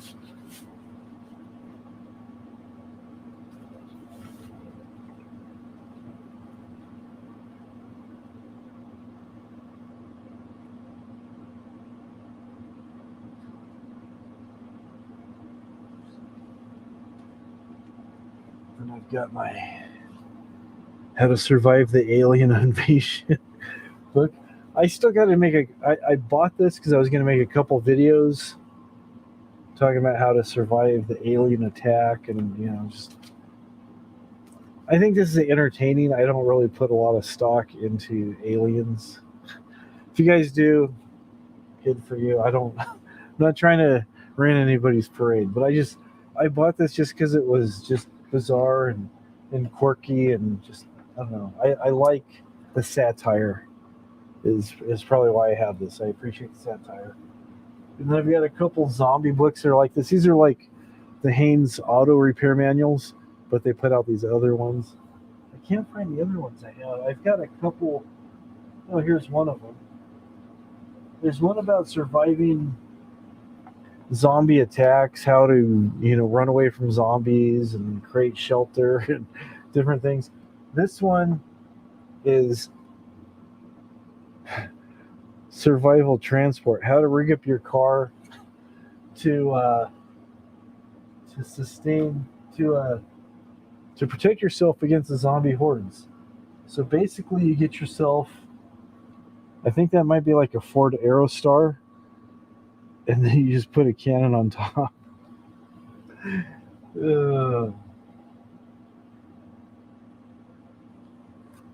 And you do something funny with your catalytic converter, and then you turn your car, your early '90s Honda Civic into a flame-throwing vehicle.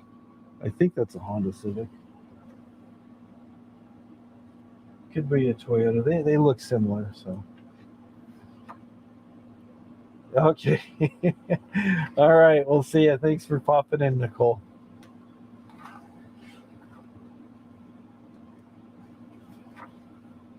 Forget the Hearst tribe. You need that. Forget pop-out machine guns. You got chainsaws. Pop-up machine guns are up here. Then you got your heavy artillery up there. Get your armor on all the windows. Look at that. Our house is a big thrift store, but nothing's for sale. I have a lot of random stuff, and I'm the one to blame for having all this random stuff. I just can't help it. Oh man.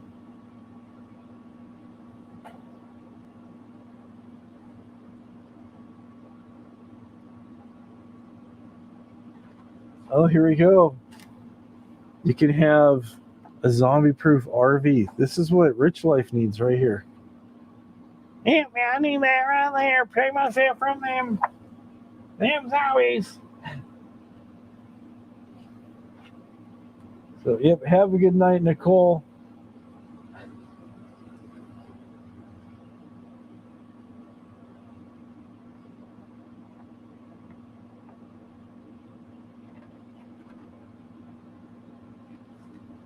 See, it even shows you how to put an escape hatch in your car.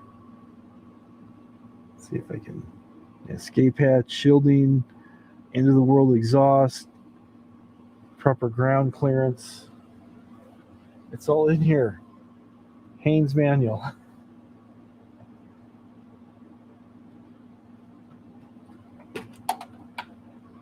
There we go.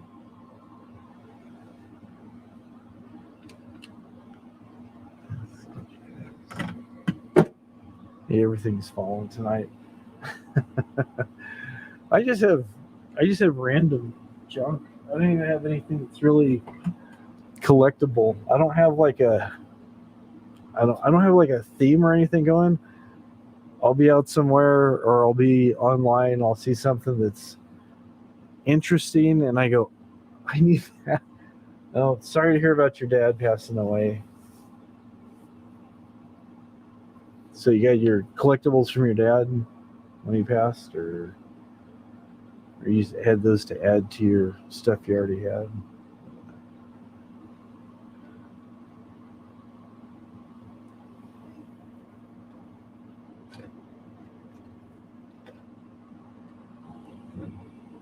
Of course, you got to have your music pops.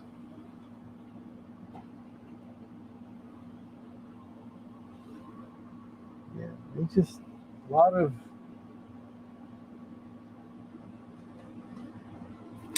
A lot of stuff.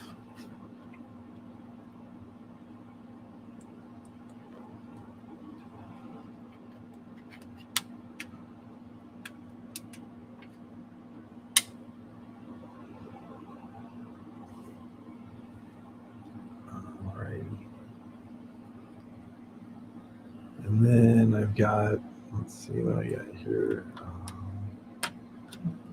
What's that?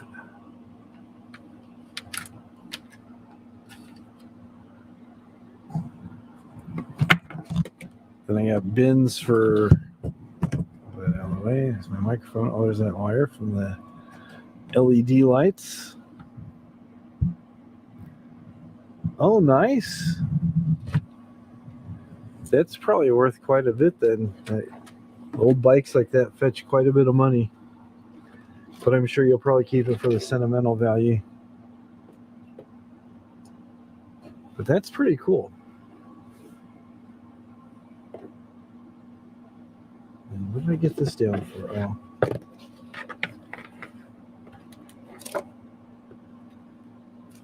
Got my mustache and my other mustache and goatee, I think. Yeah. Okay.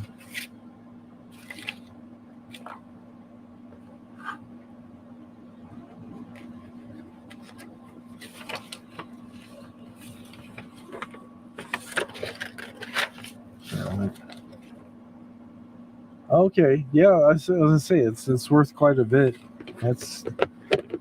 That is cool though. That is cool to have. You know, it's something like that. Oh, you can do a video? That'd be cool. I know a lot of people would be interested in seeing that. That would be very, very cool to see.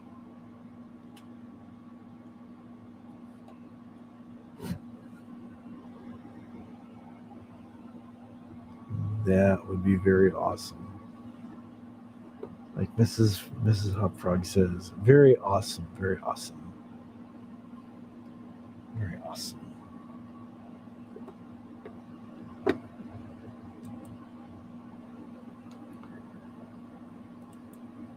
Oh, he collected old bikes. Okay.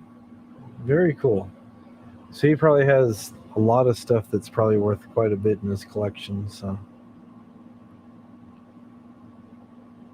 some of those bicycles, they bring ridiculously large amounts of money just because people, what I found is like there's certain things that people like, nah, whatever, they don't really care. But then there's other things like cars and old bicycles and stuff. There's that nostalgic feeling that people get, and it's like they want to buy that. Yeah, you say you had a vintage Schwinn. Yeah, people go, oh, I want that Schwinn. I need that because I had that Schwinn when I was like in 3rd grade, and I used to ride it by Mary Sue's house all the time. I didn't, but I'm just saying I've heard so many stories like people needed this particular bike, or they needed this car, or they needed this motorcycle. This is the car that I took my girlfriend in, and then we ended up getting married, and we had kids and stuff. I had to get rid of the car, but now I can get the car. Like, in you know, it's the nostalgic thing that makes the price of those things go up higher. And it depends, because some people will see a pristine bicycle and go, it's just an old bike. Who wants that? Then other people will go, wow, that is really cool. I want that. Yeah, and they're beautiful. They're just, they're works of art, Some of those old bikes, they were just, they were hand assembled and just unique. Everything's just kind of stamped and pressed and pushed out the door now. But, years ago, things used to be made a lot better. Yeah. Oh, exactly. My son made this last year for Christmas. He made a sled for our boss, and it was a sled that had wheels, so you could ride it on the street, because in California there's not really any snow. And it was funny because he was looking through pictures of it, and he goes, I think it was some page he saw at work that said, remember things like hula hoops and the original slip and slides and different things. And then it had this thing. He goes, "Oh, my friend, I think he said his name was Kenny Lemon or something. Oh yeah, he had one of those, and that was so cool." And I go, "Oh, you have one?" "Oh no, I could never afford one." So my son made him one. He was like so happy when he got this thing, and his wife's like didn't want him to try it out, but he was like so happy. Let me see if I can find the video. He was so happy to get it, and my son built this thing just by hand. He took measurements. Well, actually, he saw pictures of it online, and then he could tell by the size of the wheels and stuff how he calculated all the measurements that what they needed to be. And let's see if I can find that. It came out really nice. Oh, here it is. It's only about 3 minutes long, so get to the beginning. So let me get over to here. Close that page. Okay. Bring this up here. Yeah, it's called a flexible flyer. Oops. Let me start this over here.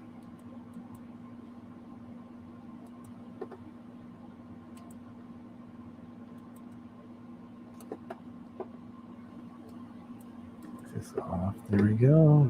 Okay. So we didn't know what to wrap it up with, so we just wrapped it up with some Christmas blankets.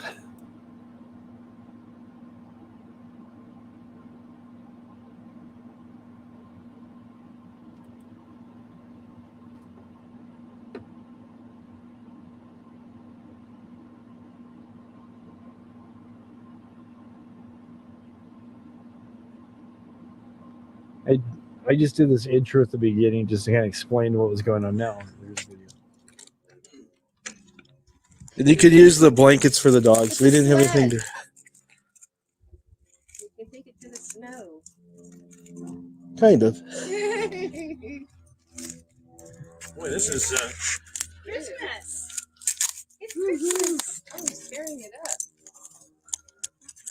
Yeah, what'd you get? What'd you get? What'd you get? What'd you get? I know, the dogs are going to help. Cody, don't help. What in the world? I should tell you that Nick is the one who made my mailbox. Oh. Cool mailbox. It needs a coat of paint. It represents our caboose up at our cabin. Oh, yeah. Do you have your knife with you? Or? Oh, I'm getting it. Okay. This is Oh adding my to the gosh. suspense. I think I've It seen one of these is. What before. is it? It's a flexi flyer. Flexi flyer. Oh, Nick, I love my husband. I don't want him to write that. Oh, no. Oh my gosh. Oh, my goodness. Oh, Nick, you outdid yourself. Oh, you got a nice hill? Don't encourage him. North Monrovia. Don't encourage him. Man, I wanted one of these when I was a kid. So did bad. I. And my parents said, "You're not getting one of those. Lonnie Fleck got killed on her." But they have really good brakes. Yeah. So he had to wait till he's how old before he finally gets one? Thank you, Nick. Where did you find one of these? I built that. You built it. Yeah. Yeah, he's just looking at pictures online and built it to scale. So. Oh my gosh. Oh my gosh.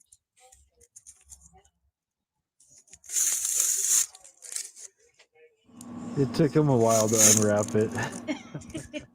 Got a lot of tape on it. Yeah. You need help? Maybe. You want to help him? We're getting there. There you go. There you go. Pull it right out. Wow. That's incredible. He makes things. Yeah, that's awesome. Well, there you go. Merry Christmas. Wow. Oh, Where I did you? gotta take a picture. Yeah, I got. Yeah, I did end it too soon. He was asking my son. He goes, "Where'd you get the decal?" Oh, there. He's trying 100%. He's a little too big for it now, but he liked it. He was pretty happy with it. So some pictures of the workshop where my son was making it, and we just put it under our tree to take a picture of it. So there you go. So it's pretty cool. Yeah, my son, he makes stuff. He's made motorcycles and different things, and just he enjoys building things. It's kind of cool when you can build something for somebody that's brings back that that nostalgic feeling. Like he was saying, he goes, "I wanted one of these when I was a young boy. Well, my parents wouldn't get me one."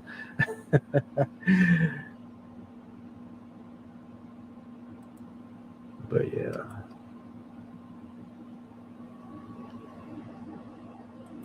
So yeah, nothing's made like it used to be.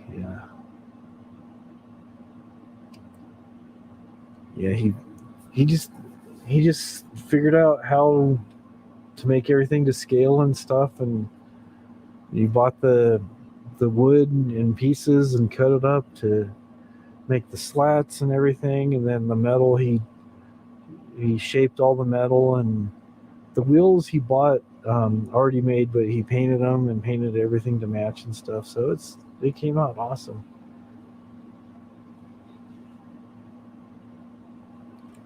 It came out really nice.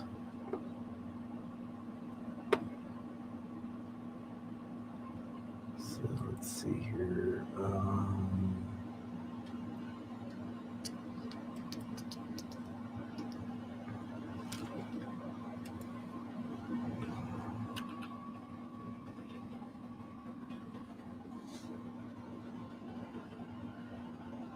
Let's see what else I can find here.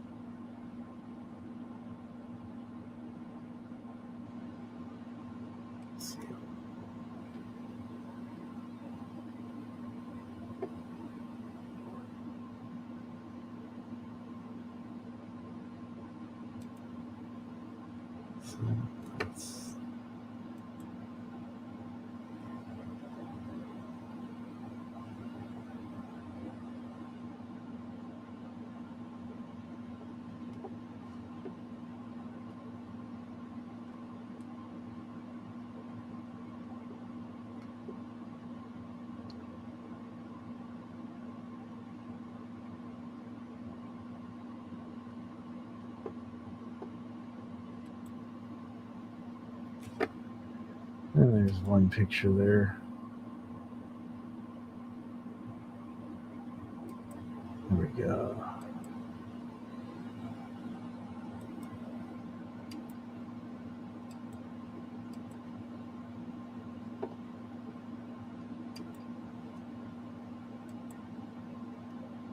That was a motorcycle that he made. He found it. It was in the boss's backyard. The boss is getting ready to throw it away. He goes, "Oh, what do you do with that?" He goes, "I'm throw it away." He goes, "Oh, can I take it?" And he goes, "Sure."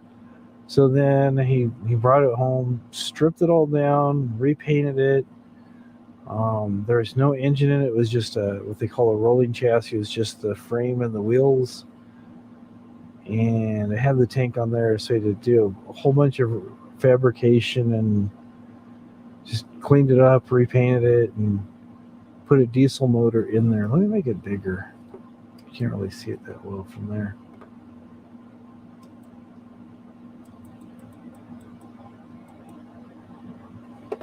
But yeah, he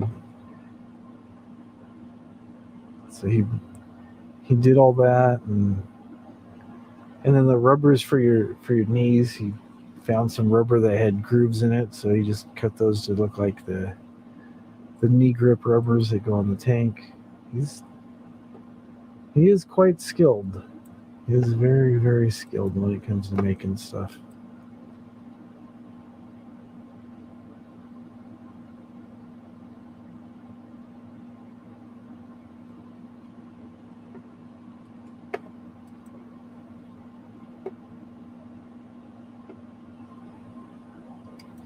And I snapped that picture there.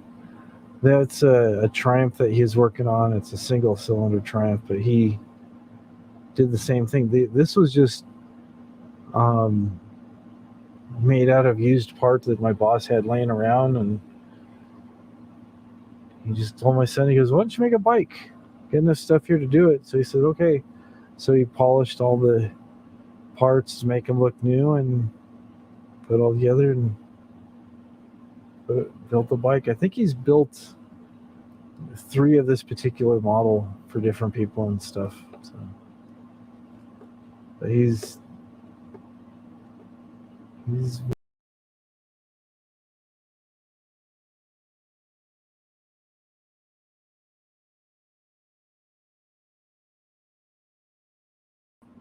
I do like StreamYards because if I push the wrong button, it keeps the stream going and I can just get back in.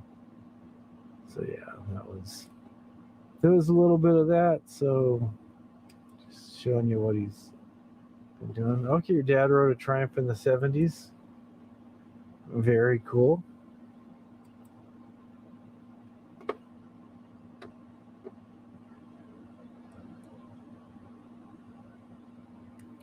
Yep. Let's see what else has he done.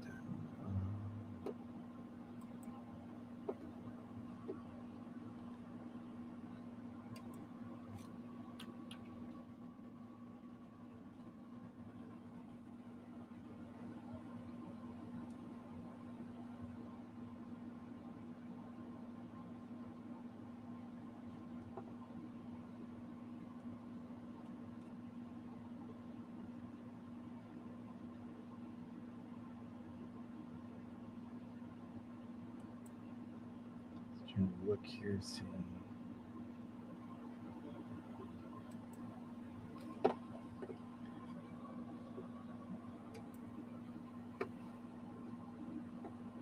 He always rode.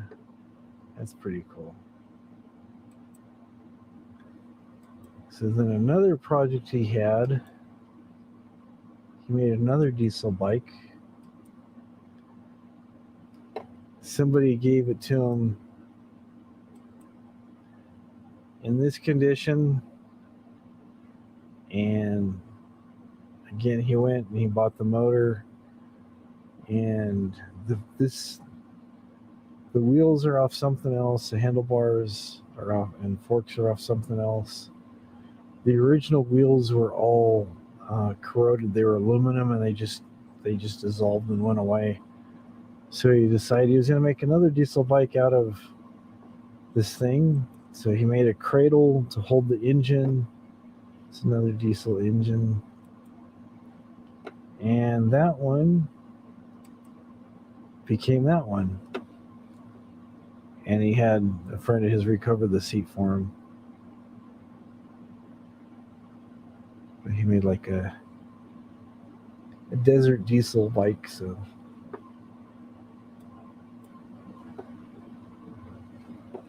that's pretty cool.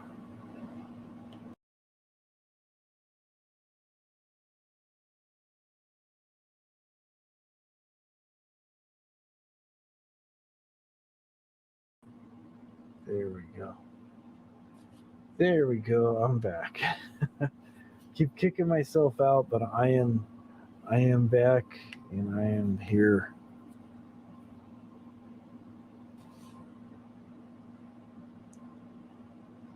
So it's fun stuff.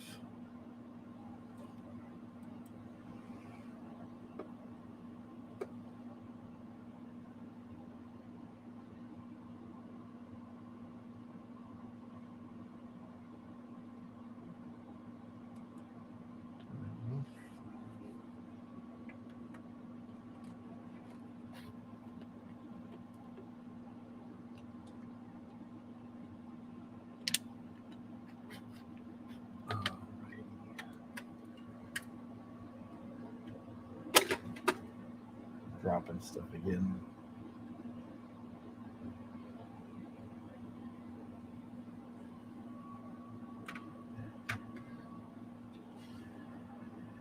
Yeah.